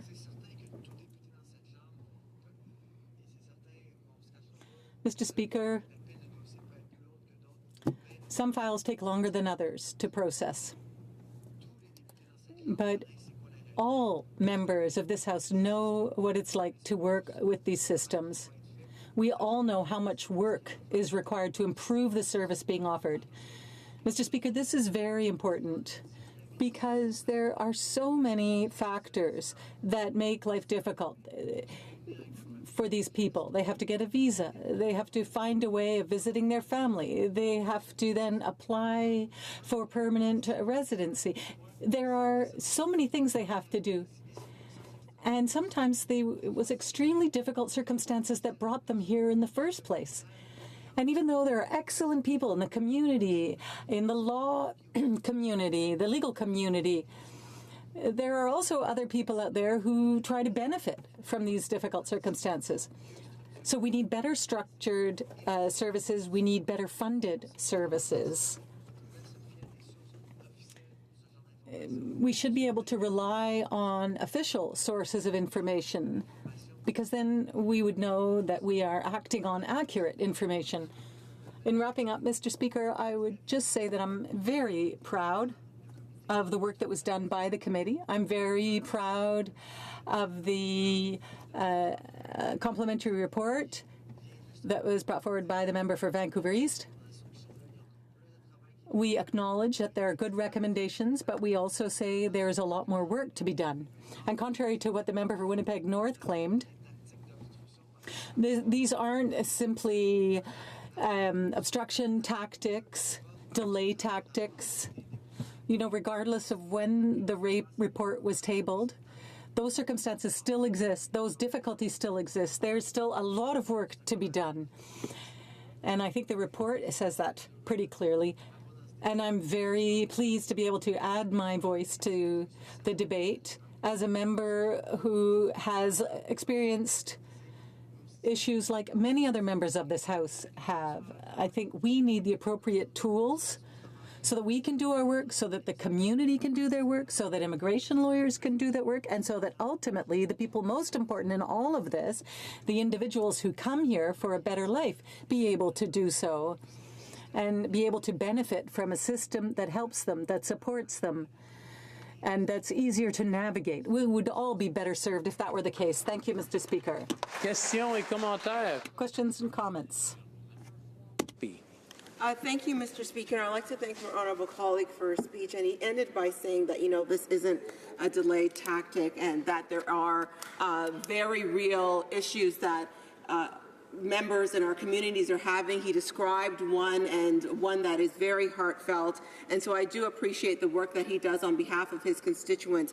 But, Mr. Speaker, today we are supposed to be debating Bill C-47, which I know the member from Laurier Sainte-Marie is very passionate about ensuring that Canada accedes to the Arms Trade Treaty. And I know that at some point along the way, we are going to get the comments that, you know, they didn't have enough time to debate this important piece of legislation. As I've mentioned, the report was tabled in March 2017. The government provided a comprehensive report. We've heard from the parliamentary secretary, we've heard from the minister, we've heard from others of the work that we've done around that to ensure that each of the recommendations are fulfilled and that we are trying to make the experiences for those immigrating to Canada as best as possible. But doesn't my colleague think that we should be debating C-47, one particular piece piece of legislation that is very important, of course, to his colleague from Laurier-Sainte-Marie. Member for, l'honorable député de... Honourable member for Belleuil-Chambly. And I thank my colleague for a question. Actually, this afternoon we're going to be debating C-59, of which I'm the only member in this place that has report stage amendments. So I would actually have been the first speaker on that bill.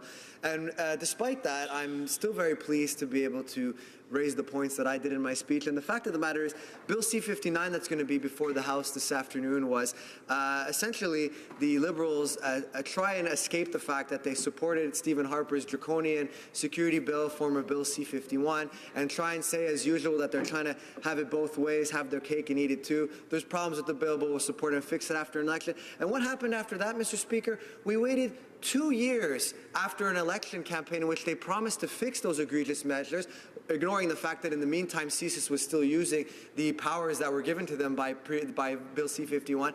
And after that, what happened? They tabled the bill in the dying days of the summer sitting, the spring sitting in June of 2017, and then didn't bring the bill up to debate until the fall. And then when we finally got to debating it, we had shortened committee hearings, nowhere near enough time to deal with, wait for it, an omnibus piece of legislation. So, Mr. Speaker, I respect my colleague, and I certainly respect the fact that Parliament's schedule can be upheaved, and I would certainly like to be making my speech and going back to my office or doing whatever else I can, but this is an important issue, and I don't want to hear that somehow C-59 is so urgent, because they certainly waited a long time to do anything about it. Questions and comments? Questions et commentaires, l'honorable. The Honourable Member for Louis Saint-Laurent. Thank you very much, Mr. Speaker. It's a comment, not a question. I'd like to thank the member Belleuil-Chambly for shedding light on the work of a member when it comes to immigration cases. The member spoke about a very problematic situation in his own riding, but his remarks have shown that we members are first and foremost, the representatives are our constituents, and we're often dealing with situations like this throughout the year on a case-by-case basis. So I would like to salute and thank all the people in my own riding who work so hard to do this. It's very sensitive work. I would thank Isabelle, who works in my riding, and I would thank the member. And I would also like to thank the minister, because every time I have brought a case forward, it has been considered. But I'd like to just point out that we all work together to try and help our constituents with these situations. The Honourable Member for Belleuil-Chambly. Thank you very much, Mr. Speaker, and I would like to thank my colleague for his comments. They are so true. We have team members, we have community organizations. There are so many people in our ridings, whether it be in our offices or whether it be throughout the committee, who work on these kinds of cases together. All you have to do is work on a case that has been very difficult or that leads to deportation, and you realize that party lines are not relevant. They just disappear, because colleagues come to speak to us. We speak with each other. We talk about what's happening to people in our ridings. We talk about how difficult the situations are, and we offer each other support. And what that shows in the end is that regardless of our feelings about the right way to find the solution and what the solution is, we all want the same thing ultimately. We want this to be as least painful as possible for the people involved. And I think that's what this report tries to do. And so I will also do as my colleague said. I will thank all of the people who have worked on this, who work on this on a daily basis, all the people who worked on the report. And I hope that everyone will support the recommendations and this motion. Questions and comments. The Honourable Member for Edmonton Strathcona. That would be me. Thank you very much, Mr. Speaker. And through you, I would like to thank my colleague. He always shows how things should be done in this House by just simply standing up and providing very cogent presentations on very complex matters, and I give him 1,000 accolades for that.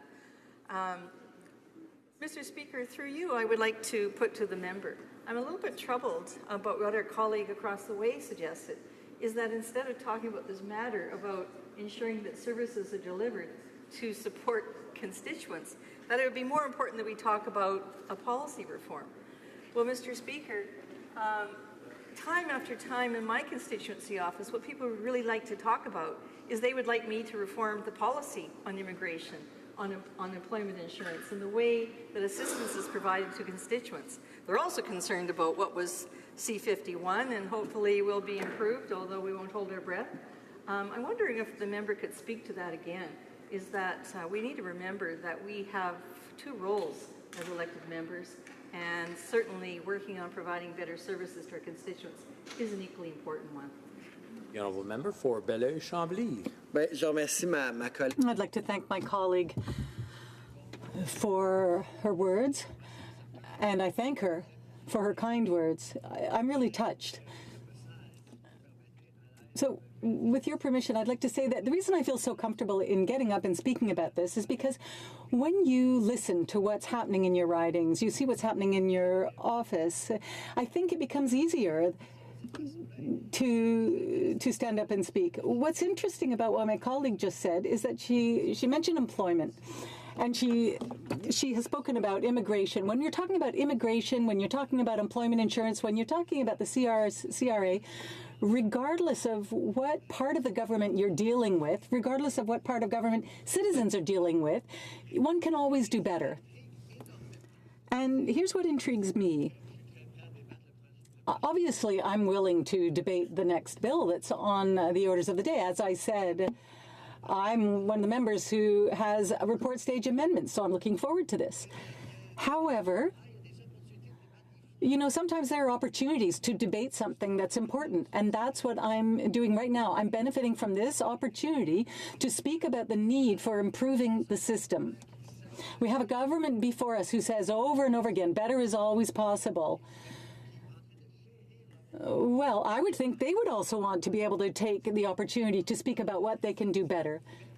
It's all very well to hear about what they've said, but I want to hear about what is going to be done better. It's all very well to boast about what you've done, but every member, and I would say even the Liberal members, know perfectly well that when you go back to your ridings, there is often difficult work, and there is also difficult work to do because of certain departments in the government. And I think that we should take this opportunity and speak about it together. Perhaps speak about cases in our ridings, about what's going well and what's not working. We have an opportunity to talk about this. And if we really believe in being able to do things better, then it's important to be able to speak about what isn't going well. We have time for 60 seconds. A very quick question, a very quick answer. The honourable member for Winnipeg North. Yes, thank you, Mr. Speaker. I think it's important to recognize that the NDP are wrong in their assertion in terms of the priorities. We have many, many different reports that are sitting there that could be debated. This is an important issue. I said that previously. At the end of the day, we could be debating these reports throughout the rest of this session if the NDP really want to do that. They're using this as a game tactic, Mr. Speaker, both the Conservatives and the NDP, in order to prevent debate on government legislation. And then at some point in time this week, you're going to hear them criticizing the government for not allowing enough debate on government bills. You can't have it both ways. Do you want to be debating reports endlessly, or do you want to be debating government bills? I just want to remind the honourable member, I don't want to debate anything. I'm perfectly neutral. I'm sure the question was meant for the honourable member for Belleuil-Chambly. 30 seconds ou moins, s'il vous plaît. 30 seconds or less, please. I'd love to debate the other bill, but at the same time, the member from Calgary-Nose Hill has moved a motion, and that is her right. And if that member thinks that she doesn't have the right to do that, then we have a pretty serious problem here, Mr. Speaker. And the fact of the matter is this. They waited until we're close to the election to table bills for election reform. Yep. They waited 2 years to table their C-51 reforms. At the end of the day, they control the agenda of the House, and if they want to whine and complain about it and not contribute, that's their problem. Bravo. It's my duty, pursuant to Standing Order 38, to inform the House that the questions to be raised tonight at the time of adjournment are as follows. The Honourable Member for Laurier-Sainte-Marie on Foreign Affairs. The Honourable Ladysmith, Fisheries and Oceans. The Honourable Member for Calgary-Nose Hill, the Environment. Resuming debate, the Honourable Member for Medicine Hat, Cardston-Warner. Thank you, Mr. Speaker. I've been married for 40 years, and I don't think in those 40 years I've ever been able to speak for 20 minutes straight without being interrupted, so this will be a maiden voyage for me. Time. Yes, Mr. Speaker, I'm pleased to rise and speak about this issue today. As we know, this is a growing crisis, and one that could soon rival the mess created by the Liberals and the returning ISIS terrorists, or the small business tax grab that hurts farmers and ranchers, family doctors, local shop owners, calling them tax cheats because the Liberal government can't stop spending other people's money. It's far more serious than the Prime Minister's multitude of vacations with terrorists and lobbyists. Now, my writing has definitely seen an impact on the major concerns of delivering the resources necessary to support individuals in my writing who are in this country legally, as well as the writings across the country providing stability for those who come to this country legally through legal immigration. And here's what my staff have to say, and I'm sure, Mr. Speaker, that MPs throughout this House will have similar stories from their staff. Now, immigrants that are here legally, seeking to renew their legal status, who have a job and are contributing to our country, our economy, can expect delays of up to 1 year to get their permits. That means that they and their families could lose their access to medical care. These are employers that need to go through the labor market intelligence agreement process and end up getting rejected for their candidates because it takes too long. Caregiver and family reunification is being delayed by months, if not years, while immigration officials deal with the mess at the border. Let's be clear, the burden and backlogs are entirely because of the Prime Minister and his irresponsible tweet. The Minister should have gone up to his boss back then and told him to fix the problem that he created. But he didn't, and now thousands of Canadians, their families, legal immigrants, temporary foreign workers, and businesses are paying the price. In my writing, agriculture cooperatives need very specific people. Quite often, they are returning staff who have been through the process before for a specific growing season. So here's what's happening. They have delays to the labor market agreement approvals are causing temporary foreign workers to be rejected outright. Foreign workers are being rejected for very small application problems, and companies are having to restart the hiring process all over again to try and find new people for their work because administrative resources are being starved. Privately sponsored refugees, these are refugees in real need from war zones and foreign aid areas, who have Canadians who are sponsoring them to come to Canada. There's a backlog of 45,000 applications. These are the refugees with the highest rate of success because refugees with the lowest cost to Canadian taxpayers because they are privately sponsored. They are following the rules and agreeing to join Canada. They are seeing a decade of delays because there is no immigration officials to deal with the paperwork while we rush through the processes of illegal border crossers.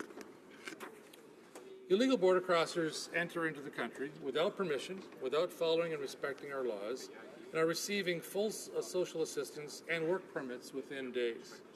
Legal immigrants are waiting months and months, if not longer, for their permits.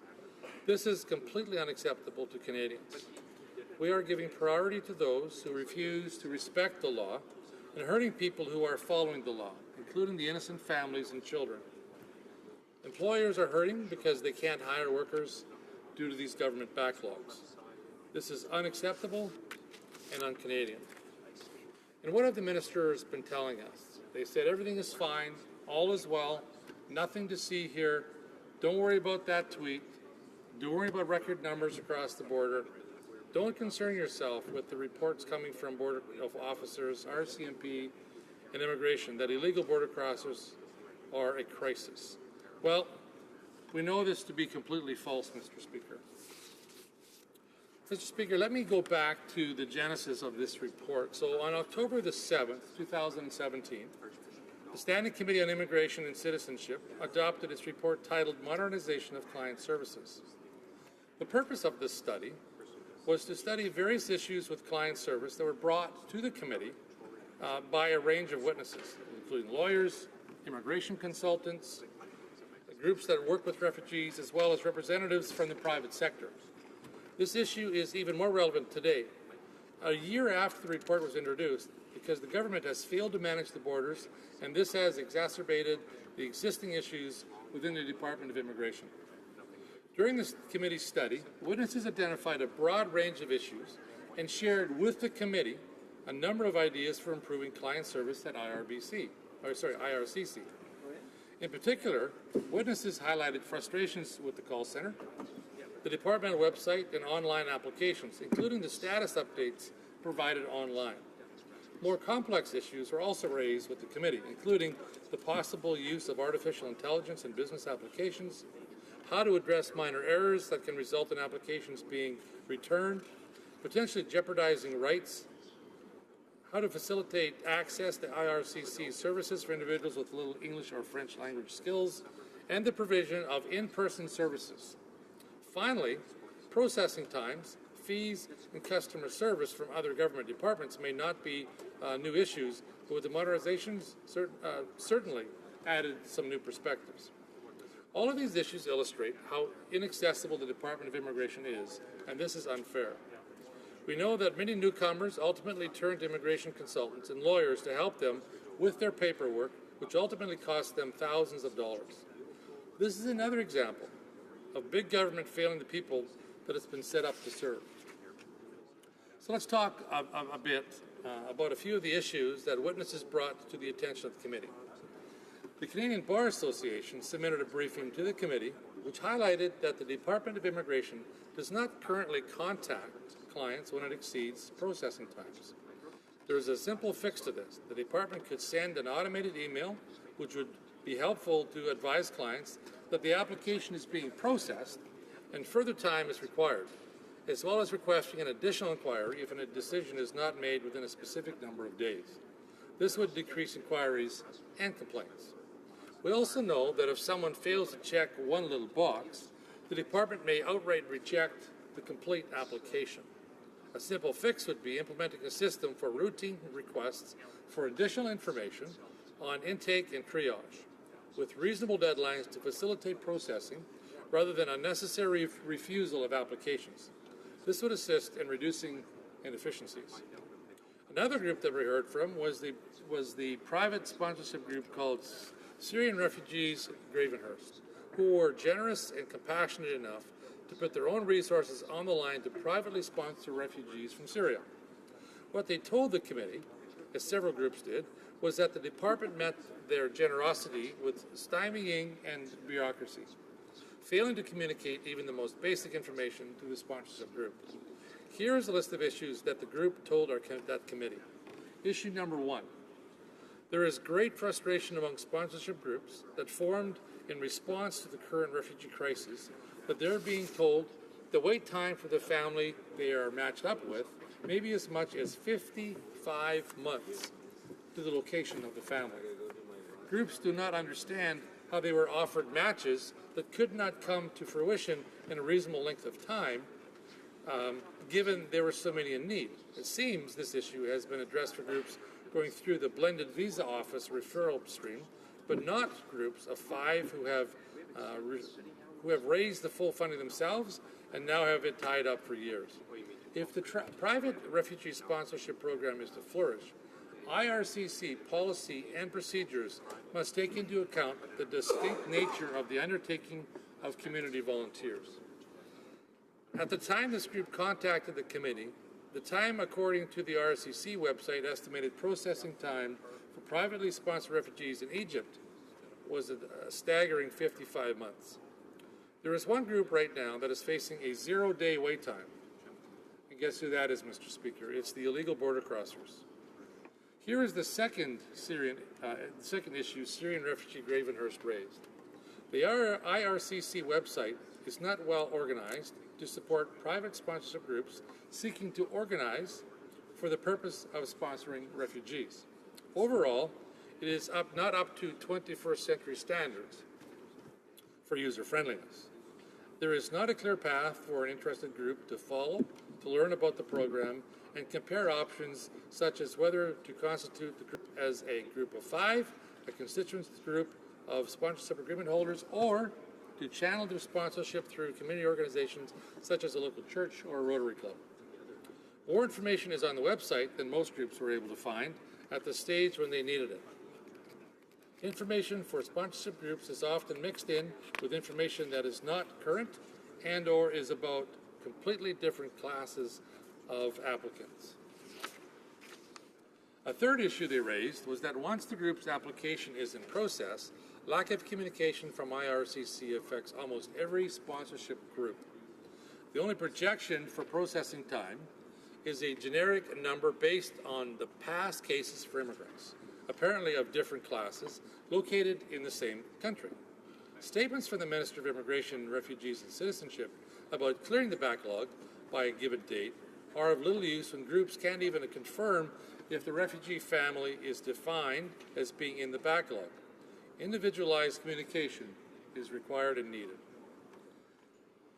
A fourth issue they raised was that similar to other classes of applications, sponsorship groups are often referred to MPs' offices, which are said to have access to more information on applications in process.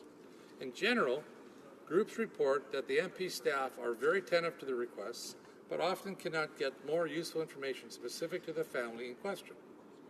A recent example comes from a group that had established contact with their matched family at a time when the information available to the MP's office still said the family was likely to arrive in 2020. The family suddenly reported that they had been interviewed and were told they would be able to depart in 3 or 4 months. Many groups expressed concern they place an inappropriate burden on MP staff by going to them to access information that should be available directly from IRCC. It seems that the Department of Immigration is offloading their work onto MPs' offices, which often and only have 1 or 2 caseworkers per staff. A fifth issue they raised was that flexibility in the system is needed to respond to unexpected situations. There is a backlog of applications from private sponsorship groups right now at the same time that agencies that assist government sponsored refugees report a lack of resources. And given the border crossing crisis, they are stretched to the very limit. Caught in the backlog of sponsorship groups, waiting for families, there are groups outside areas designated to receive government sponsorship refugees that would provide the needed supports without putting demands on the agencies that are having trouble meeting the demand. It seems there is no flexibility to take advantage of this excess capacity for private sponsorship that would put minimal demands on government agencies in the designated centres. We know that privately sponsored refugees fare far better than government-sponsored refugees and are far less reliant on government resources. Here's the sixth issue that the Syrian refugee Gravenhurst brought up. Not all groups receive contact information from or for the refugees after approval. Communication between the private sponsorship group and the refugees they will be sponsoring prior to arrival in Canada can ease the transition for the new arrivals and their sponsors.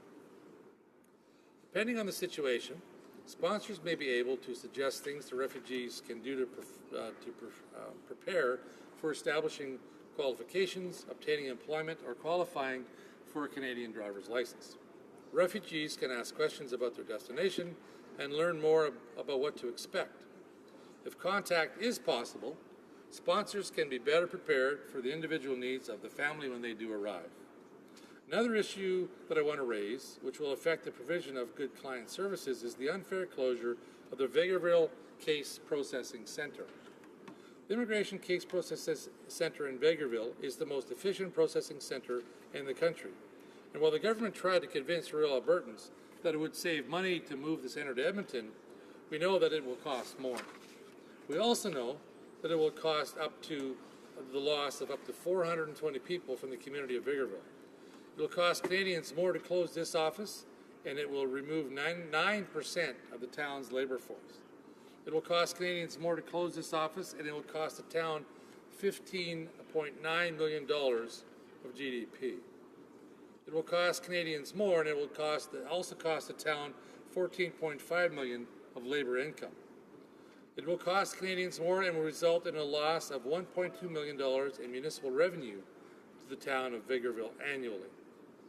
And it will cost Canadians more and cost employees, specifically the 76% of employees who are women, forcing them to choose between their families, their community, their volunteer commitments, and a career.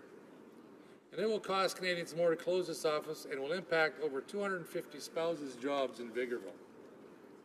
It will cost Canadians more to close this office, and it will impact 3 local small businesses owned by employees, families. It will cost more and cause businesses to close their door. It will cost more to close this office and impact 350 school-aged children in Vegreville. It will cost Canadians more and employees thousands in moving costs and relocation expenses, and it will force double the number of houses to go on the market in Vegreville. Mr. Speaker, this is just another example of the government's failure to prioritize Canadians and newcomers and depriving them of their services. Wait times will go up as a result of this closure. This is in addition to the evidence the Immigration Committee heard, and a number of recommendations were developed, but I won't get into those recommendations today because they are available in the report. Because we know that the large number or large percentage of constituency work related to immigration and citizenship is done by members of Parliament in their offices. We know that many Canadians and newcomers will rely on the services provided by RSEC, which is why we're calling for this report to be concurred in today. Now, as I conclude my speech today, I'd like to take some time to highlight the record of the previous Conservative government. Under the previous government, immigration was higher with Liberal cuts. Let me start that over. Higher immigration under the Conservative government with Liberal cuts in levels. In 1993, immigration levels reached a peak and then were severely cut for many years thereafter. Under the Conservative governments, we saw higher levels of immigration. For example, the Conservative average levels from 1993 to 2015 was 257,830. By contrast, Liberal governments averaged only 220,000 between the same time frame when in government. 20% more immigrants admitted under Conservatives than past Liberal governments. Over 10 years of Conservative government, we admitted 2,579,494 people. By contrast, Liberals over a 10-year period only saw 2,171,987 immigrants come to Canada. We saw 10% higher levels of family class immigration under Conservative. Average annual family class for Liberals from 1997 till 2005 was 60,000. By contrast, 66 was the annual family class average for Conservatives. Conservatives maintained family class immigration as 26% of the total share of immigrants versus the Liberals' 24%. Visitor visas had nearly doubled under Conservative governments compared to under the Liberals. Previous Liberal record on immigration, so they froze funding for immigrant settlement services for 13 years. They slashed the budget from the CIC. They did nothing on foreign credential recognition. They did nothing on the marriage of convenience, did nothing to crack down on crooked immigration consultants, and did nothing to fix a broken refugee and asylum system. In 2015, before being elected, Justin Trudeau's Liberals voted against foreign credential recognition loans, voted against efforts to speed up foreign credential recognition for immigrants, and voted against creating the new expression of interest stream that connected immigrants with employers. Previous Liberal governments created a backlog of 108,000 for parent and grandparents. They also increased wait times for parents and grandparents to 64 months, creating a total immigrant backlog of 830,000 and imposed a right of landing fee of $975 on new immigrants.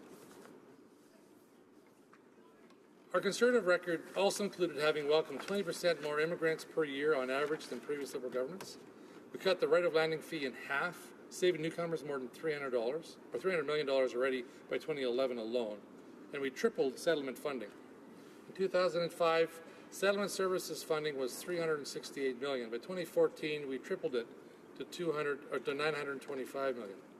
Our Conservative record also included taking action on foreign credential recognition. Mr. Speaker, in conclusion, I would like to say that, yes, I did get through 20 minutes. It went faster than I thought, but it was an honor to speak on this issue and to report on the Conservative record that is certainly is stellar, unlike the rhetoric we hear from the other side. Thank you. Before going to questions, I want to remind the honourable members when we refer to other members, we refer to them by their title or their riding, but not by their name. The honourable questions and comments. L'honorable secrétaire parlementaire. The Honourable Parliamentary Secretary to the Minister of Immigration. Thank you, Mr. Speaker. In his speech, my colleague talked about the asylum seeker system, and what he said was completely false. He knows that these were two completely different systems. Even his leader on Quebec television contradicted what he said. But let's talk about their record. Family reunification. It took 26 months, more than 75,000 requests in backlog for people wanting permanent residence status.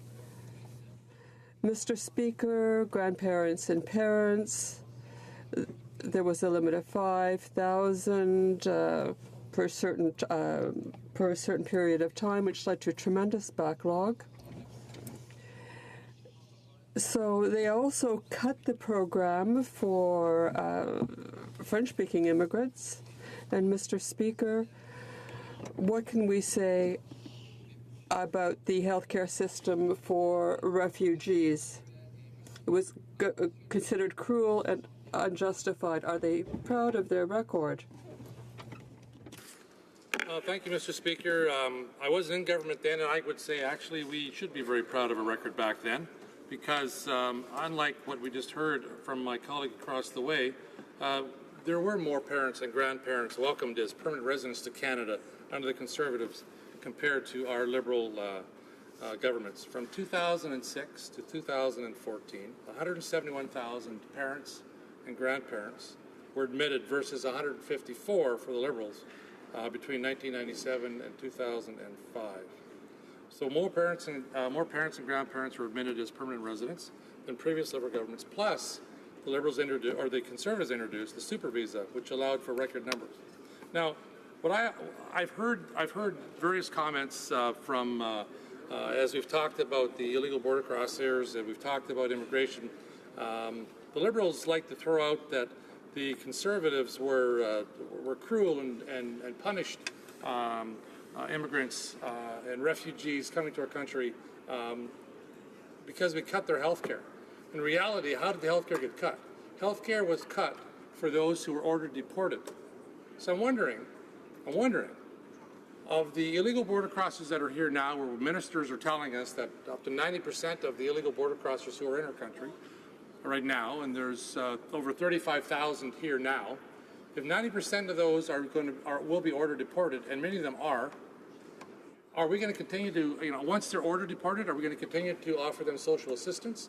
Are we going to continue to offer them, medical coverage during this time?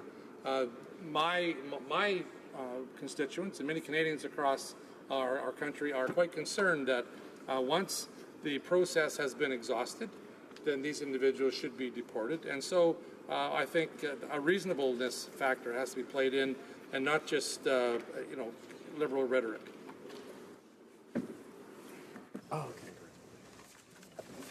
Questions and comments. Questions et commentaires. The honourable member for Don Valley West. I want to thank the member for his comments. I have a question, though, that he hasn't had the experience of having been an MP when I was an MP from 2008 to 2011. And my concern is that when we look at the processing times, the experience of people attempting to get service through IRCC, I am experiencing a vastly different set of circumstances than 10 years ago. And it is the steady improvement of services at IRCC that I'm seeing. I'm not saying that it is completely done yet, however, Mr. Speaker, but I am seeing great improvements. I'm just wondering whether the honourable member can find out a way to actually access that information to look at how those processing times have improved and understand what kind of changes have already occurred. Honourable member for Medicine Hat, Carson Warner.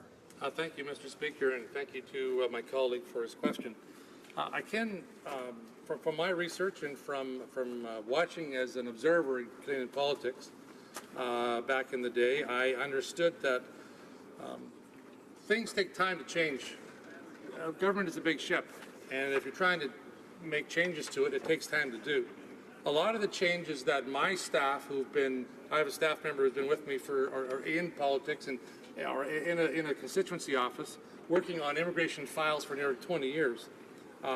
We said, you know what, some of the changes that the Conservative government implemented in their 10 years in office started to play out very, very well in immigration processing times toward the end of 13, 14, 15, 16, now into 16 and 17.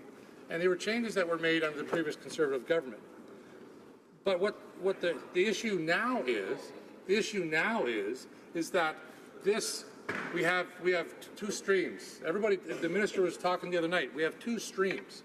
And the one stream of the illegal border crossers has no impact on the other process. Well, I can tell you that is completely false.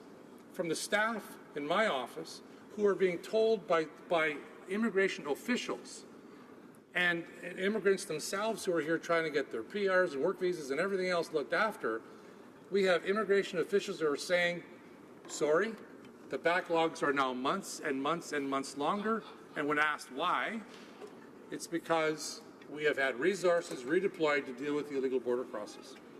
That's what the Immigration Department is telling my own staff.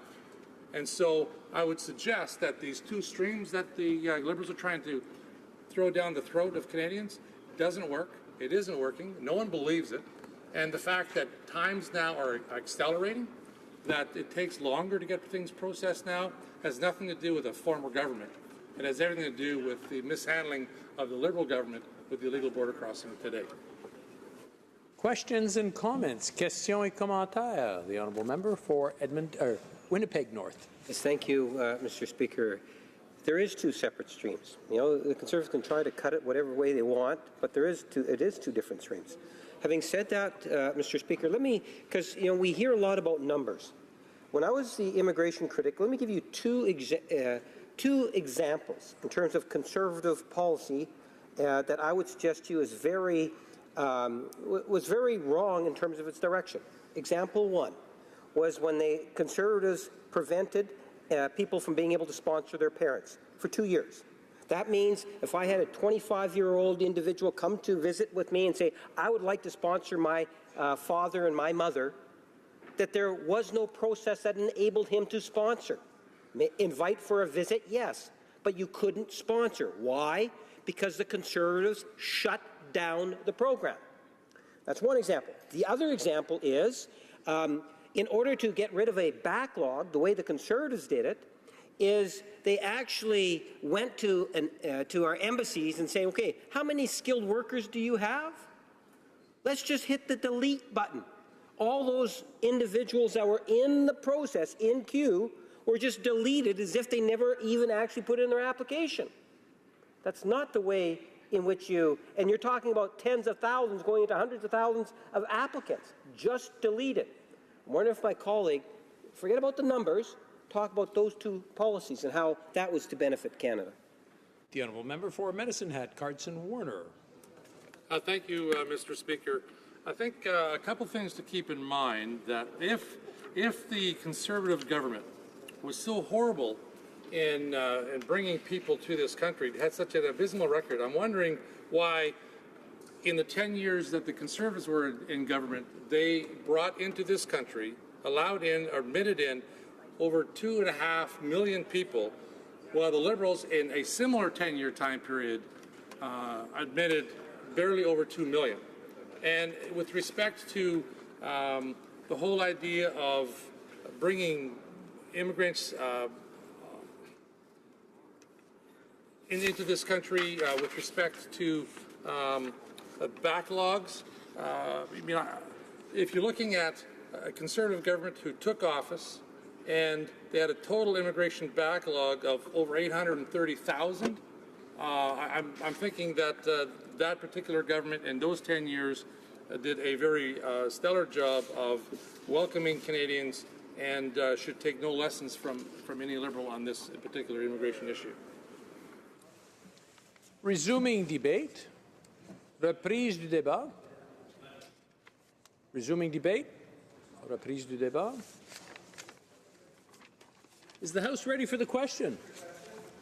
The question is as follows. Madame Rempel, appuyée par Madame... Ms. Rempel, seconded by Ms. Stubbs, move that the 9th report of the Standing Committee on Citizenship and Immigration presented Thursday, March 22nd, 2017, be concurred in. The pleasure of the House to adopt the motion.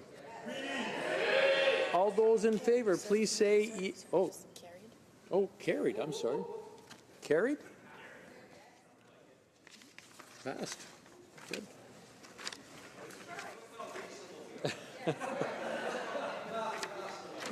That's a first. You never cease to amaze me. The House will now resume with the remaining business under routine proceedings. We are under the rubric motions. Motions. Where are we here? Okay, Ms. Rempel. Presenting petitions. The Honourable Member for Scarborough West. Scarborough. Don Valley West, I'm sorry. Mr. Speaker, I rise to present two petitions in the House today. The first one was forwarded to me by Megan and Kyle, two students at St. Bonaventure Catholic School in Don Valley West. They are part of a larger initiative called the Women at the Heart of Peace campaign. These very engaging students came to Ottawa on May 2nd, along with over 40 other youth from across the country, as part of a national youth delegation delivering signatures from the campaign to Ottawa. They requested this House take all the necessary actions to dedicate more of Canada's gross national income to international assistance in supporting women working for peace. And Mr. Speaker, the second petition was initiated by a citizen of Don Valley West, Vicky Fecto, whom I congratulate for her tremendous advocacy. It is supported by 8,574 Canadians, calling on the government to make protection of animals from fire an objective of a revised National Farm Building Code. Tragically, just over a week ago, we were reminded of the vulnerability of animals. 16 horses died in a fire at Sunnybrook Stables in Don Valley West. Sunnybrook Stables has provided a variety of equestrian activities to the public for 4 decades. These horses were also part of a team that brought healing to veterans with PTSD. It's a tragic loss. This petition highlights the importance of ensuring safety for animals under human care. Thank you, Mr. Speaker. Presenting petitions, the Honourable Member for Nanaimo Ladysmith. Because coastal communities are still grappling with the oil spill risks, the hassle, the visual pollution, the impact on tourism and fishing of abandoned vessels, thousands of them apparently, Transport Canada says, which still pollute our coast. Petitioners from Nanaimo, Ladysmith, Victoria, and Parksville all urge the government to amend the Canada Shipping Act to make Coast Guard the single agency responsible.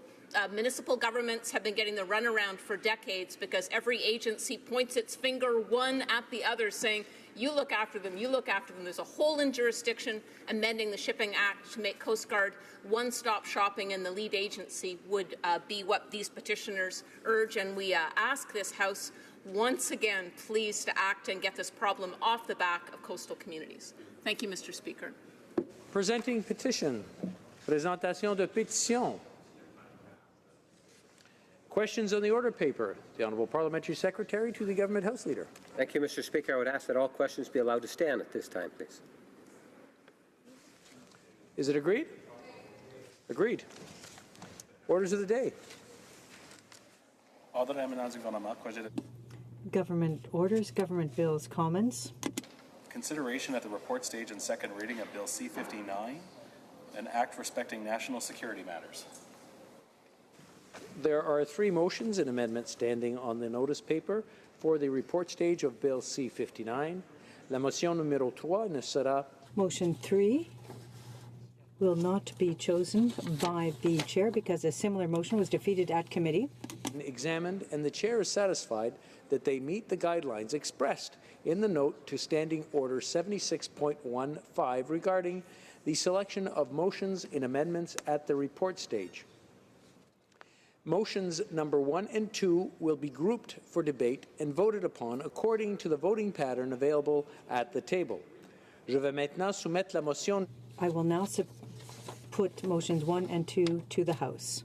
Motion numéro 1. Motion number 1, Mr. Dubé, seconded by Ms.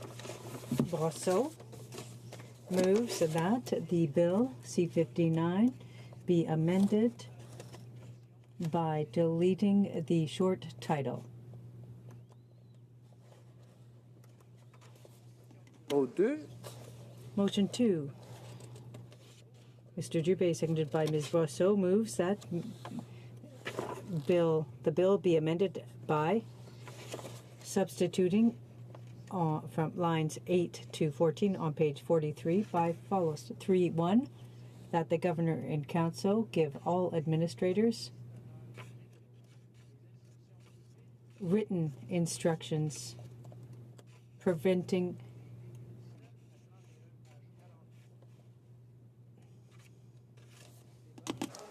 debate. The Honourable Member for Belleuil-Chambly. Well, thank you very much, Mr. Speaker. And it's unfortunate that the third motion wasn't retained by the Speaker, but I will go back to the issue, the substantive issue, because it doesn't prevent us from speaking to the issue here. Now, we're almost at the end of a very long period of time, but clearly we must acknowledge that the Bill C-59 is the result of the Liberals' approach in the past Parliament to support the draconian bill put forth by Stephen Harper, Bill C-51, and their approach to say, don't worry, there are a lot of problems, but we'll fix it. Now, this is problematic for a number of reasons, because if there are such significant problems, then we can't simply just focus on national security. We have to talk about the rights and freedoms of Canadians. And these are the same problems that we saw under C-51. Now, the Liberal government made some promises. They came into power, and it took 2 years for them to table the legislation. And they said, well, there were consultations, public consultations to undertake. But in the meantime, and I'll go back to the public consultations later, the CSE, and this was confirmed at committee, used the powers under threats conferred upon them by C-51. For those 2 years for the government to consult, even though the election promise had been to consult on a specific piece of legislation, this was open consultation, or so it would seem. But the problem is, and many experts decried this, was the fact that the government's green paper seemed to indicate, through some of the notions that were put forward, that some of these aspects were already a foregone conclusion. There was definitely a bent more towards the side of intelligence gathering and law enforcement, and certainly a lack of substantive points being made in favor of the other side of that, Mr. Speaker, which is, of course, protecting Canadians' rights and privacy. And too often, Liberals, in the committee in particular, like to put the word balance forward. But as we heard from the Canadian Association of Civil Liberties when they presented, the Canadian Civil Liberties Association, when they presented at committee, balance implies that you're taking something away, one side or the other, to achieve said balance. And for us, Mr. Speaker, the question of rights and liberties, and certainly the protection of Canadians' privacy, is not something that can be victim of, almost, if you will allow me that expression, the type of compromise required to achieve said balance. But Monsieur le Président, l'autre aspect qui était... Now, the other aspect, Mr. Speaker, that wasn't part of the public consultations, and which became one of the most important aspects of the study at committee, was the CSE.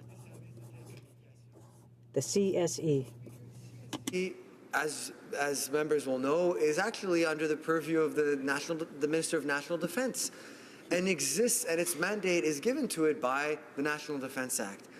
And yet, despite promises to no longer come forward with omnibus legislation, the Liberals took something that is the purview of the Minister of National Defense something that the National Defense Committee has the institutional memory to study, all due respect to myself and my colleagues on the Public Safety Committee, and put it into this piece of legislation. And that, Mr. Speaker, ended up taking up inordinate amount, rightly so, mind you, inordinate amounts of time at the committee study, where these new powers being given to CSC and the huge change that was being made to CSC's mandate took up a lot of space and led to the most questions, not just from members, but also from some of the experts who were there. And quite frankly, as far as we're concerned, Mr. Speaker, many of those questions still remain without answers. Et Monsieur le Président, on a par exemple... For example, the ability of the CSE to be defensive when it comes to security, but also offensive, active, proactive. And, Mr. Speaker, that is something that led to many questions by witnesses. I had moved an amendment at committee to eliminate that power, not to jeopardize the security of Canadians or cybersecurity. No, because we did maintain the defensive powers of the CSE, but we were entitled to ask the question. The questions, as I put it to the head of the CSE, without adequate answers. What does this mean, for example, for the military future of our country? And I'll explain what I meant by that.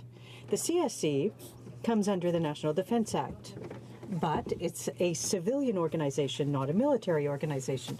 Bill C-59 and the federal budget and legislation that will be tabled according to the Minister of Public Safety that will be tabled in the fall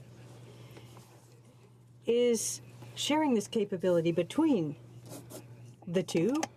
We're going to be enhancing our abilities when it comes to cyber security.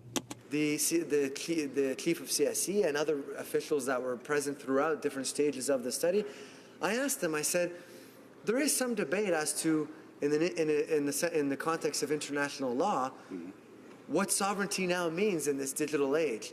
Because an act of war is when you infringe on someone's sovereignty, but is a server part of your sovereignty? What is the role that data is playing in this, Mr. Speaker? And certainly colleagues who work on the trade file have similar concerns that they raise. And I ask these questions in the context of information sharing, capability sharing with Canadian forces. And Mr. Speaker, all I was able to get as an answer was, well, this is stuff we're already doing, and it's better that it be codified in this law with all the protections and oversight and review, and pardon me for being glib, and blah, blah, blah, that all comes with that. But, Mr. Speaker, it's not enough. If a foreign state actor, as the bill describes, engages in some kind of activity, you're talking about then the Minister of National Defense having the capability to interfere with intellectual property, to be engaged in that type of way, in an active way. But in this era where the federal budget is talking about more and more capability sharing between police, between intelligence services, which frankly, let's not forget, is what CSE is ultimately, is not any kind of offensive entity, but rather deals with foreign intelligence. And then you're involving the Canadian Armed Forces. We're going down a slippery slope that it's not one that I raise, it's one that witnesses raise time and again throughout this study. And part of the reason why I tabled amendments, unfortunately voted down by the Liberals on committee, to remove these elements, not because we disagree, although they certainly are concerning, but because they require proper study. Not being an omnibus legislation, they had nothing to do with the previous Bill C-51, nor were they part of the public consultations that both the minister did, but also that we did as a committee. Et ça, Monsieur le Président, c'est important. And that, Mr. Speaker, is important. I know that the answer I'm going to be given is that all of these matters relate to national security. But that is not enough, Mr. Speaker. We have to have the chance to raise these matters in a more robust way, and that's not the feeling that we have.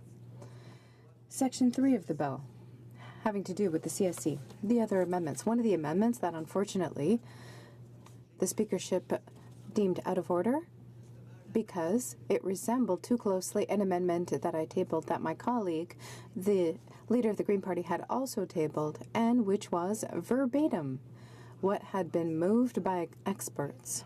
It had to do with information accessible to the public, and we'll come back to that. And the concept itself is important. Why is that? Because we're giving CSIS, when it comes to collecting data, but also the CSC, to collect data accessible to the public. In the context, we've heard over and over again that our mandate does not have to do with Canadians. We are forbidden by the law to target Canadians. But wait for it, Mr. Speaker. Section 3 of the bill, Part 3, Section 23 and 24, and the following sections.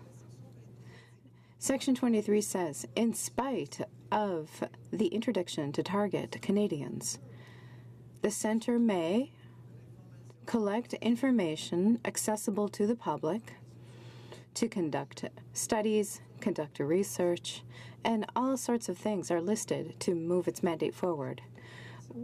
It's even permitted to capture information unintentionally.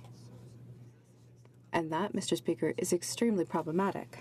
Mr. Speaker, the first was change the definition of publicly available information, because when I asked representatives of CSC, would the information that Cambridge Analytica legally but immorally stole from Canadians and others throughout the world through Facebook, would that type of information under the definition provided in this legislation be part of publicly available information? I got a one-word answer. It's rare in these parts. Yes. So what is my amendment proposed to do? So the Liberals said, don't worry, we're going to deal with this. They put in the words, reasonable expectation of privacy. That's good. That was part of my amendment as well, as was it part of the member for Saanich Gulf Islands amendment. However, there's a whole other slew of information missing from that, Mr. Speaker. Allow me to read it to you, since unfortunately it was deemed inadmissible and voted down by Liberals in committee.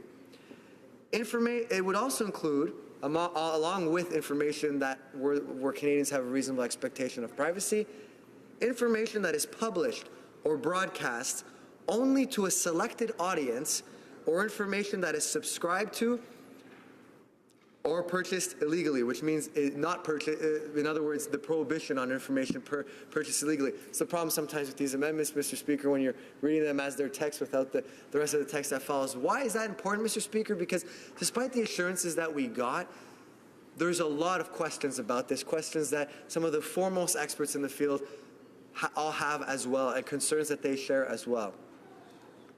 I also propose an amendment for a catch and release principle for information acquired incidentally on Canadians by CSC. If they truly don't need the information captured incidentally, I understand that happens sometimes if you're going to study the information infrastructure in Canada. So we had a reasonable compromise. If it happens, it has to be the Centre has a responsibility to get rid of it. Another amendment voted down by the Liberals on the committee. Monsieur le Président, je pourrais parler longtemps. Mr. Speaker, I could go on and on about various aspects of this, even though I only have 20 minutes. It demonstrates, I think, just how we have new, complex concepts, which are worrisome, it must be said, and we are far from having enough time to address them here today. I would dare to say that we had little time at committee as well. I could say that it's been 7 years that I've been a parliamentarian, and I'm not going to blame the chair of my committee. The work that was done there was excellent. But for the first time since I became an MP, even though I'm a naturally chatty person, I constantly got cut off, not because of the bad faith of the chair. It was just we did not have time to go into detail, to go into the necessary level of detail. And I would say that, unfortunately, there was not enough time. We weren't able to have the conversation we wanted. But that, Mr. Speaker, is something I'd like to set aside and come back to something else when it comes to CSIS, a more precise aspect. Having to do with what was deemed out of order. The Liberals took advantage of a procedural element. It was, amendments can be tabled at second reading. Speaker, to present essentially a new bill into the legislation dealing with the question of information obtained under the use of torture, which bafflingly, Mr. Speaker, Conservatives voted against, but we don't have time to get that to that today. I voted in favor of it for two reasons, but it doesn't go far enough, and we're going to get to that, Mr. Speaker. The first being, certainly, the fact that it was even there on the table is an acknowledgement that the status quo is not good enough, that the ministerial directives that are there right now are not good enough. And having these concepts more explicitly enshrined in law is always a good thing, because even though some of these symbolic statements in legislation sometimes seem only that symbolic, they do guide decisions and advice that are made and when these agencies will go seek legal opinions and so forth. And so on that front, it's a good thing.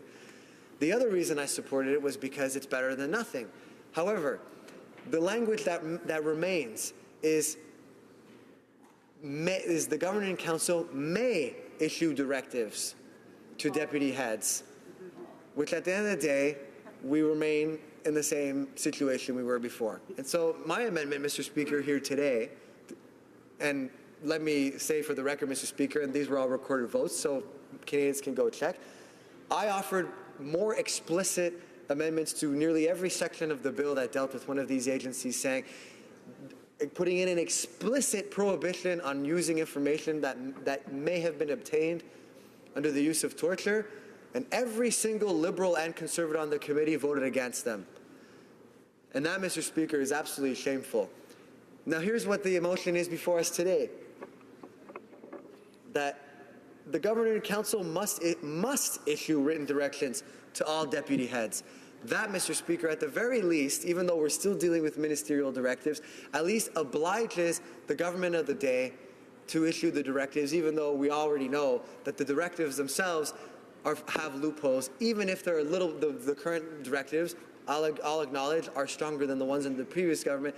There's still holes in them, Mr. Speaker, and those holes need to be addressed. And it's sad to see that my amendments that would have at least done something to prohibit the use of that type of information were defeated through the committee process.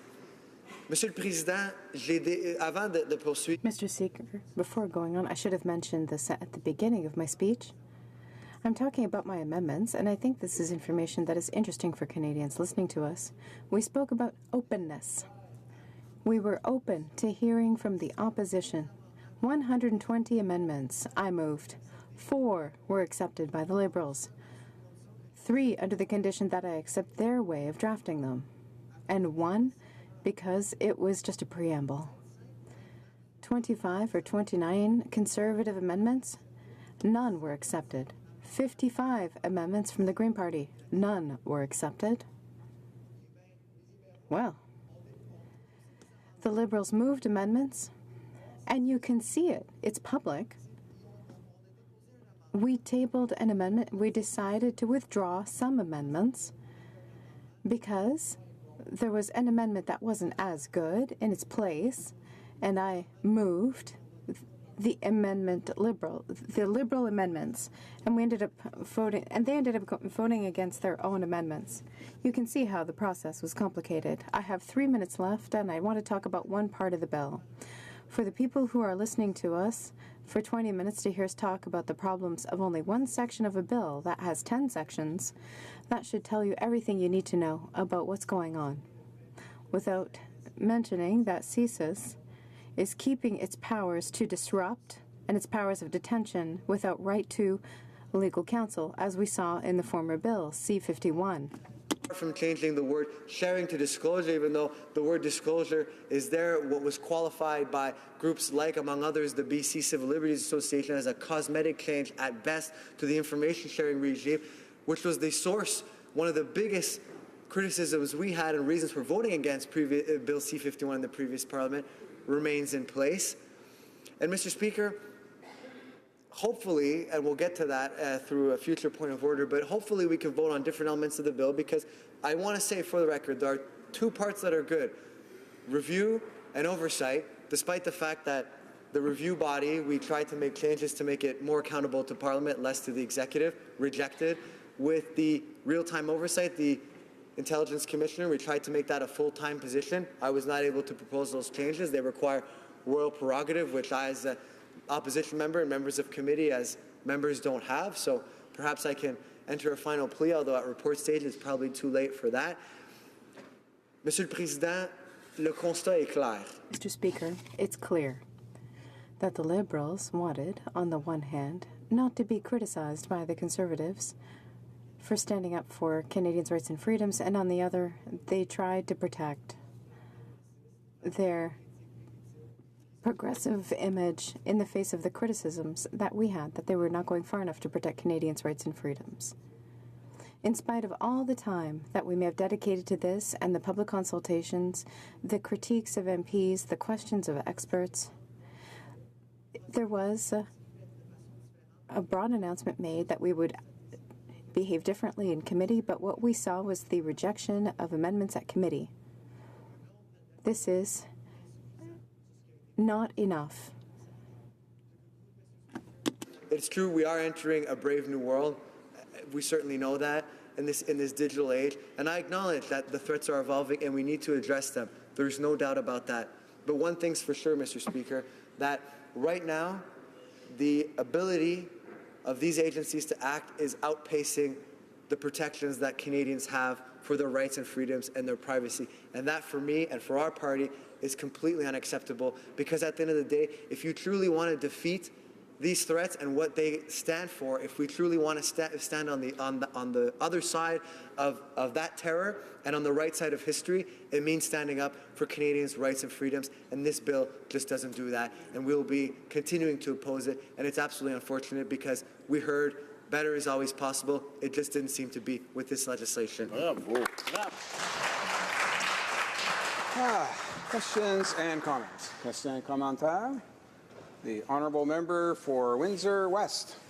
Thank you, Mr. Speaker, and thank you to my colleague for his work on this file and others that are important related to privacy, and they're also very important to industry as well. And one of the most important things is a consistent set of understandable rules, and that's what his amendments were.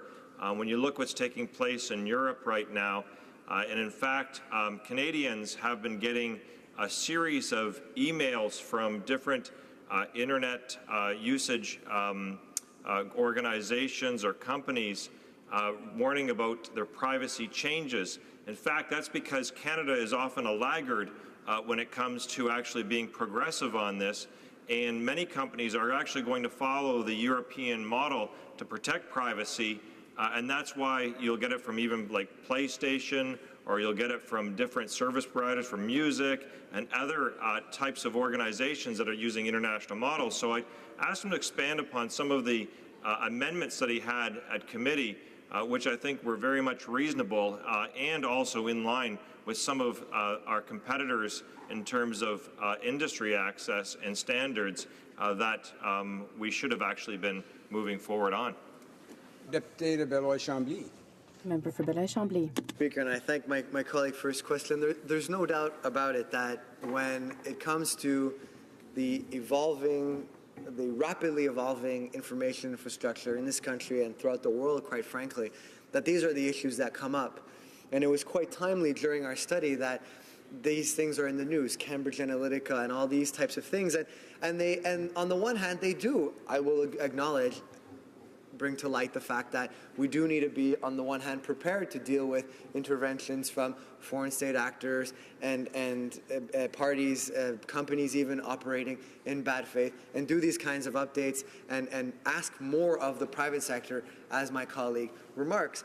But the other side of that coin, and part of what this legislation deals with, and those who know Alan Moore's graphic novel from the 80s, Watchmen, will remember the question that the book poses, which is, who watches the Watchmen, Mr. Speaker? And that's the question that we have here before us, because ultimately CSC will say that's their duty is to protect Canadians and protect our information infrastructure, and no one is calling that into question. But at the end of the day, it is not a blank check to operate with impunity and without accountability. And while the government may say that their new review mechanisms are that accountability, it just isn't enough when you look at these concepts in law that aren't clear enough, when you look at these concepts that have been brought before us, before our committee, before us as parliamentarians, and we're never even part of the public consultations undertaken by both the government and our committee. And we try to make amendments to fix this, and none of these amendments would have undermined CSC's ability to do its work. It would have protected Canadians' rights and freedoms, and that's the opportunity that this government has missed. Questions and comments? The Honourable Minister of Public Safety.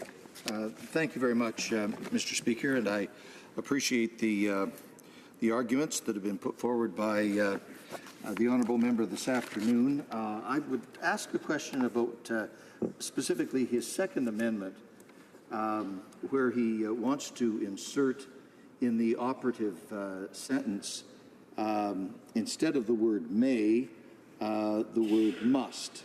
So the sentence would read, the Governor and Council must issue written directions.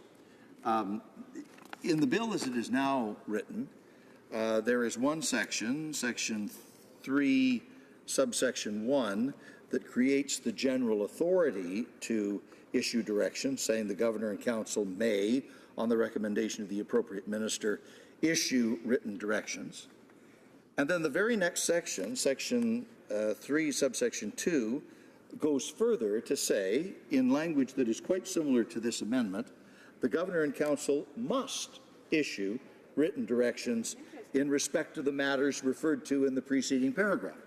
Mr. Speaker, I think the point that the honourable gentleman is making is that the requirement to issue these directions should be mandatory, not permissive, is in fact covered in the legislation as it is presently written when you read section 3.1 together with section 3.2.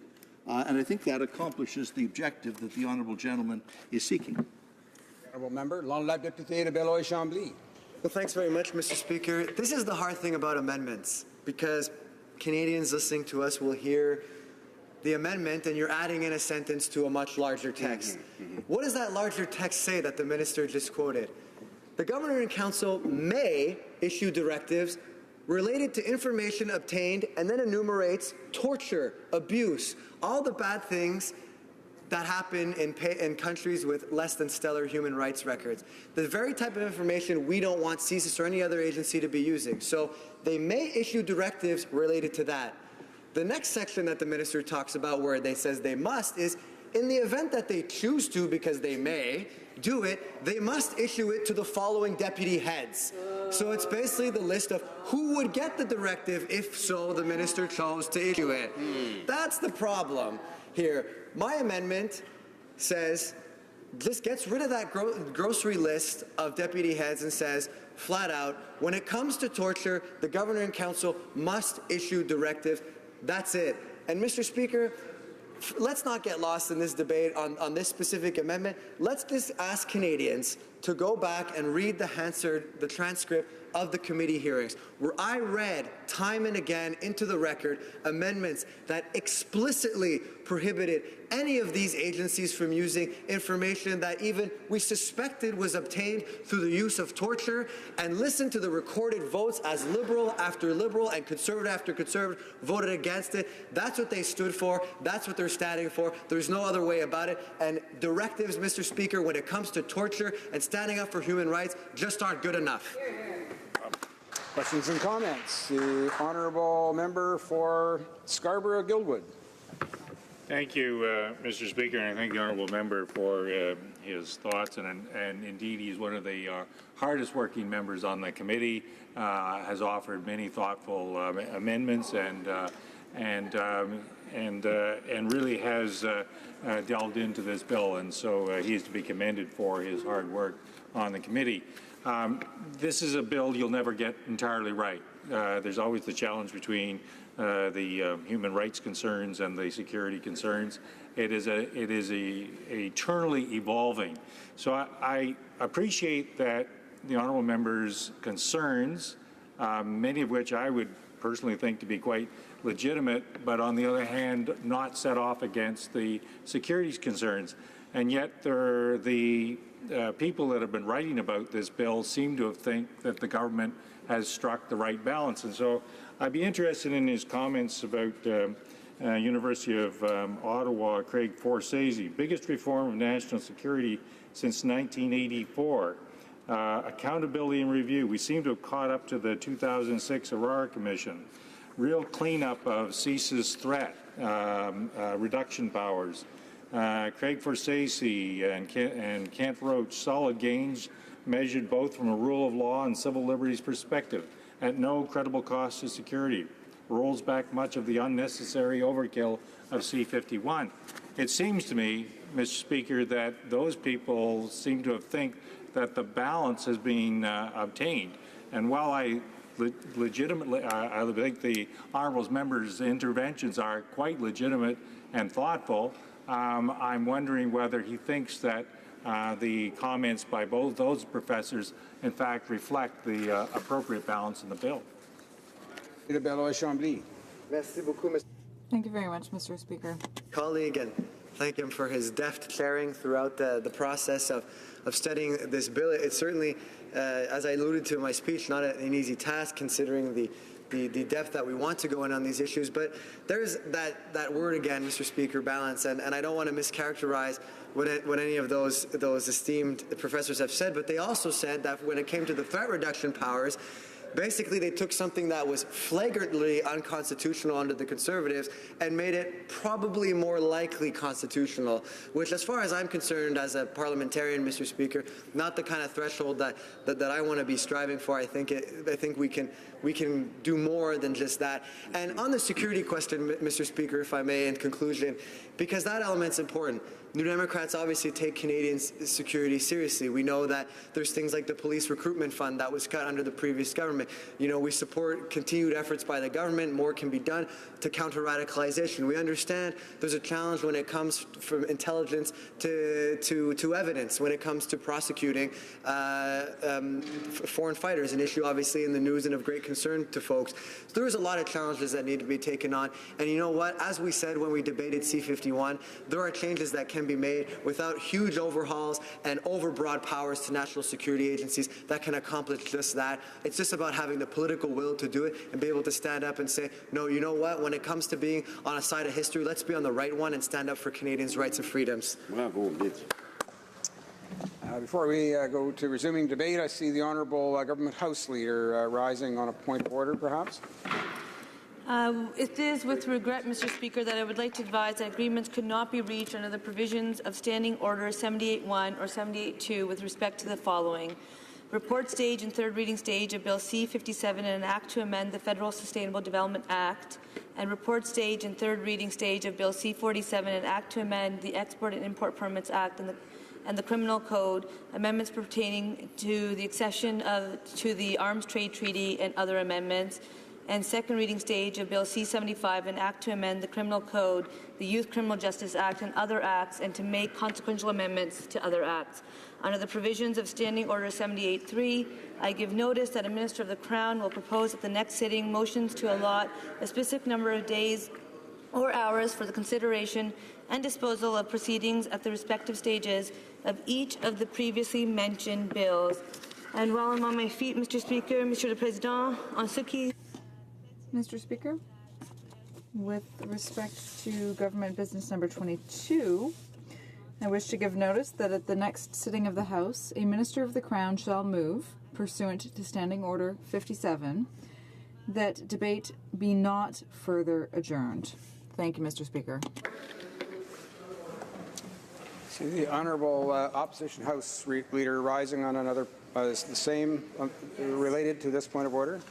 I have a point of order. I'm rising, Mr. Speaker, to challenge the notice that was given by the Government House Leader of a closure motion concerning Government Motion Number 22. It is my view that her notice was premature and therefore is out of order. Earlier, Mr. Speaker, a point of order was raised. I raised a point of order earlier today disputing the correctness of House records concerning debate on Government Motion Number 22, and we are still awaiting a ruling on that point of order. Standing Order 57, which governs closure, reads in part, and I quote, "Immediately before the orders of the day for resuming an adjourned debate is called, or if the House be in committee of the whole, any Minister of the Crown who standing in his or her place shall have given notice at a previous sitting of his or her intention so to do may move that the debate shall not be further adjourned." End quote. Page 663 of Bosque and Gagnon puts this into plain English, and I quote, Regardless, debate on the item which is the subject of the notice must have begun before notice of closure may be given." End quote. The related footnote points to a ruling by Mr. Speaker Fraser in December 1988 during debate on the Canada-United States Free Trade Agreement. Members with a passion for politics will recall that there was the immediate wake of that autumn's general election sparked by the resistance of Liberal senators to a previous Conservative government's free trade agreement with the U.S. After the election, Parliament met quickly in order to pass the free trade agreement before a New Year's Eve deadline. To aid the bill's passage, the government proposed a series of temporary procedural rules, not unlike the intention of Government Motion Number 22. When the 1988 procedural motion was called, Liberals and New Democrats rose to challenge every fibre of it because they were still at that point fighting against the free trade agreement with the United States. To make a long story short, those procedural arguments continued through the day. In any event, the then government House Leader gave notice of a closure motion. That notice, too, was challenged, which brings me back to Mr. Speaker Fraser's ruling. The Chair said on December 15, 1988, at page 78 of the debates, and I quote, "From a careful reading of the standing orders, it is clear that the closure motion may only be moved immediately before the order of the day for resuming an adjourned debate is called. In addition, this may only be done if notice of the intention to move closure has been given orally in the House by a Minister of the Crown at a previous sitting. While the standing orders specify when the motion can be moved and how the notice is to be given, it is silent on when notice may be given. The honourable member for Ottawa-Vanier argued yesterday that notice could only be given after debate had begun. Standing Order 57 does not specify this. However, a search of numerous previous instances where notice of closure was given, going back to 1913 when the rule was introduced, has failed to reveal an occurrence where notice was given prior to debate having begun.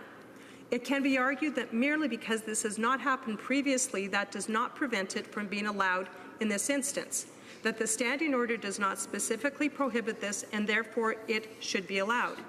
I'm still quoting, "After careful consideration of this point, I'm more persuaded by the weight of precedent and practice. Taking into consideration the gravity of the measure to be invoked, and the necessity of protecting the rights of the minority, it is my feeling and decision that the intention of the standing order as drafted and as it has been applied is to allow a majority to impose closure only after debate on the question has begun. This is to ensure that such debate is not unfairly or prematurely curtailed. In this instance, debate on the motion had clearly not begun when the Honourable Minister served notice. On resuming, therefore, I find that the motion standing on the order paper in the name of the Honourable Minister of State is in order and may be moved and debated. However, I cannot accept the notice of closure on that motion, such proposed by the same Honourable Minister yesterday. Such notice can only be given once debate on the motion has commenced." End quote. Mr. Speaker, next let me anticipate a counter-argument from the government pointing to time allocation proceedings concerning report stage consideration of Bill C-62, the GST bill in April 1990. It's critical to distinguish between the two rules which govern time allocation and closure. Earlier, I quoted Standing Order 57 with its reference to an adjourned debate. Time allocation, on the other hand, is regulated by Standing Order 78, Section 3 of that Standing Order, which applies to most time allocation motions, and it reads, and I quote, "A Minister of the Crown who from his or her place in the House at a previous sitting has stated that an agreement could not be reached under the provisions of Sections 1 or 2 of this Standing Order in respect of proceedings at the stage at which a public bill was then under consideration," end quote. We have a critical difference here. Adjourned debate for closure, under consideration for time allocation. Because a lengthy and complex ruling on the grouping and voting of report stage motions on the GST bill had been delivered and the various motions themselves have been proposed from the Chair, it could be clearly said that Bill C-62 had been under consideration when notice was given of a time allocation motion. A critical maxim applied judicially in statutory interpretation cases would be instructive here. It is that Parliament does not speak in vain. That touchstone is elaborated upon in various entries in Sullivan on the Construction of Statutes, the leading Canadian authority on the interpretation of laws. I will simply offer two very quick short quotes from the 6th edition. Firstly, paragraph 8:14, which says, and I quote, "Although ordinary speakers or writers require much cooperative guesswork from their audience, a legislature is an idealized speaker. Unlike the rest of us, legislatures are presumed to always say what they mean and mean what they say. They do not make mistakes," end quote. And then there's paragraph 8.32, and I quote, "It is presumed that the legislature uses language carefully and consistently so that within a statute or other legislative instrument, the same words have the same meaning and different words have different meaning. Another way of understanding this presumption is to say that the legislature is presumed to avoid stylistic variations. Once a particular way of expressing a meaning has been adopted, it is used each time that meaning is intended. Given this practice, it follows that where a different form of expression is used, a different meaning is meant," end quote. So in summary, Mr. Speaker, adjournment to debate and under consideration are two different expressions and as a result carry different meanings. The use of closure requires an item to have been debated, not simply to have been proposed or otherwise placed under consideration. Government motion number 22 has not been debated, and therefore, Mr. Speaker, closure on government motion number 22 is premature and it is out of order. Thank you, Mr. Speaker. I thank the Honourable Opposition House Leader for her additional comments on the question. I see the Honourable Parliamentary Secretary to the Government House Leader rising. Is he wishing to make comment on the same point of order? If I may, on the same point of order. Okay, we'll receive that now. The Honourable Parliamentary Secretary to the Government House Leader. Yes, so thank you, Mr. Speaker. And earlier today, I had an opportunity, and I'll reinforce some of the statements that I made earlier today that the member can, in fact, find in Hansard.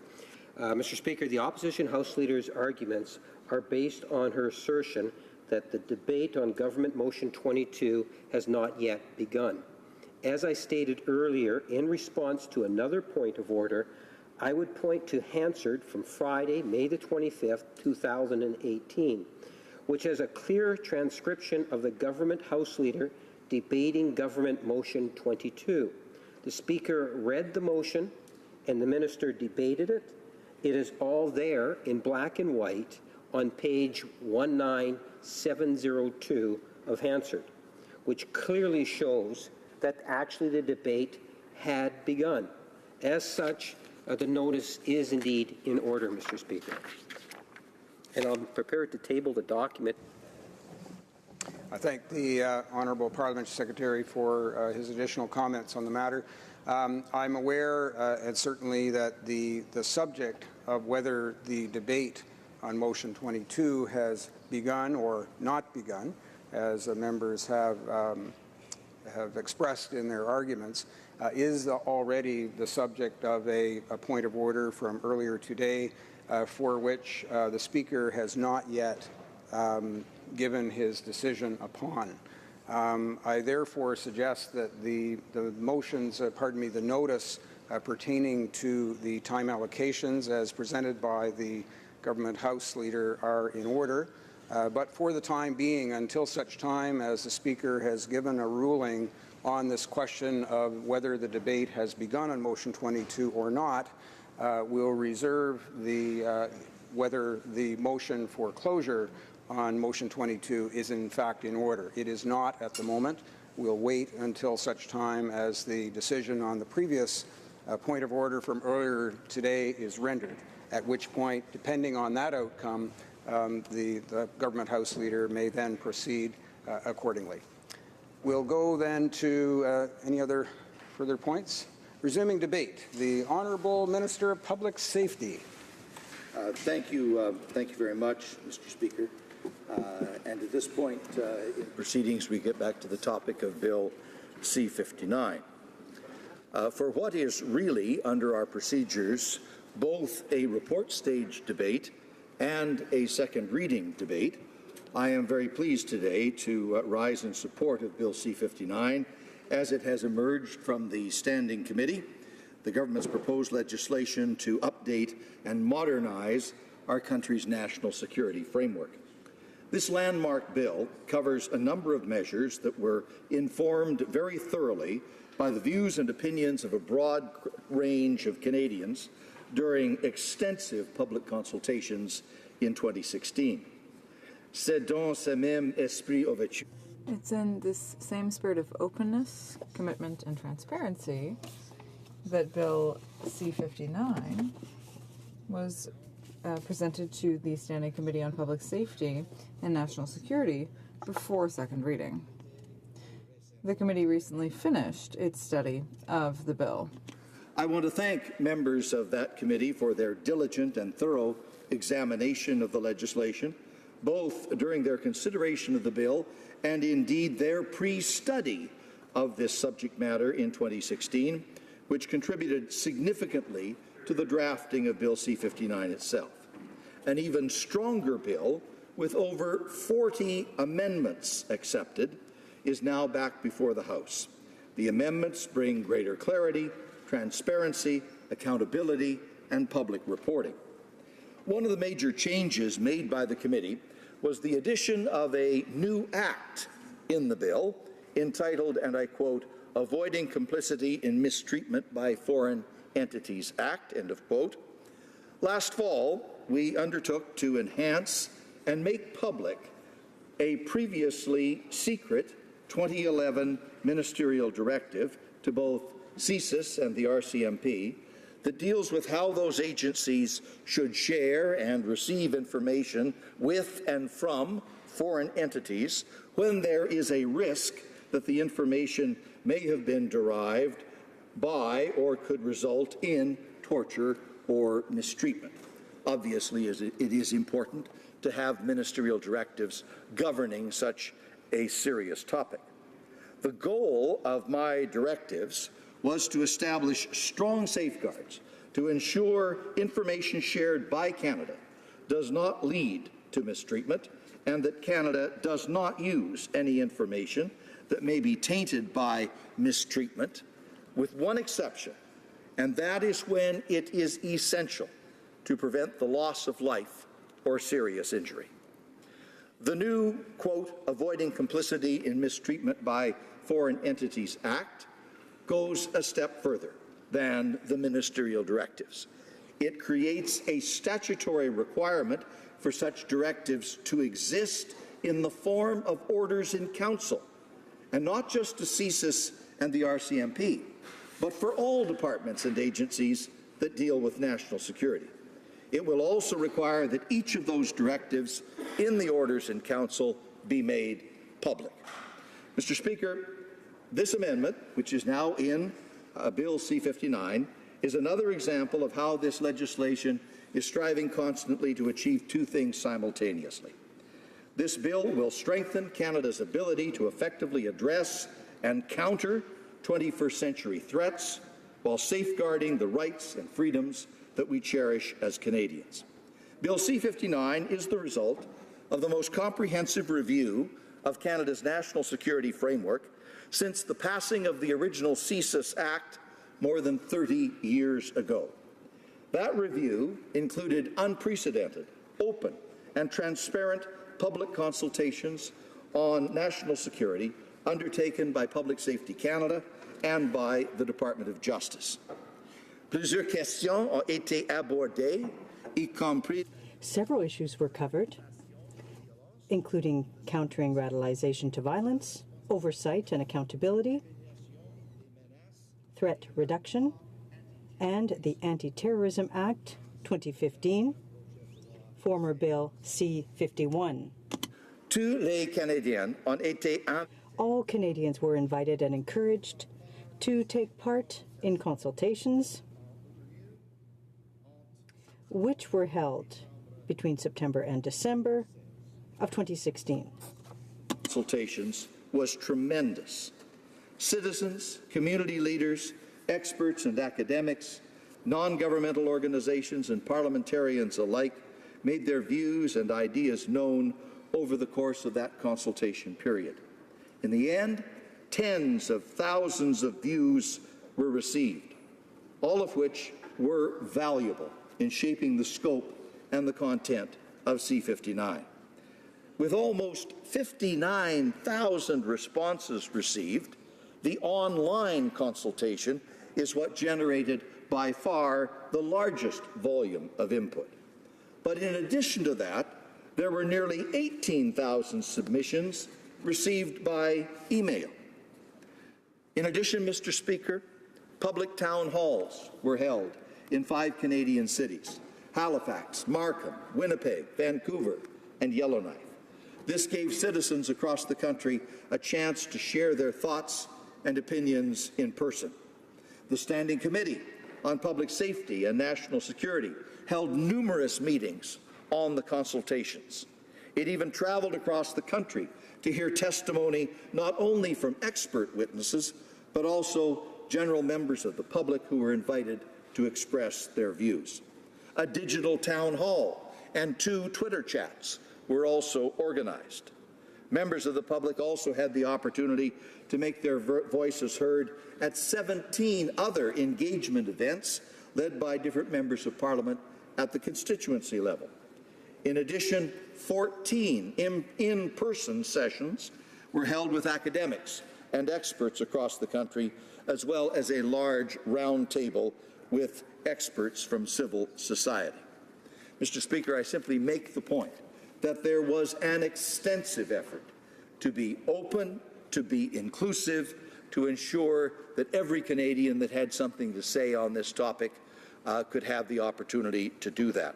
This was not a process reserved for politicians in Parliament or for experts in ivory towers. This was an open, public, inclusive process, and Canadians let their voices be heard.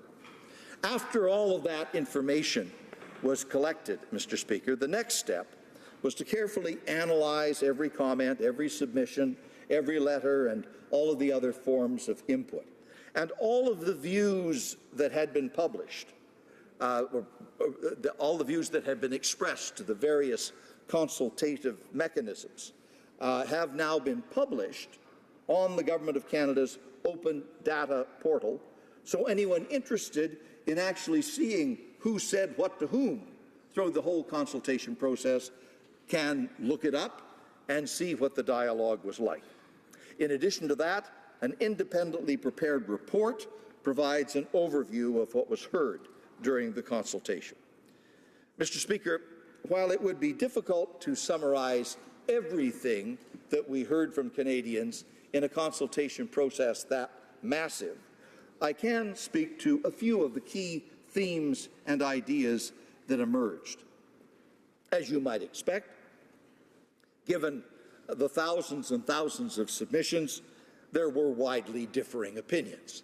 That is what you would expect from Canadians who were very engaged in an important discussion. And certainly that's the case in these consultations. But the results make one thing perfectly clear. Canadians want accountability, they want transparency and effectiveness from their security and intelligence agencies, and they want all 3 of those things, accountability, transparency, and effectiveness, they want them together. They want the government to achieve, and they want Parliament to achieve, all of those things at once.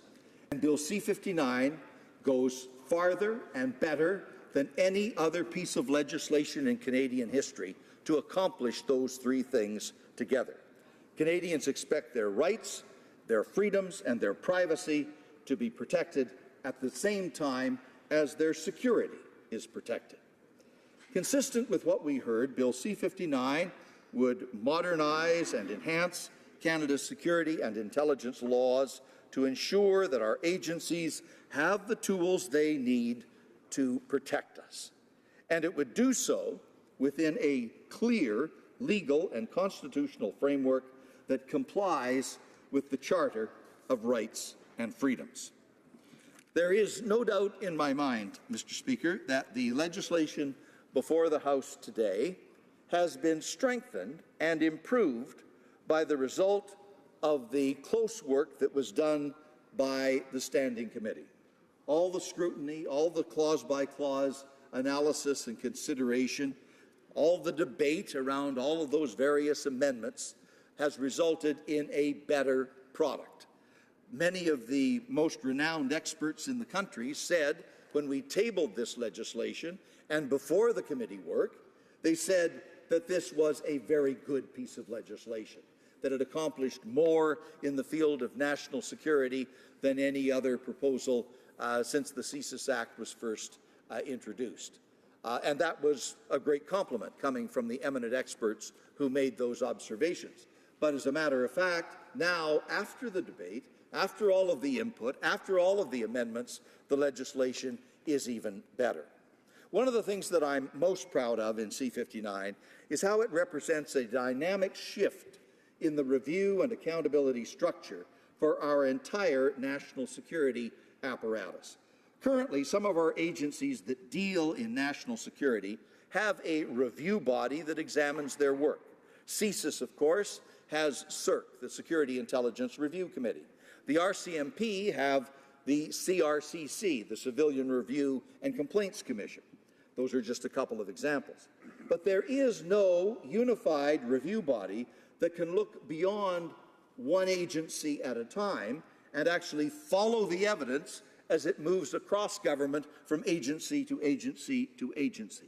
C-59, for the first time, will fix this problem by creating the National Security and Intelligence Review Agency, or NSIRA, as it's known for short.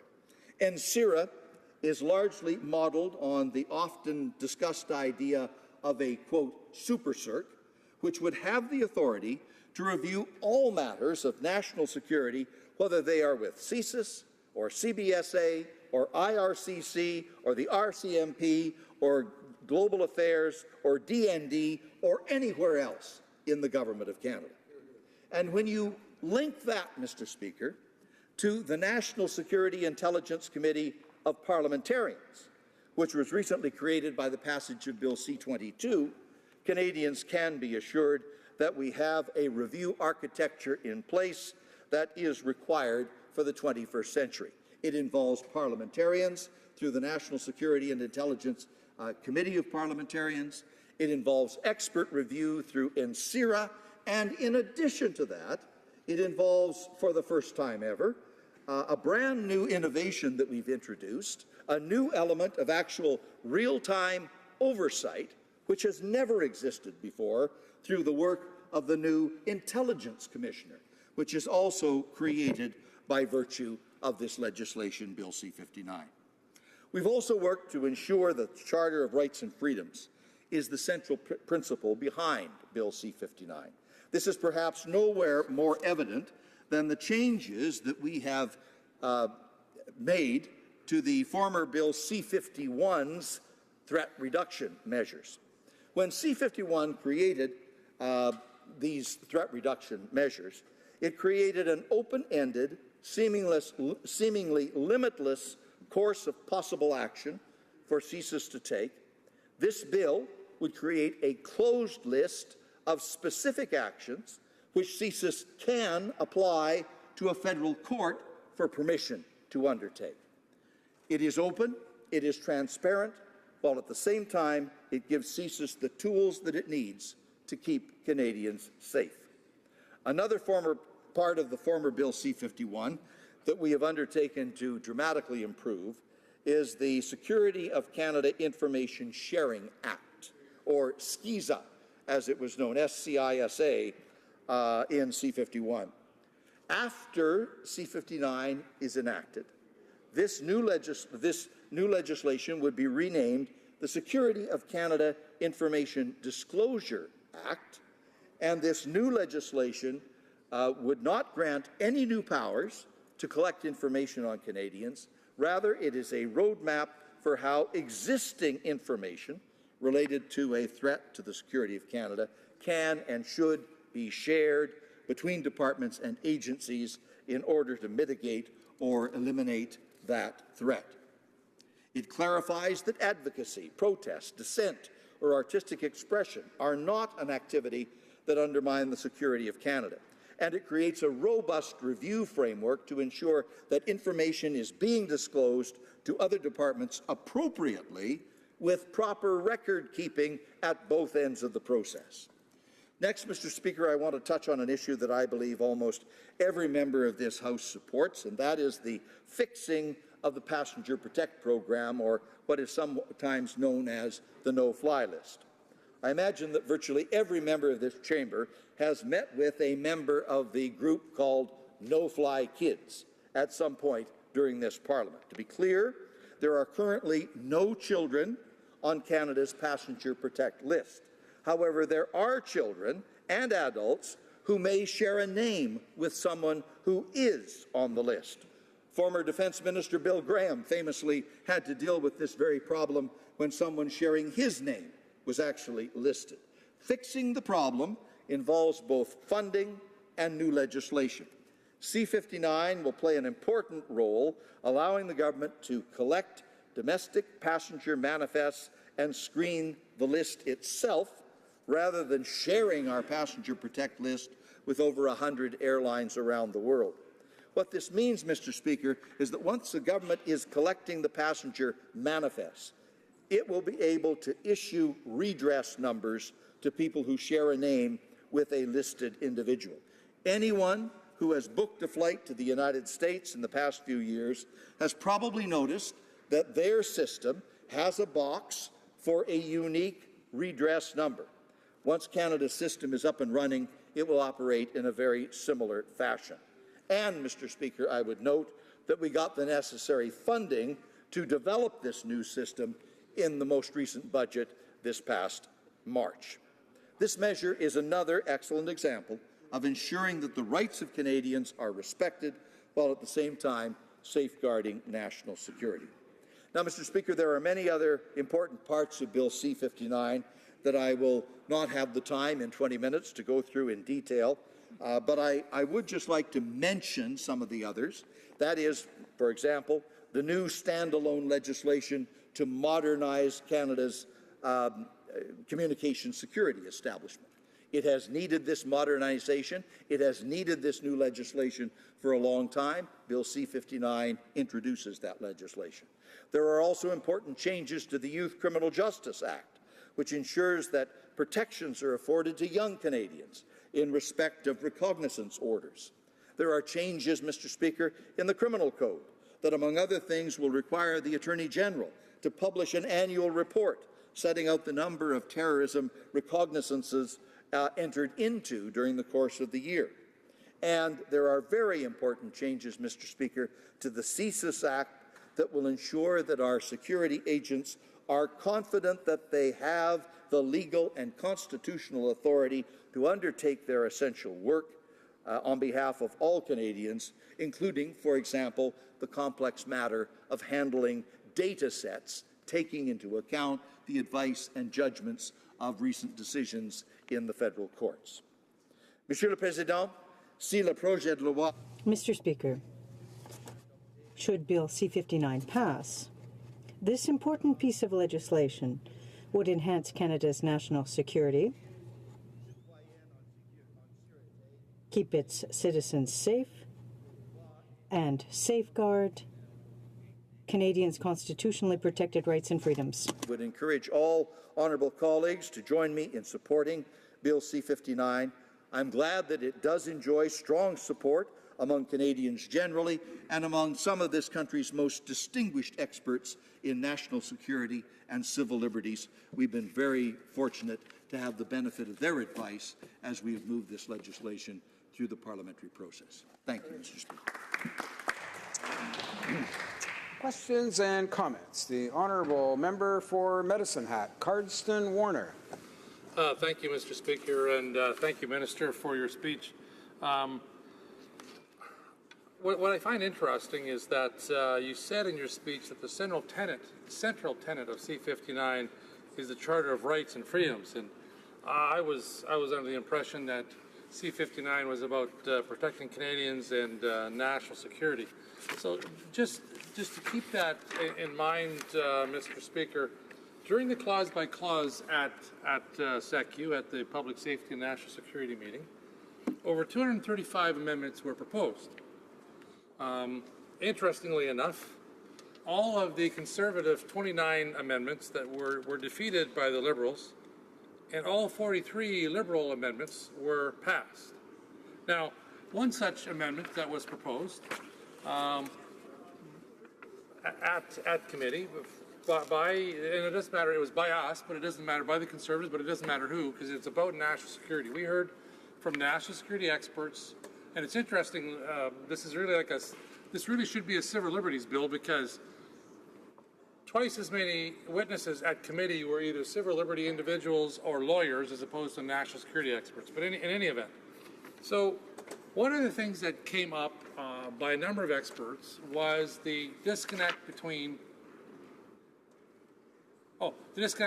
evidence or intel to evidence. And I'm not sure the honourable member for Medicine Hat, Cardston Warner. We were on questions and comments, so I didn't know whether if he was getting to it. Okay, I just want to know. I know he's next up, and I thought I just want to make sure that we're on the right part of the debate there. So go ahead, the honourable member for Medicine Hat, Cardston Warner. So we heard from witnesses that the gap between Canada currently being able to effectively prosecute returning ISIS terrorists or those who leave our country and return to join a terrorist organization is the gap between intelligence and evidence.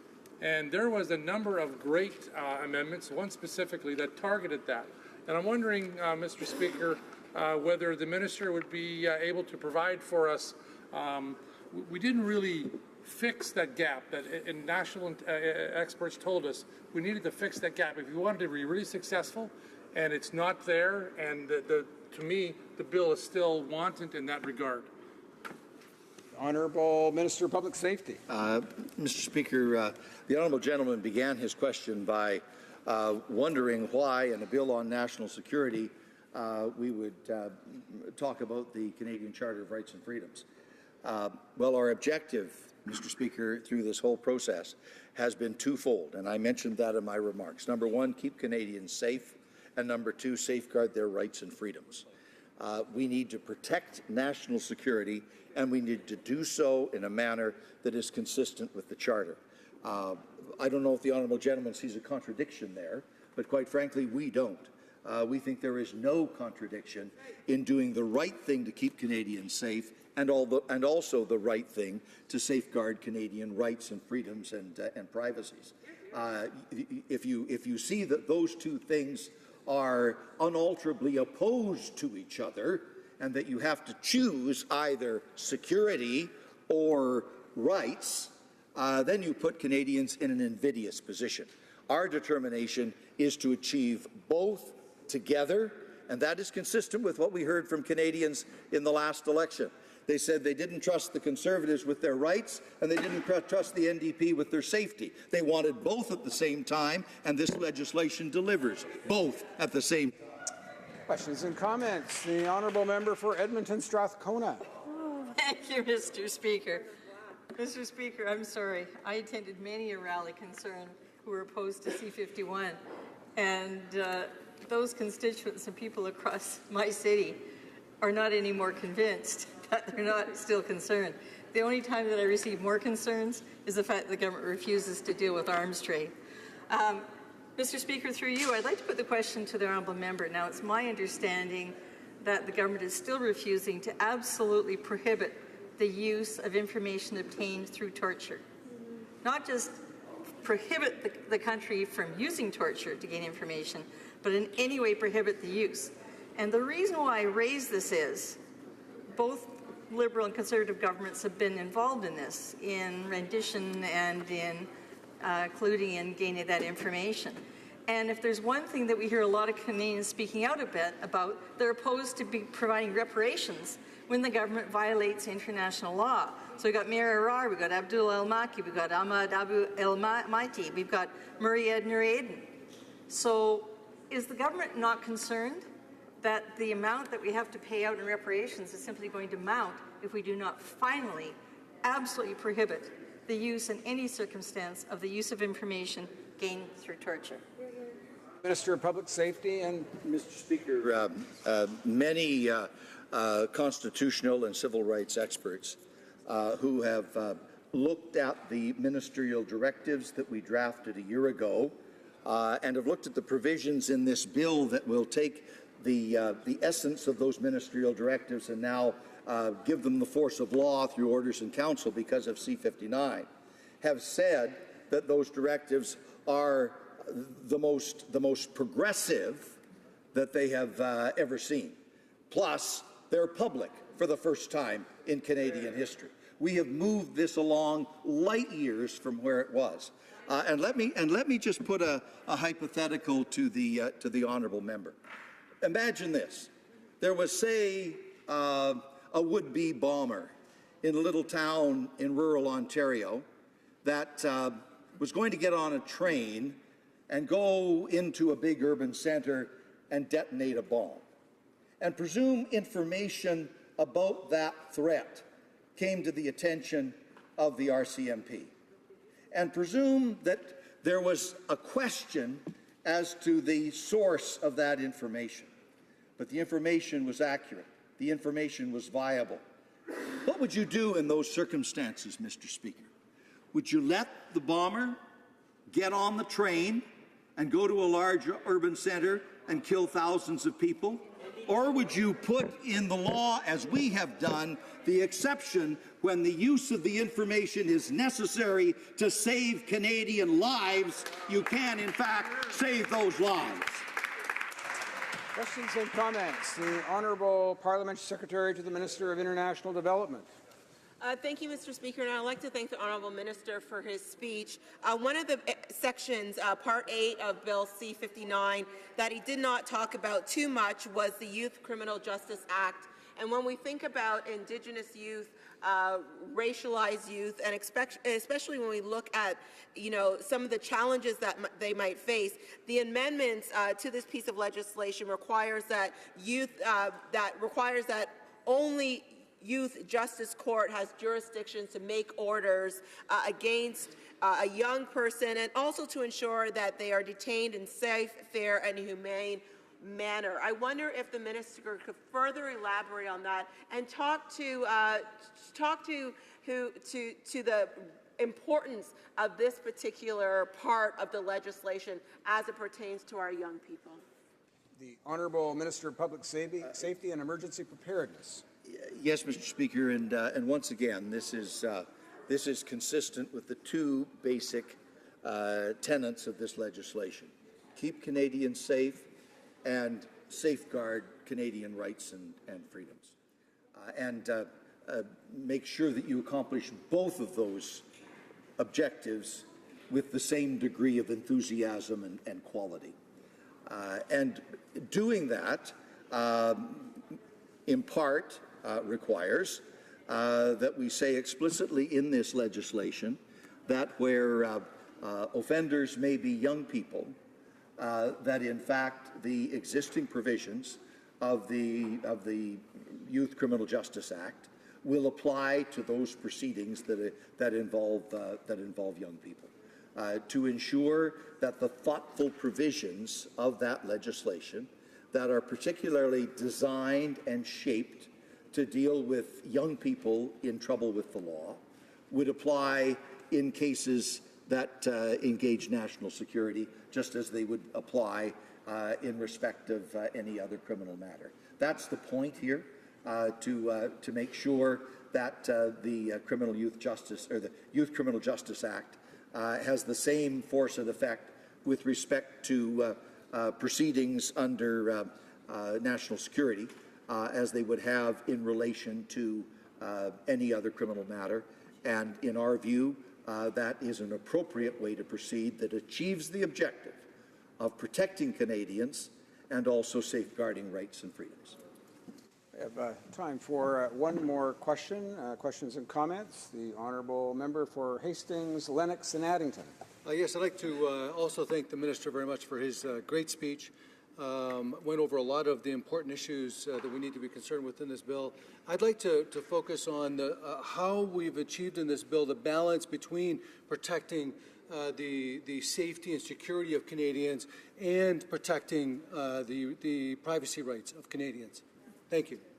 For public safety. Well, there are many provisions that work in that direction through the 10 or 11 different chapters in the bill. But two of the most important are, first of all, the creation of the National Security and Intelligence Review Agency, which for the first time gives a single agency the authority to scrutinize the activities of all of the intelligence and security agencies and functions within the Government of Canada, wherever they may be vested, across the whole of government.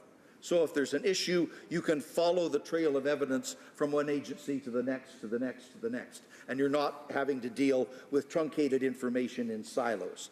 This will be the most comprehensive review organization that has ever existed in our national security architecture. And the other, there are many, but I'll just refer to one other, is the creation of the new Intelligence Commissioner.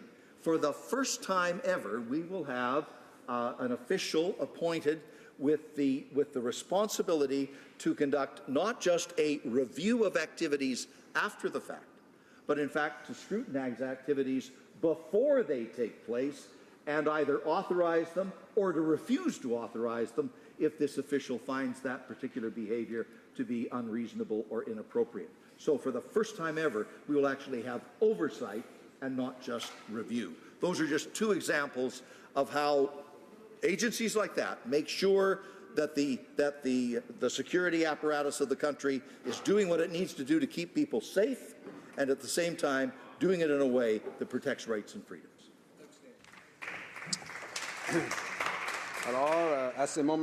Order. At this time, pursuant to Standing Order 38, a motion to adjourn the House is deemed to have been moved. Consequently, the question is as follows, that this House do now adjourn. The Honourable Member for Laurier-Sainte-Marie. Thank you, Mr. Speaker. Mr. Speaker, I'm here to speak of the sale of helicopters from Canada to the Philippines. The Philippines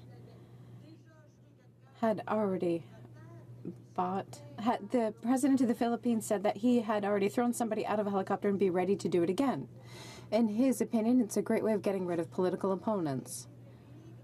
This agreement had been settled because of an agreement between the Department of Defense and the government of the Philippines under the patronage of the Canadian Commercial Corporation.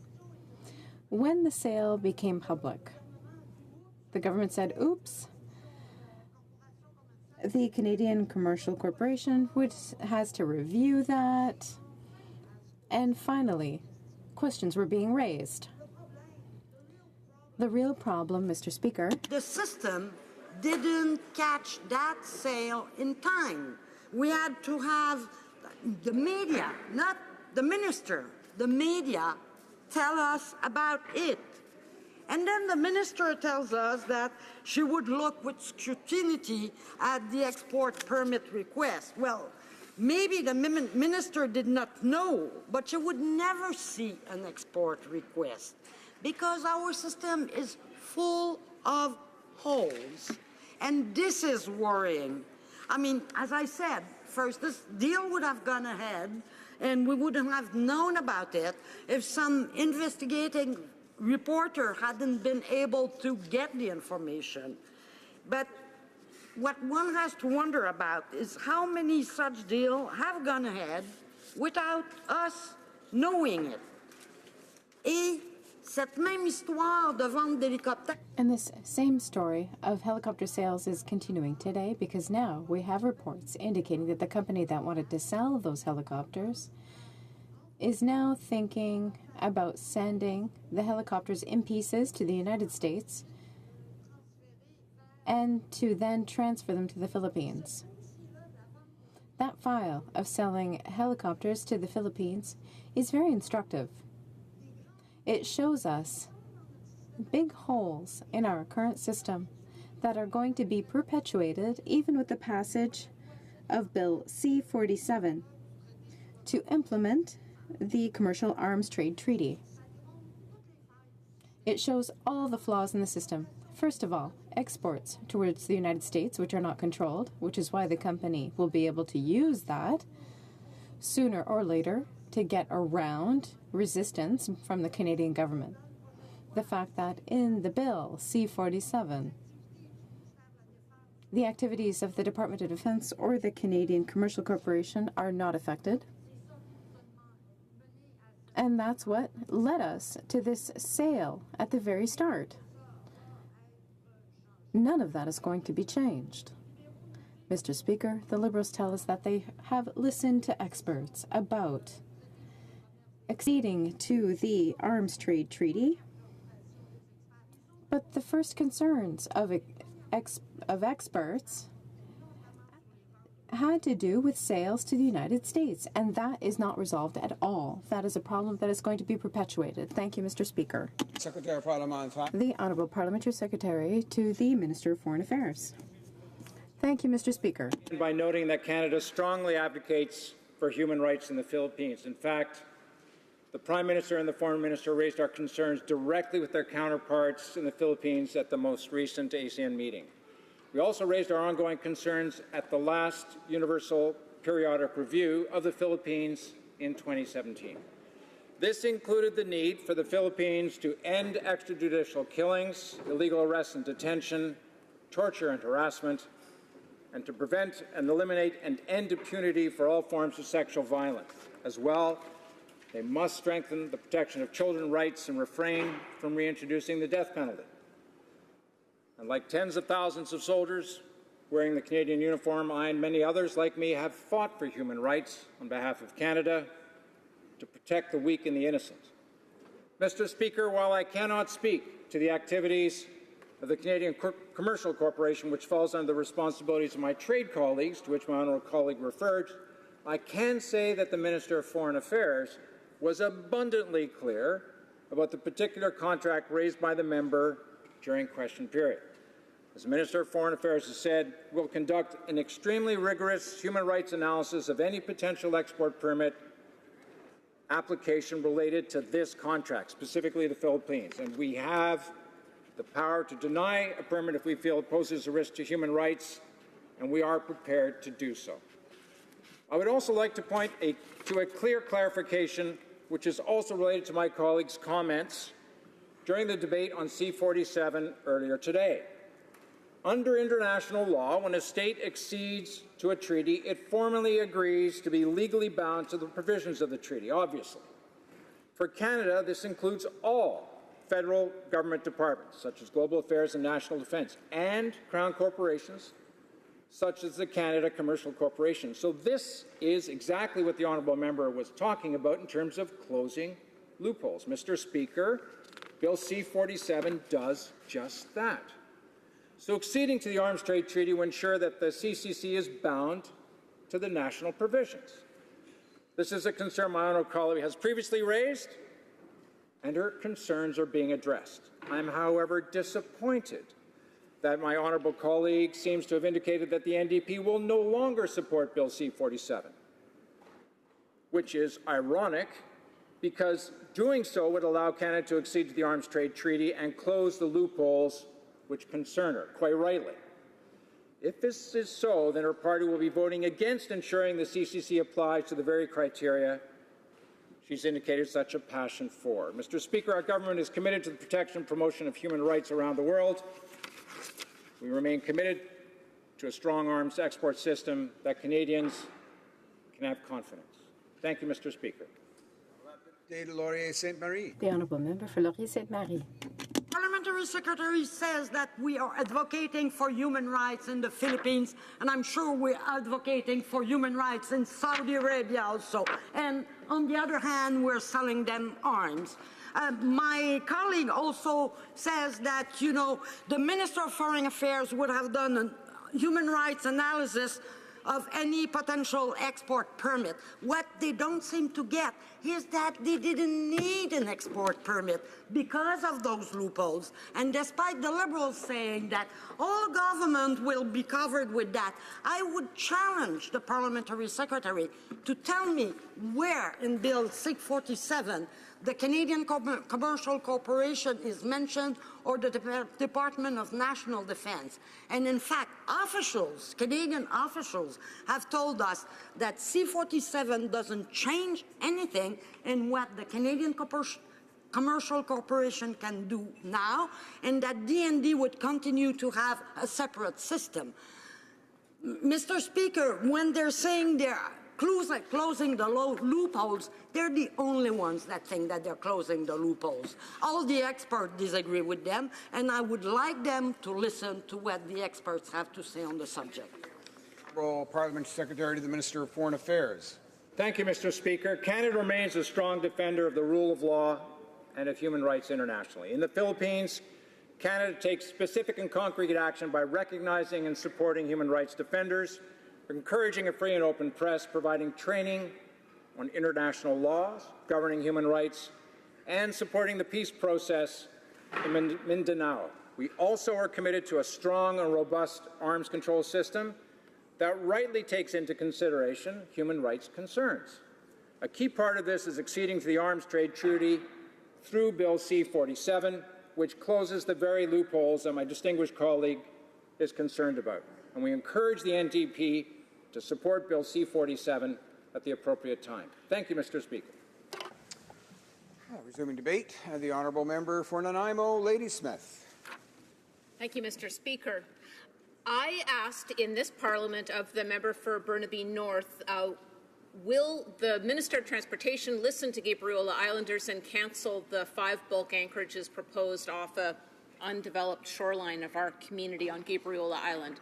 These are 300-meter-long vessels designed for export of Wyoming coal, which all the West Coast U.S. ports refused, bound for China, where it will be burned in power plants. No local benefit, all local risk. So I didn't get an answer in question period, and so just for the folks at home, this is an opportunity in 4 minutes rather than in 30 seconds to hear a full answer from the government. The risk of bulk anchorages to coastal communities is real. I know this when I was Islands Trust Council chair. In a 1.5-year long period, we had 3 bulk carriers in Plumper Sound drag anchor and almost go on the rocks, massive vessels that were improperly sited.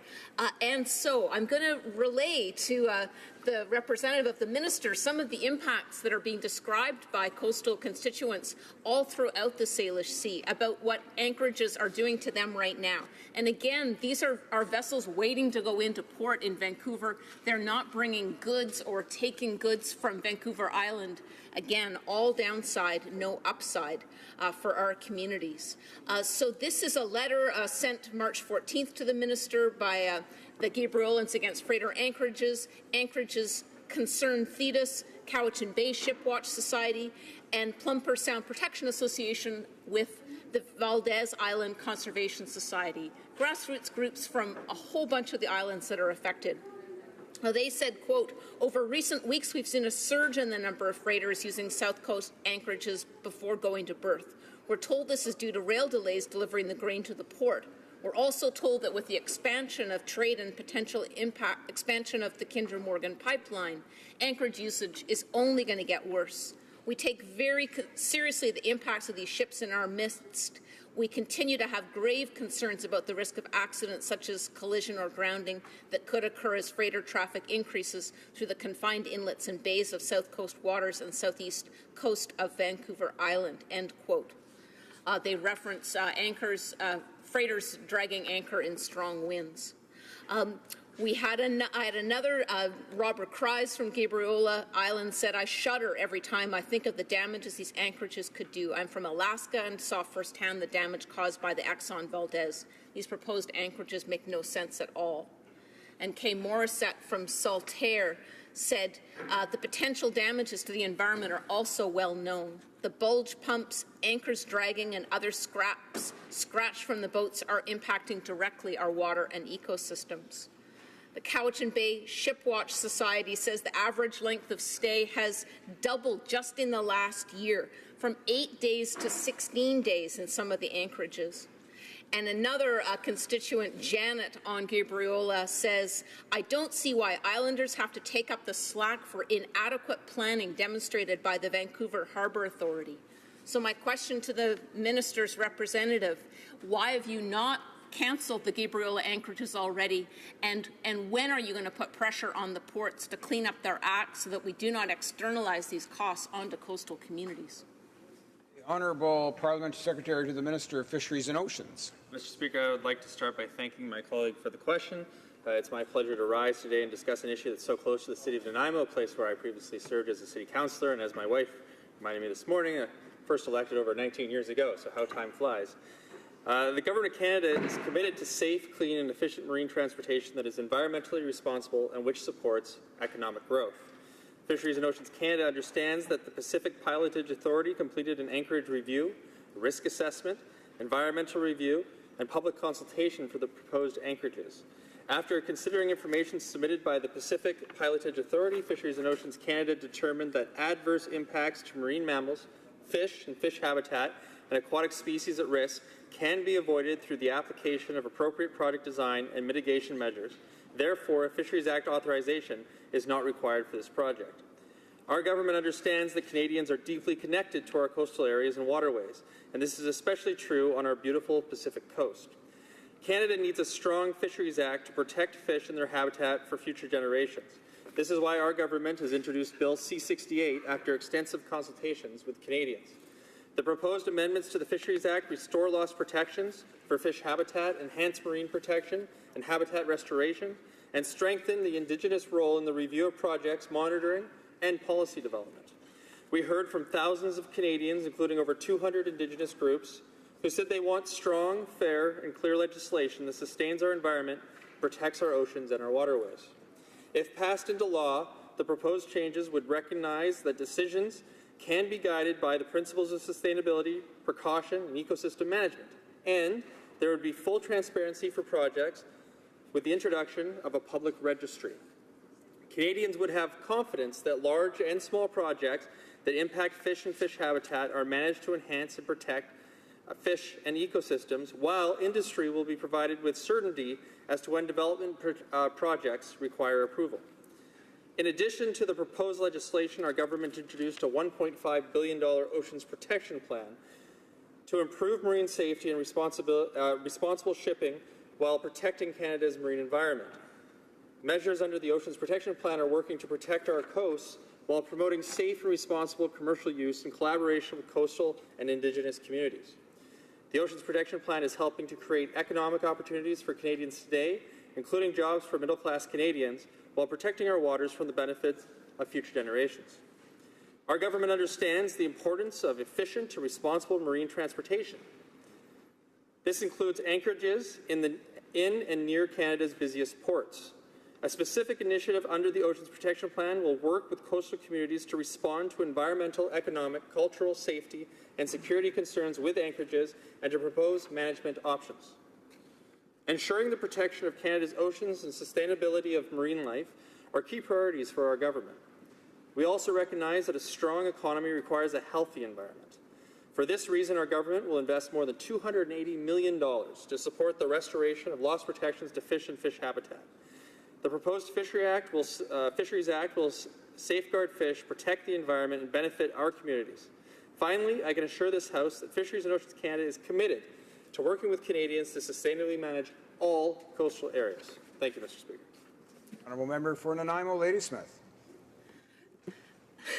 Mr. Speaker, with respect to the member, I think he's answering the wrong question here. This is not an intervention about amendments to the Fisheries Act. In fact, the irony here is that the Environmental Assessment Office study of the proposed Gabriola anchorages said because the Harper Conservatives had gutted the Fisheries Act, then no fisheries permit was needed for this project. It wasn't going to be assessed. So the fact that the government is now amending the Fisheries Act reveals completely that the review of the Gabriola anchorages was inadequate, which is why we've asked the government to cancel the 5 new anchorages on the basis that the process was so undermined. If they want this to go ahead, they should start it completely under a new review. Another piece, and specifically, the Environmental Assessment Review also identified that the consultation with First Nations was inadequate. And we've got an exact quote on this. This is the lack of public and First Nations consultation leaves the potential for significant impacts. And indeed, this year in March, Lyaxon First Nation wrote to this minister saying the Anchorage's process consultation is inadequate. The mayor of Ladysmith also wrote the same in May of this month. There is nothing about the Salish Sea Anchorage's plan or the pilot project that aligns with this government's bold promises on First Nations consultation. So why is it so hard to get to the member to understand and this government to live up to its promises on environmental protection, on marine protection, on First Nations consultation related to anchorages in the Salish Sea? The Honourable Parliament Secretary. Mr. Speaker, the protection of Canada's oceans and sustainability of marine life are key priorities for our government. We also understand the importance of a safe, clean, and efficient marine transportation system that is environmentally responsible and which supports economic growth. Fisheries and Oceans Canada has reviewed the information provided by the Pacific Pilotage Authority, including an anchorage review, risk assessment, environmental review, and public consultation for the proposed anchorages. Our government does understand that Canadians are deeply connected to our coastal areas and waterways and to the fish and fish habitat they support. That is why we have introduced Bill C-68 after extensive consultations with Canadians. The proposed amendments to the Fisheries Act restore lost protections for fish and fish habitat while enhancing marine protection and habitat restoration. We will also strengthen the Indigenous role in the review of projects, monitoring, and policy development, and I sincerely hope that the member opposite will support this important and historic legislation. The honourable member for Calgary Nose Hill is not present to raise the matter for which adjournment notice has been given. Accordingly, the notice is deemed withdrawn. La motion portant que le champ. The motion to adjourn the House is now deemed to have been adopted. Accordingly, this House stands adjourned until tomorrow at 10 a.m., pursuant to Standing Order 24-1.